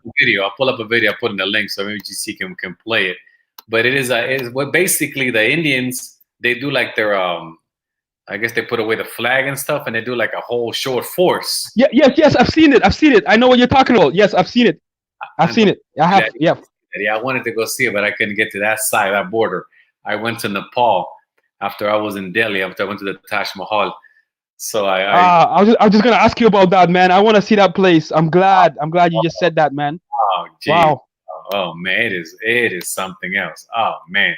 It was built by a Muslim guy, right? It was built by Persians. Yeah, Persians. He said he brought in like I forgot how many like 3,000, I don't know, some number, 9,000 workers from Persia. That time it was Iran. That's why you see the architecture is Persian. What about the Sikh? They have their own little temple. It was made of gold. You heard about that? Where you have to take off your shoes. The Sikhs have their own little monument there. Then there was a big thing where like there was like where the military prime minister went and killed all the Sikhs that were hiding in there, and that was like a blasphemy, and they ended up getting revenge on this prime minister, if you know what I mean. But have you ever heard of that gold temple that the Sikhs have in India? I have not seen it. No, I don't. I did not see it. It was a Slumdog Millionaire. It was in the movie. It was in the Slumdog Millionaire, but you probably haven't watched that movie in a while. No, I have seen it, but I don't remember. I know I went to the Taj Mahal. I know that, but I don't remember that gold one you're talking about. I could be wrong, but I remember. I'll Google it. I'll Google it and let you know. Yeah, let me know. Yeah, because I was in Mumbai, I was in Chennai, I was in Delhi, and then from Delhi, pretty much I had to go to the Taj Mahal. The place is called Agra, and it was about 2 hours, something like that, a 2 hour drive. And in between, right, like 45 minutes or like 30 minutes before you get to Agra, there's this like little, like abandoned, like little city, and it's like overrun with monkeys. There's something about monkeys, man. It was crazy. It's a real interesting place. No, but if you get to see the Taj, man, it is a beautiful joint. And right next to it, they did build a couple of mosques. On Friday, it's prayer night, so really a prayer day. So that's the day that you really can't go in there because that's when the the Muslims, the ones that came, the descendants of the people that built it, they stayed in that area. So then on Friday they go in and they do prayer day, and that's so you actually have a mosque inside right next to the Taj Mahal, right inside of it. Now it's quite a sight, man. It is quite a sight. And I heard the story that they were supposed to build another one on the other side of the river, but there was like a big coup that they took the power from that dude that built it for his wife because they were worried they were spending too much money or whatever. So his brothers took it away, and he didn't get to build another one, which is going to be on the other side of the river. Interesting. Hey, Marco, can I ask you a favor? If you have your laptop, type Sikh Gold Temple in India, and you'll be amazed. Do you have a laptop? I do. I'm doing it now. Yeah, Sikh Gold Temple in India, and let me know what you think. If you ever go back there, brother, you should go there. So the Golden Temple, known as City Hamadri, is that what it is? That's yeah. It's all gold, man. It's made of gold, and it's I don't know what city it's in. But if you ever go back there, you should definitely check it out. I'm trying to see. I'm trying to see what city is in. I'm trying to go on temple. Oh, it's beautiful. Oh man, I gotta have that picture. I gotta have that pic. See, this is the great thing about knowing new things and seeing it. Every time I see a new place, I always think, man, I haven't been anywhere. There's so much shit I haven't seen. The more you see, the more you figure. Oh, here it is. It's in the state of Punjab, city of Amritsar. Let me see what the hell is that on the map. Let me see if I was close. That's beautiful. Yeah, so the more you travel, man, the more you think, I haven't seen a damn thing. Like, I want to see the Sudan. Definitely have to see that. If you there's temples in Nubia where they couldn't decipher languages. So when you said Nubia earlier, I've heard about that. I've never been there either. I want to go see those temples, and these temples like predate the pyramids. And they said there's more pyramids in the Sudan than there is in Egypt. It's just they're much smaller. And they got better at building them when they got to Egypt, because you get better as you keep building. And so, but the Sudanese government built a dam and destroyed all the temples because so all these temples are now, all those pyramids are underwater. So they've sort of erased their own history. That's a problem with Islamic fundamentalism. You see what I mean? Yeah. So I wasn't that far because I look at it now. It's in the north. It's almost actually what we're talking about, the border of India and Pakistan. It's in the north. From New Delhi, I guess, because if I'm looking at the map and I see the Agra, since when I was there, it was like 2 hours away. This is like probably about 5 hours away then, like a 5-hour drive, it looks like. To Amritsar. Okay, so I was close. If I would have known, I would have gone. But I really wanted to go to Kathmandu to look at Mount Everest. So that was a better deal for me. And that is quite a sight. If you ever get to see that. The other one I want to see is Kilimanjaro. I have to see that. That's the one thing that there's some places that you haven't get to see. Hopefully this thing fixes quickly, man, or soon, or it could gets to the point that we can actually travel safely. Have you been to Tibet? Because that's another place they say you should visit. And if you ever go to China, you should go look at the Shaolin temples if you ever can. Have you ever done that? For some reason, China has not been in my. And the Great Wall of China, you don't want to see that either? No, for some reason I saw when I flew atop, when I was landing in Beijing, you could actually see it from the plane. It's huge, but no, for some reason China was not really a place that really interested me. Okay, that's all right. Like let's say like Sudan, the Congo. Like the Congo is really something that I want to see. I want to see that badly. That's something that I want to see. If you go to South Sudan and you go to Congo. Be careful, you know what I mean? Like, but the fact that you're in Colombia and you've survived that long, you know what you're doing. Plus, you're a traveler. But it's Sudan right now is not very hospitable. They got some things to work out. Pookie and Ray Ray are in the government. I always tell people this: if you want to know what happens when Pookie and Ray Ray run a government, study South Sudan. Oh no, study Africa. Oh, believe me, when I was in Zimbabwe, when I got to Zimbabwe. Because I did Mozambique, Zimbabwe, Zambia, Namibia, and Botswana in South Africa. like all in one trip. And when I got to Zimbabwe, the first thing I asked him was, hey, listen, I want to go downtown. I want to get a haircut. I want to go downtown. Can I go downtown? Is it okay? And he goes, oh, yes, sir. We are at peace. You can go anywhere you want. So he says, so all right, cool. So obviously, when they're not at peace, you can't just go anywhere. But when you guys are at peace, you can go anywhere. It's cool stuff. So I got I got to go all over the place. I got to see like the lakes. I got to see everything. Hey, fellas, I'm about to close down, but okay. I do want to say that I did hear that, Marco, and yeah, that was kind of weird that they just called them retards. I don't really know what to say about that. Like, so GameChanger, they were launching shots at Marco from your perspective. You're better at reading this. So is Marco. I was kind of thinking it, but I was like, but that's your synopsis, right? No, these were definitely shots at Marco. Damn, Marco, damn.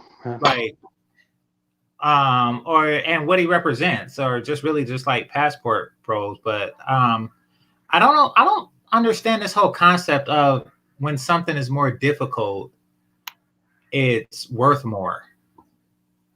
Because, like, say you have like a university class, and you have one teacher that's really strict and another one who isn't, and you take the one who isn't. Does that make you less of a person?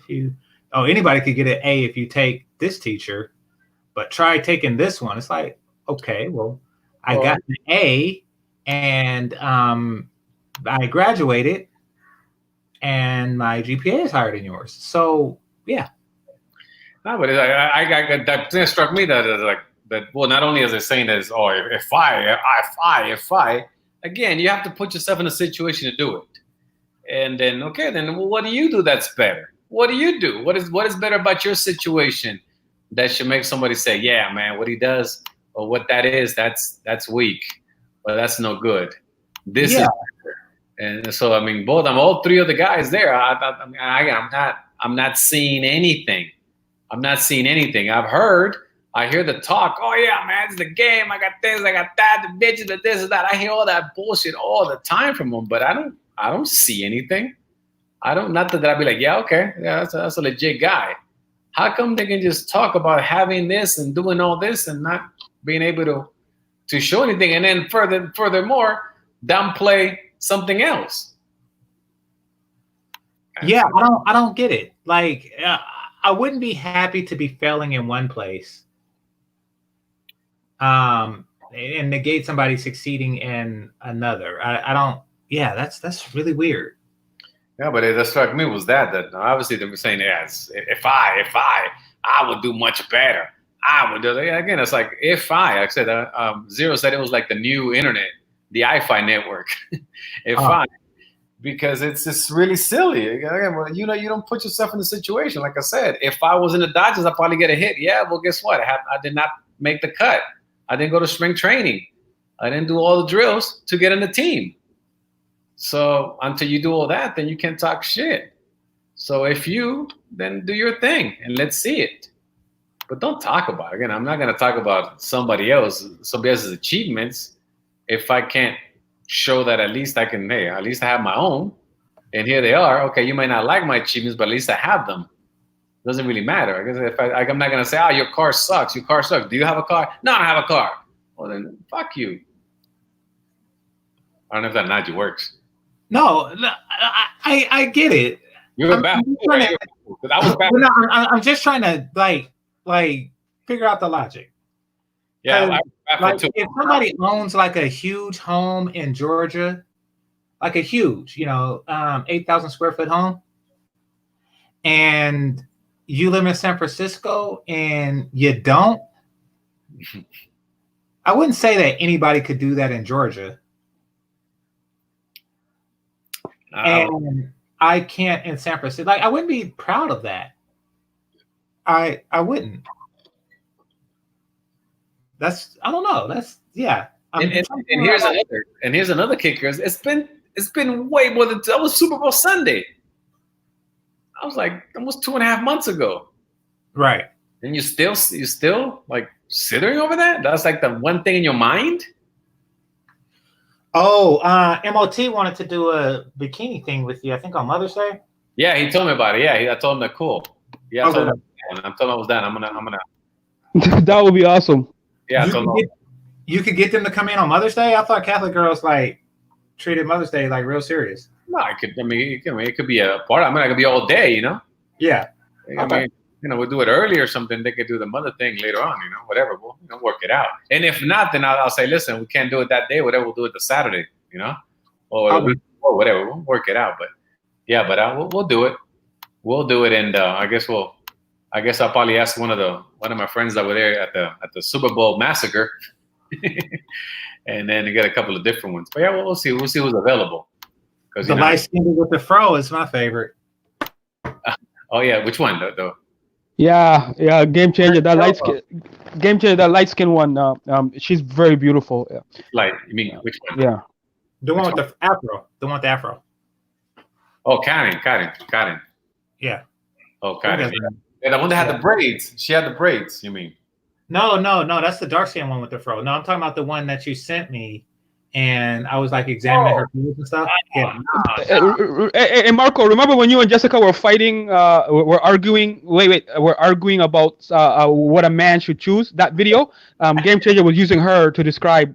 That's the one he's talking about. Oh, okay. Yeah. No. Actually, she's actually in Cali. That's Selenia. Yeah, Okay. She's in Cali. No, but if we have this ban, this restriction ban thing, the travel ban, yeah, I could get her. I could get her to come. It's not a big deal. It's only an hour flight. Yeah, I could get her to come out. Well, that's between you and MOT. I was just, picking a favorite. That's all. Yeah, it's not. As a matter of fact, I was talking to my friend yesterday. I told him what we're gonna do is I'm gonna purchase. Everybody's gonna have the same bathing suit. That way, there's no difference. So I'm just buying maybe 5 or 6 bathing suits, whoever the girl can come, so they can all have the same bathing suit. And I told him that we were gonna take a poll, and then we're gonna have some kind of raffle and shit. I told him. So yeah, we'll make it fun. Okay.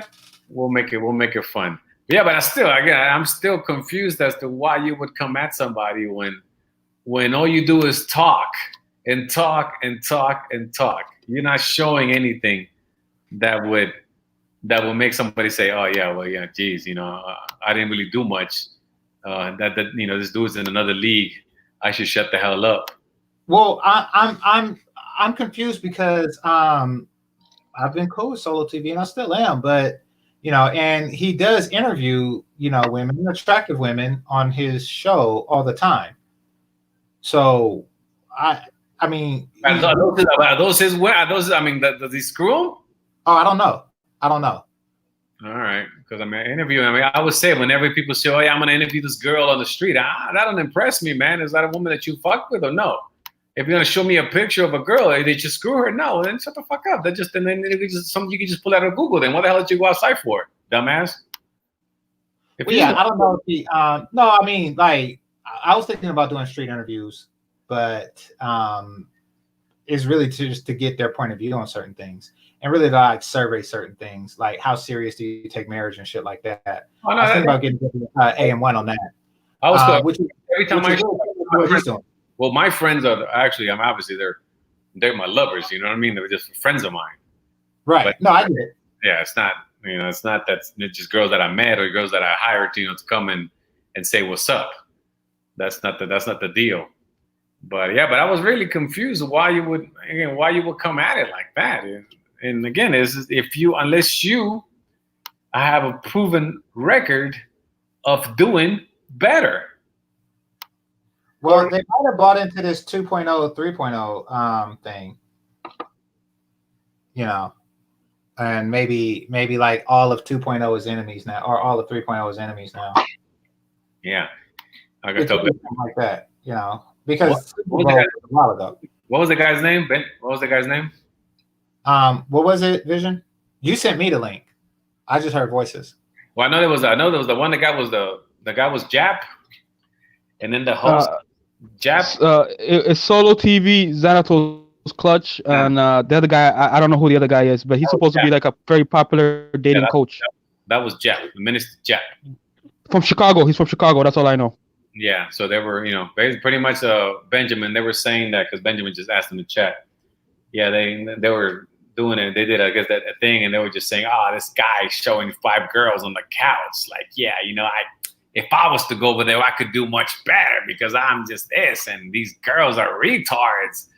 And then they're going, and it's like, oh man, it's like, and that was weird. That's what you heard too, right, GC?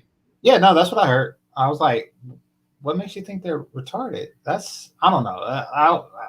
I was just shocked because, I listen to Xanatos, I listen to Solo. Doesn't really sound like them, especially Xanatos giving the story.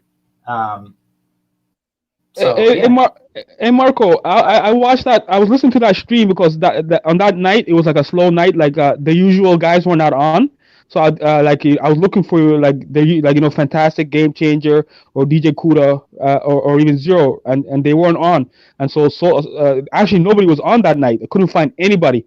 So I just said, you know what? I haven't listened to Solo TV in a while, and I'm a big fan of Xanatos Clutch. I think he's an awesome dude. I like his perspective. He's funny. And so I went over to say, oh, yo, Xanatos Clutch is on with Solo TV, and it's called Snow Bunny Sundays is what they call it, and it's very creative and it's very funny. So it wasn't a Sunday, just so you guys know. It was this Sunday that just passed. Yes. Do they bring out a bunch of bunnies and sit them on the couch and then have them No. They just talk about them. They rate them. But I just want to say I'm a fan of Clutch, and I was when I started hearing those things that you were hearing, I was like, please, I hope you're not talking about Marco, man. Marco's a cool guy. Like, don't. And it's and Game Changers listen to it. You've listened to it. I just didn't want to believe it, right? And there's no escaping it, bro. Like, you guys. Was it on Jabs? Was it on Solos? No, it's just Solos, and I think he left it up. He said he'll leave it up because sometimes he'll do the show and he'll put it in his Patreon, but I think he left it up. So it was like half an hour, and they were just talking, shooting the shit, and then they shot at Marco, man, and I can't. I just got the feeling they were talking about Marco, but I was hoping they weren't, because I mess with those guys too. You know what I mean? Like I support them. I support them. Well, I suspect, and I'm not familiar with Minister Jap so much, but if he's a dating coach, then like whoever's the dating coach of the group is probably the one that instigated it, and the others followed suit. So I'll have to look. But you're gonna be disappointed, man. I think. It was your boy Xanatos. From what I saw. Yeah. Like, it looked like Jap. Yeah, Jap would just like follow. Like they were just like kind of like egging it, like making it sound funny. But yeah, it was Homeboy deliberately that brought it up, because I actually did see they sent me the what do you call it, the stream up. So I did see it. So I did see the expression. I was like, what the hell does this got to do with anything? And again, and if it's Snow Bunny Sunday, where the hell the Snow Bunnies at? Well, yeah. Well, I mean, by that logic, if they are on some Snow Bunny shit, somebody could say the same thing. Like, yeah, but you can't do that in the Black community, so it don't count. Like, by that exact same, I don't know. I'll talk to Xanatos. That's weird as hell. Especially coming from his perspective. So, like, I'll pick his brain on that. Yeah. Hey, Marco. Hey, Marco. You actually talked to this guy? GC? Yeah, he's on the show from time to time. Not all the time, but he's on the show. I've seen him. I've seen him on the show. I didn't know you talked to him, outside of the show. Yeah. No, I knew him. He's local. We was gonna meet up. Right, he just became local. He moved here from Utah. We was gonna meet up. That's what I'm saying. It's shocking. Well, it's shocking given his story too, because he said that he didn't get any play in Maryland, but he got all the play in Utah. So by that logic, somebody from Maryland can say, oh yeah, but you can't do that here in Baltimore. It's like, it's the same logic, which is like, I mean, if it is how it says, that's just like, the irony is just baffling. It's like ridiculous. But hey guys, funny. I'm sorry, Visual, but am I in the front of your head that the first thing you pull out is that? I mean, it's like that you've been thinking about this and you're having a conversation, as you heard, and all of a sudden you pull that out. Yeah. It's like, what are you thinking about this all this time? I mean, it's like, what is that, dude? I mean, again, I never talked to this dude. I have seen him. I've heard him on the panels, whatever, but I just don't understand why the hell you would all of a sudden, like, come at it in a way that disparaging, like, oh yeah, this guy, I got this chicas and I'm, I already fight. Come out here with my white supremacy. What the fuck are you talking about, homie? Right. I don't know. If I, like I would say, if I were hitting, fourth, clean up in the Yankees, I would probably get a hit. But guess what? I'm not hitting fourth. I'm not. I did not make the team. I did not do whatever the hell I had to do to get on the team. So why don't you do what the hell you have to do? Shut the hell up and then do your thing. Like I said, if you have all this thing, show it, brother. Let's see it. What you got? You know what I'm saying? Right. I've been like this all the time. You're gonna say something? Yeah, let me see it. I'll say if you tell me I'm a great baseball player, all right, motherfucker, show me. Oh, I can strike you out. Okay, motherfucker, strike me out. Oh, what's up? I was saying that's weird how it seems like for some reason this is lost, but I don't understand, because given that it's not a person that I ever referred to or thought about, and why the hell of a sudden, you will come out of it 2.5 months later, come out of something like that. Only thing I could think is that this is some 2.0, 3.0 shit. Like, and he picked a side, or a side was picked for him. Who knows? Like, it could be that. It could be that this is a 2.0, 3.0 shit. Because I think that I think that they are all people that Oshay named was, cool with 2.0. But yeah, that was monthly. What is it? This is how this should be handled. My personal perspective, like I had to learn this myself the hard way. If you're gonna talk shit about somebody, right, go to them directly and start talking shit to them when they're present. You know what I mean? And then just say what you got to say in their face, and then that person can defend themselves. Like you and Zanato's coach, you and Zanato's coach are gonna have to talk. You guys are gonna have a talk, because he doesn't know you, bro. No, he doesn't know you. He's listening to other people. But I don't know what about, because it's like, remember also the time that we were in Kuda's stream, and then your boy the Boogie came up, and then same thing, he didn't say anything, saying, oh yeah, Marco shouldn't be talking about this, Marco shouldn't be talking about that. But then we were in the same panel, and the brother didn't even say anything. And it's weird, but I still don't understand why you would want to talk about another man, and when your situation, again, I'm not going to talk about, if I don't have a house, I'm not going to talk about a man that has a house, since I don't have one. And if I had a house, I'll paint it green. If I had a house. So I don't know. I would talk about that, because it'd be like wishful thinking at that point. But I wouldn't say that this person shouldn't paint their house red. Like, know. That's what it's not. If I, like yeah. I said, but if I shit, again, that's, to me, that's nothing. Again, I always say, man, I'm here to. If you have something to show, hey, great, show it. Like the other day when Keith was showing remember those videos he was showing? Vision, were you on there? I don't know if you're on. Man, he was showing us some videos. He was interacting with some chicks. Man, it was great. We were having fun watching it. The chicks were having around. He was having fun with someone. I love to see that. I'm great. I'm congratulating. I fell asleep. Marco. I fell asleep, or I had to go away. But I think I heard what's the name? Zach was there too. I heard about it. Exactly. So it was great. I felt good for Keith. I was congratulating him. Oh, great shit. Yeah, they look cool as fuck. Yeah, that's cool. I was like, yo, great, Keith. Good job, Keith. Congratulations, Keith. That's all good, Keith. So Keith has receipts too? Yeah, what happened was that he was because he was chilling, and he was just saying, yeah, man, I got these white girls out there, and he was showing how they were playing like some video games or something, and he would show some videos of them interacting, and then the chicks were cool and having a good time with Keith interacting. It was great. So we're like, well, congratulating Keith. Except for Zach. Zach was like, about 23 centimeters. What he got? 24? Yeah, he was like, like it crushed his soul. And but then Keith was like trying to bring him up. Amanda Seals look. He got the Amanda Seals look. Yeah, exactly. That's exactly what he had on his face. But I was again, if you show me a video of a chick interacting with you or Vision, look at us having fun. All right, great stuff, man. Good for you, homie. That's great. I'm happy for you. Cool shit. Say if you pull out 5 and 3 and a couch 2 in your whatever the hell, good stuff. You pull 2 in your bed. Hey, great, go for it, dude. But I'm gonna be like, well, see, I would, yeah, you got 2, but I would have 3. Or you got 2 in jeans. Well, I would have them in shorts. It's like, get the fuck out of here, man. So he had the real Snow Buddy Sunday.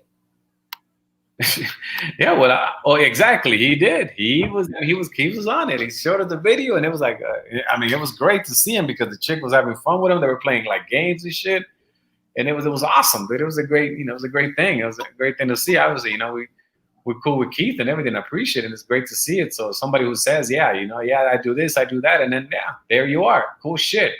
And which I was telling Fantastic too. It was a sad thing that that they were doxing him or whatever. But the great thing is that he said, yeah, I was in the Navy, yeah, I was here, yeah, I was there, and all of a sudden people get doxed. Yeah, he was. So great. It's a real person that we're talking to.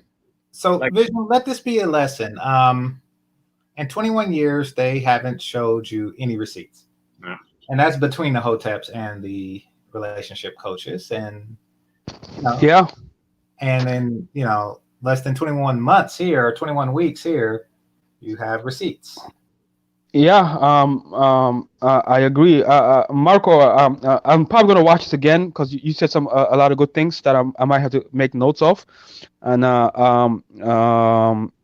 what I'm trying to say is, like, always question. Don't just trust. Get people to show you. I always used to hear, I'm from Missouri, the show me state, and it's time for me to apply that. It was blind trust, and I believed in the people, and that was a big mistake I made in my life. Yeah, no, that's what it is, man. Just leave. Go through your life like that. You always have to question. It's just, again, people. There's people that talk nicely. People that always say, yeah, trust me, believe me. Yeah, listen, I believe you. Trust me, I believe you. Let me see. That's all you have to say. Like, just trust me. You don't believe me? Yes, I believe you. Let me see. You don't trust me? Yes, I trust you. Let me see. Wow. All right, but fellas, I'm like 30 minutes past my my scheduled off time. So, any closing thoughts? Yeah, I'll go first. Hey, Marco, I don't. If you've ever been to Peru, I heard there's, like, on those mountains, right? I heard there's an amazing temples up there. Machu Picchu. You know what I'm talking? Okay. Picchu. So you've been there, eh? That's awesome, man. And then if you in Cambodia, supposedly have some amazing temples as well. And hey, listen, man, like, I remember when I got on here, there's a song by Mos Def where he goes, "I'm leaving. I'm a traveling man." Really, how the guys say you're that Ducati, that beer guy? He goes, "I don't drink beer, but when I drink Ducati, whatever." You know what I'm talking about, right? You're a real traveling man, bro. Like, I used to hear that term when I was young. Like, I already told you a little bit about my father. My father was a traveling man too, Like, he went to England, he used to go to Japan, he used to go to Germany, he used to, like, go all over the world. And so did my brother who played ball. And so I have an appreciation for when people go to different parts of the world and they're able to kind of live their dreams. So, man, all this, sorry for the shots, but keep up the great work, man. You've worked hard and you've achieved I believe you get out of life what you put in, and you're a testimony to that. And I'm just giving you your flowers while you're still here and doing your thing, and you have many years to go. Same thing with you, Game Changer. I appreciate your platform, and you gotta go. So thank you, guys. I appreciate. Thank you for the advice too. Thank you for the advice too, please. I really appreciate it. I appreciate you too, bro. Okay, Marco, your closing thoughts? Listen, about the vision, it was sad. I was kind of sad to hear what we heard today. GC, I probably felt the same. Oh yeah, definitely. I'm definitely gonna do a separate show on that. It was a shame that he had to go through that. Unnecessarily. I think. Hey, check it out, Vision. You see that picture right there? That's Machu Picchu. What you're talking about? Can you show that, GC? Yeah. I see it, man. I see it, man. That is so beautiful, bro. Machu Picchu. That is amazing. That is amazing. Hidden city. Yeah, but listen, I'm glad that I'm hopefully trying to inspire you or just show you that another side of things. We go through life and we meet people and they have certain experiences, but then it's also nice to meet people that have different experiences. And if you can take whatever positive you can and implement it to your life, that's good stuff, man. That's all. And I just want to add this, we've all had a lifetime of experiences, and we should be grown now, and we should know how to keep the bullshit out and just be positive amongst positive brothers. You know what I mean? Sorry, Game Changer. I just had to put that in there. Oh, Hey, no worries. sent you Cash App. I know there was another brother sent you a Cash App you didn't check. Oh, my bad. Let me check the Cash App. He was saying there was a couple other brothers sent you a Cash App too that I saw. Oh, somebody put that in the thing? All right, my bad. Let's see. I have my phone right here. It must have not came up. Yeah, somebody, I forgot who it was that told you, check your Cash App, GC. I forgot who it was. Well, I know that you sent one. At least I think I've seen you. But no, it might have been when you stepped away. I remember you stepped away for a while there, and me and Marco were kind of talking. Well, no, because my phone was charging earlier. So I got one for War Master. Appreciate it. For the chat, let's see. The chat has all the answers. Okay, so I got that one. I got one from Kenny. I appreciate it, Kenny. It was Kenny that said that. Yeah, that's what it was. Okay, and from you, Marco. For no old bitches. Now, did I call you out earlier? Because I seen yours. No, that's what I was saying. You didn't mention it. I didn't hear. That's why. Because I know that Kenny was the one that would say, "Hey, check your Cash App," and I never heard you mention. Oh, my bad, Kenny. If you're out there, man, my apologies. But and if you're not, I'll just hit you. I'll just hit you next time I see you. Well, I appreciate this. I guess we're gonna go ahead and jump on the 24-hour to Kuda. Yeah. Hey, let me put Kuda's in the. Let me put his link in the chat room. Yeah. So y'all can get up that 24 hours. I'm disappointed that that's a guy that you actually talk to that will talk some shit like that, man. That's some weird shit, brother. But I guess I'm a new division. I mean, well, I've been knowing him since before the thing, but he's always been like neutral on issues. But I don't know if this is like a new division because of this 2.0, 3.03 thing. I have no idea, but I mean, this had to be in the back of his head for a while, because this is not like a new thing, and it never came up before. So. And I'm saying, and I guess they didn't bring it up to you because I guess I'm here all the time, but I guess because your boy. I mean, the other guy that you thought that was your boy did that shit too. So I guess it shouldn't surprise us. Well, those two are cool. So they're cool with each other. I don't know if they're still cool with each other, but likely so. So maybe that's why. I have no idea where that came from. I'm gonna look at that later on. All right, hold on. Let me. Yeah, Game Changer. Watch the whole thing. It was on Sunday. It might still be up. So watch the whole thing.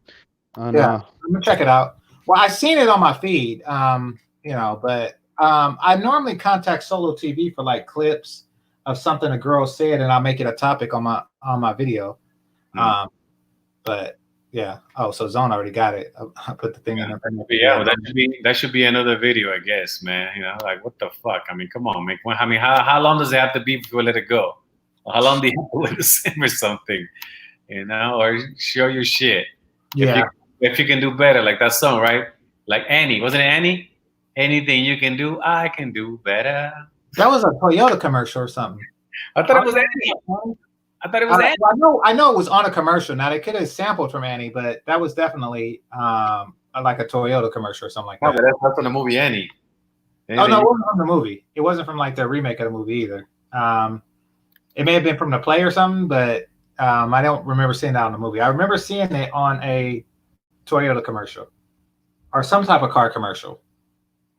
All right, brother. We'll let you go then. Thanks a lot, man. We'll go ahead and jump on. Hey, Marco, before you go, I feel types of ways of not reporting it to you as well. I kind of felt a ways, but I wasn't sure. But if I'm on the streets and anybody else is saying shit, I'll let you know. You know what I mean? Because it's nice to know who you're talking to. You know what I mean? Like that's nice. That way, if you see somebody in a panel or whatever in a chat, then you know what they're about. I think that I told GC one time that's when I started looking weird at that chick, Cocaine, and then because I see him on the other side talking shit. I'm like, wait a minute, this hoe was just over there, and she's cool. Now she's over here giving a report on the other brothers. So I was like, I'm blocking this bitch. And but I'll be looking out. If anything ever happens, I'll make sure to let you know, because I talk to you in the chats all the time and stuff like that. So I apologize about that. I feel bad for that. All right, it's all right. It's all good. Good looking out, man. All right, man, fellas. All right. Thank you. Peace, Game Changer. Thanks, peace out. All right. I'd like to thank everybody. I'd like to thank the Cash App people. Make sure you hit that like button on the way out. This is GameChanger 00100. I'm gone. Peace.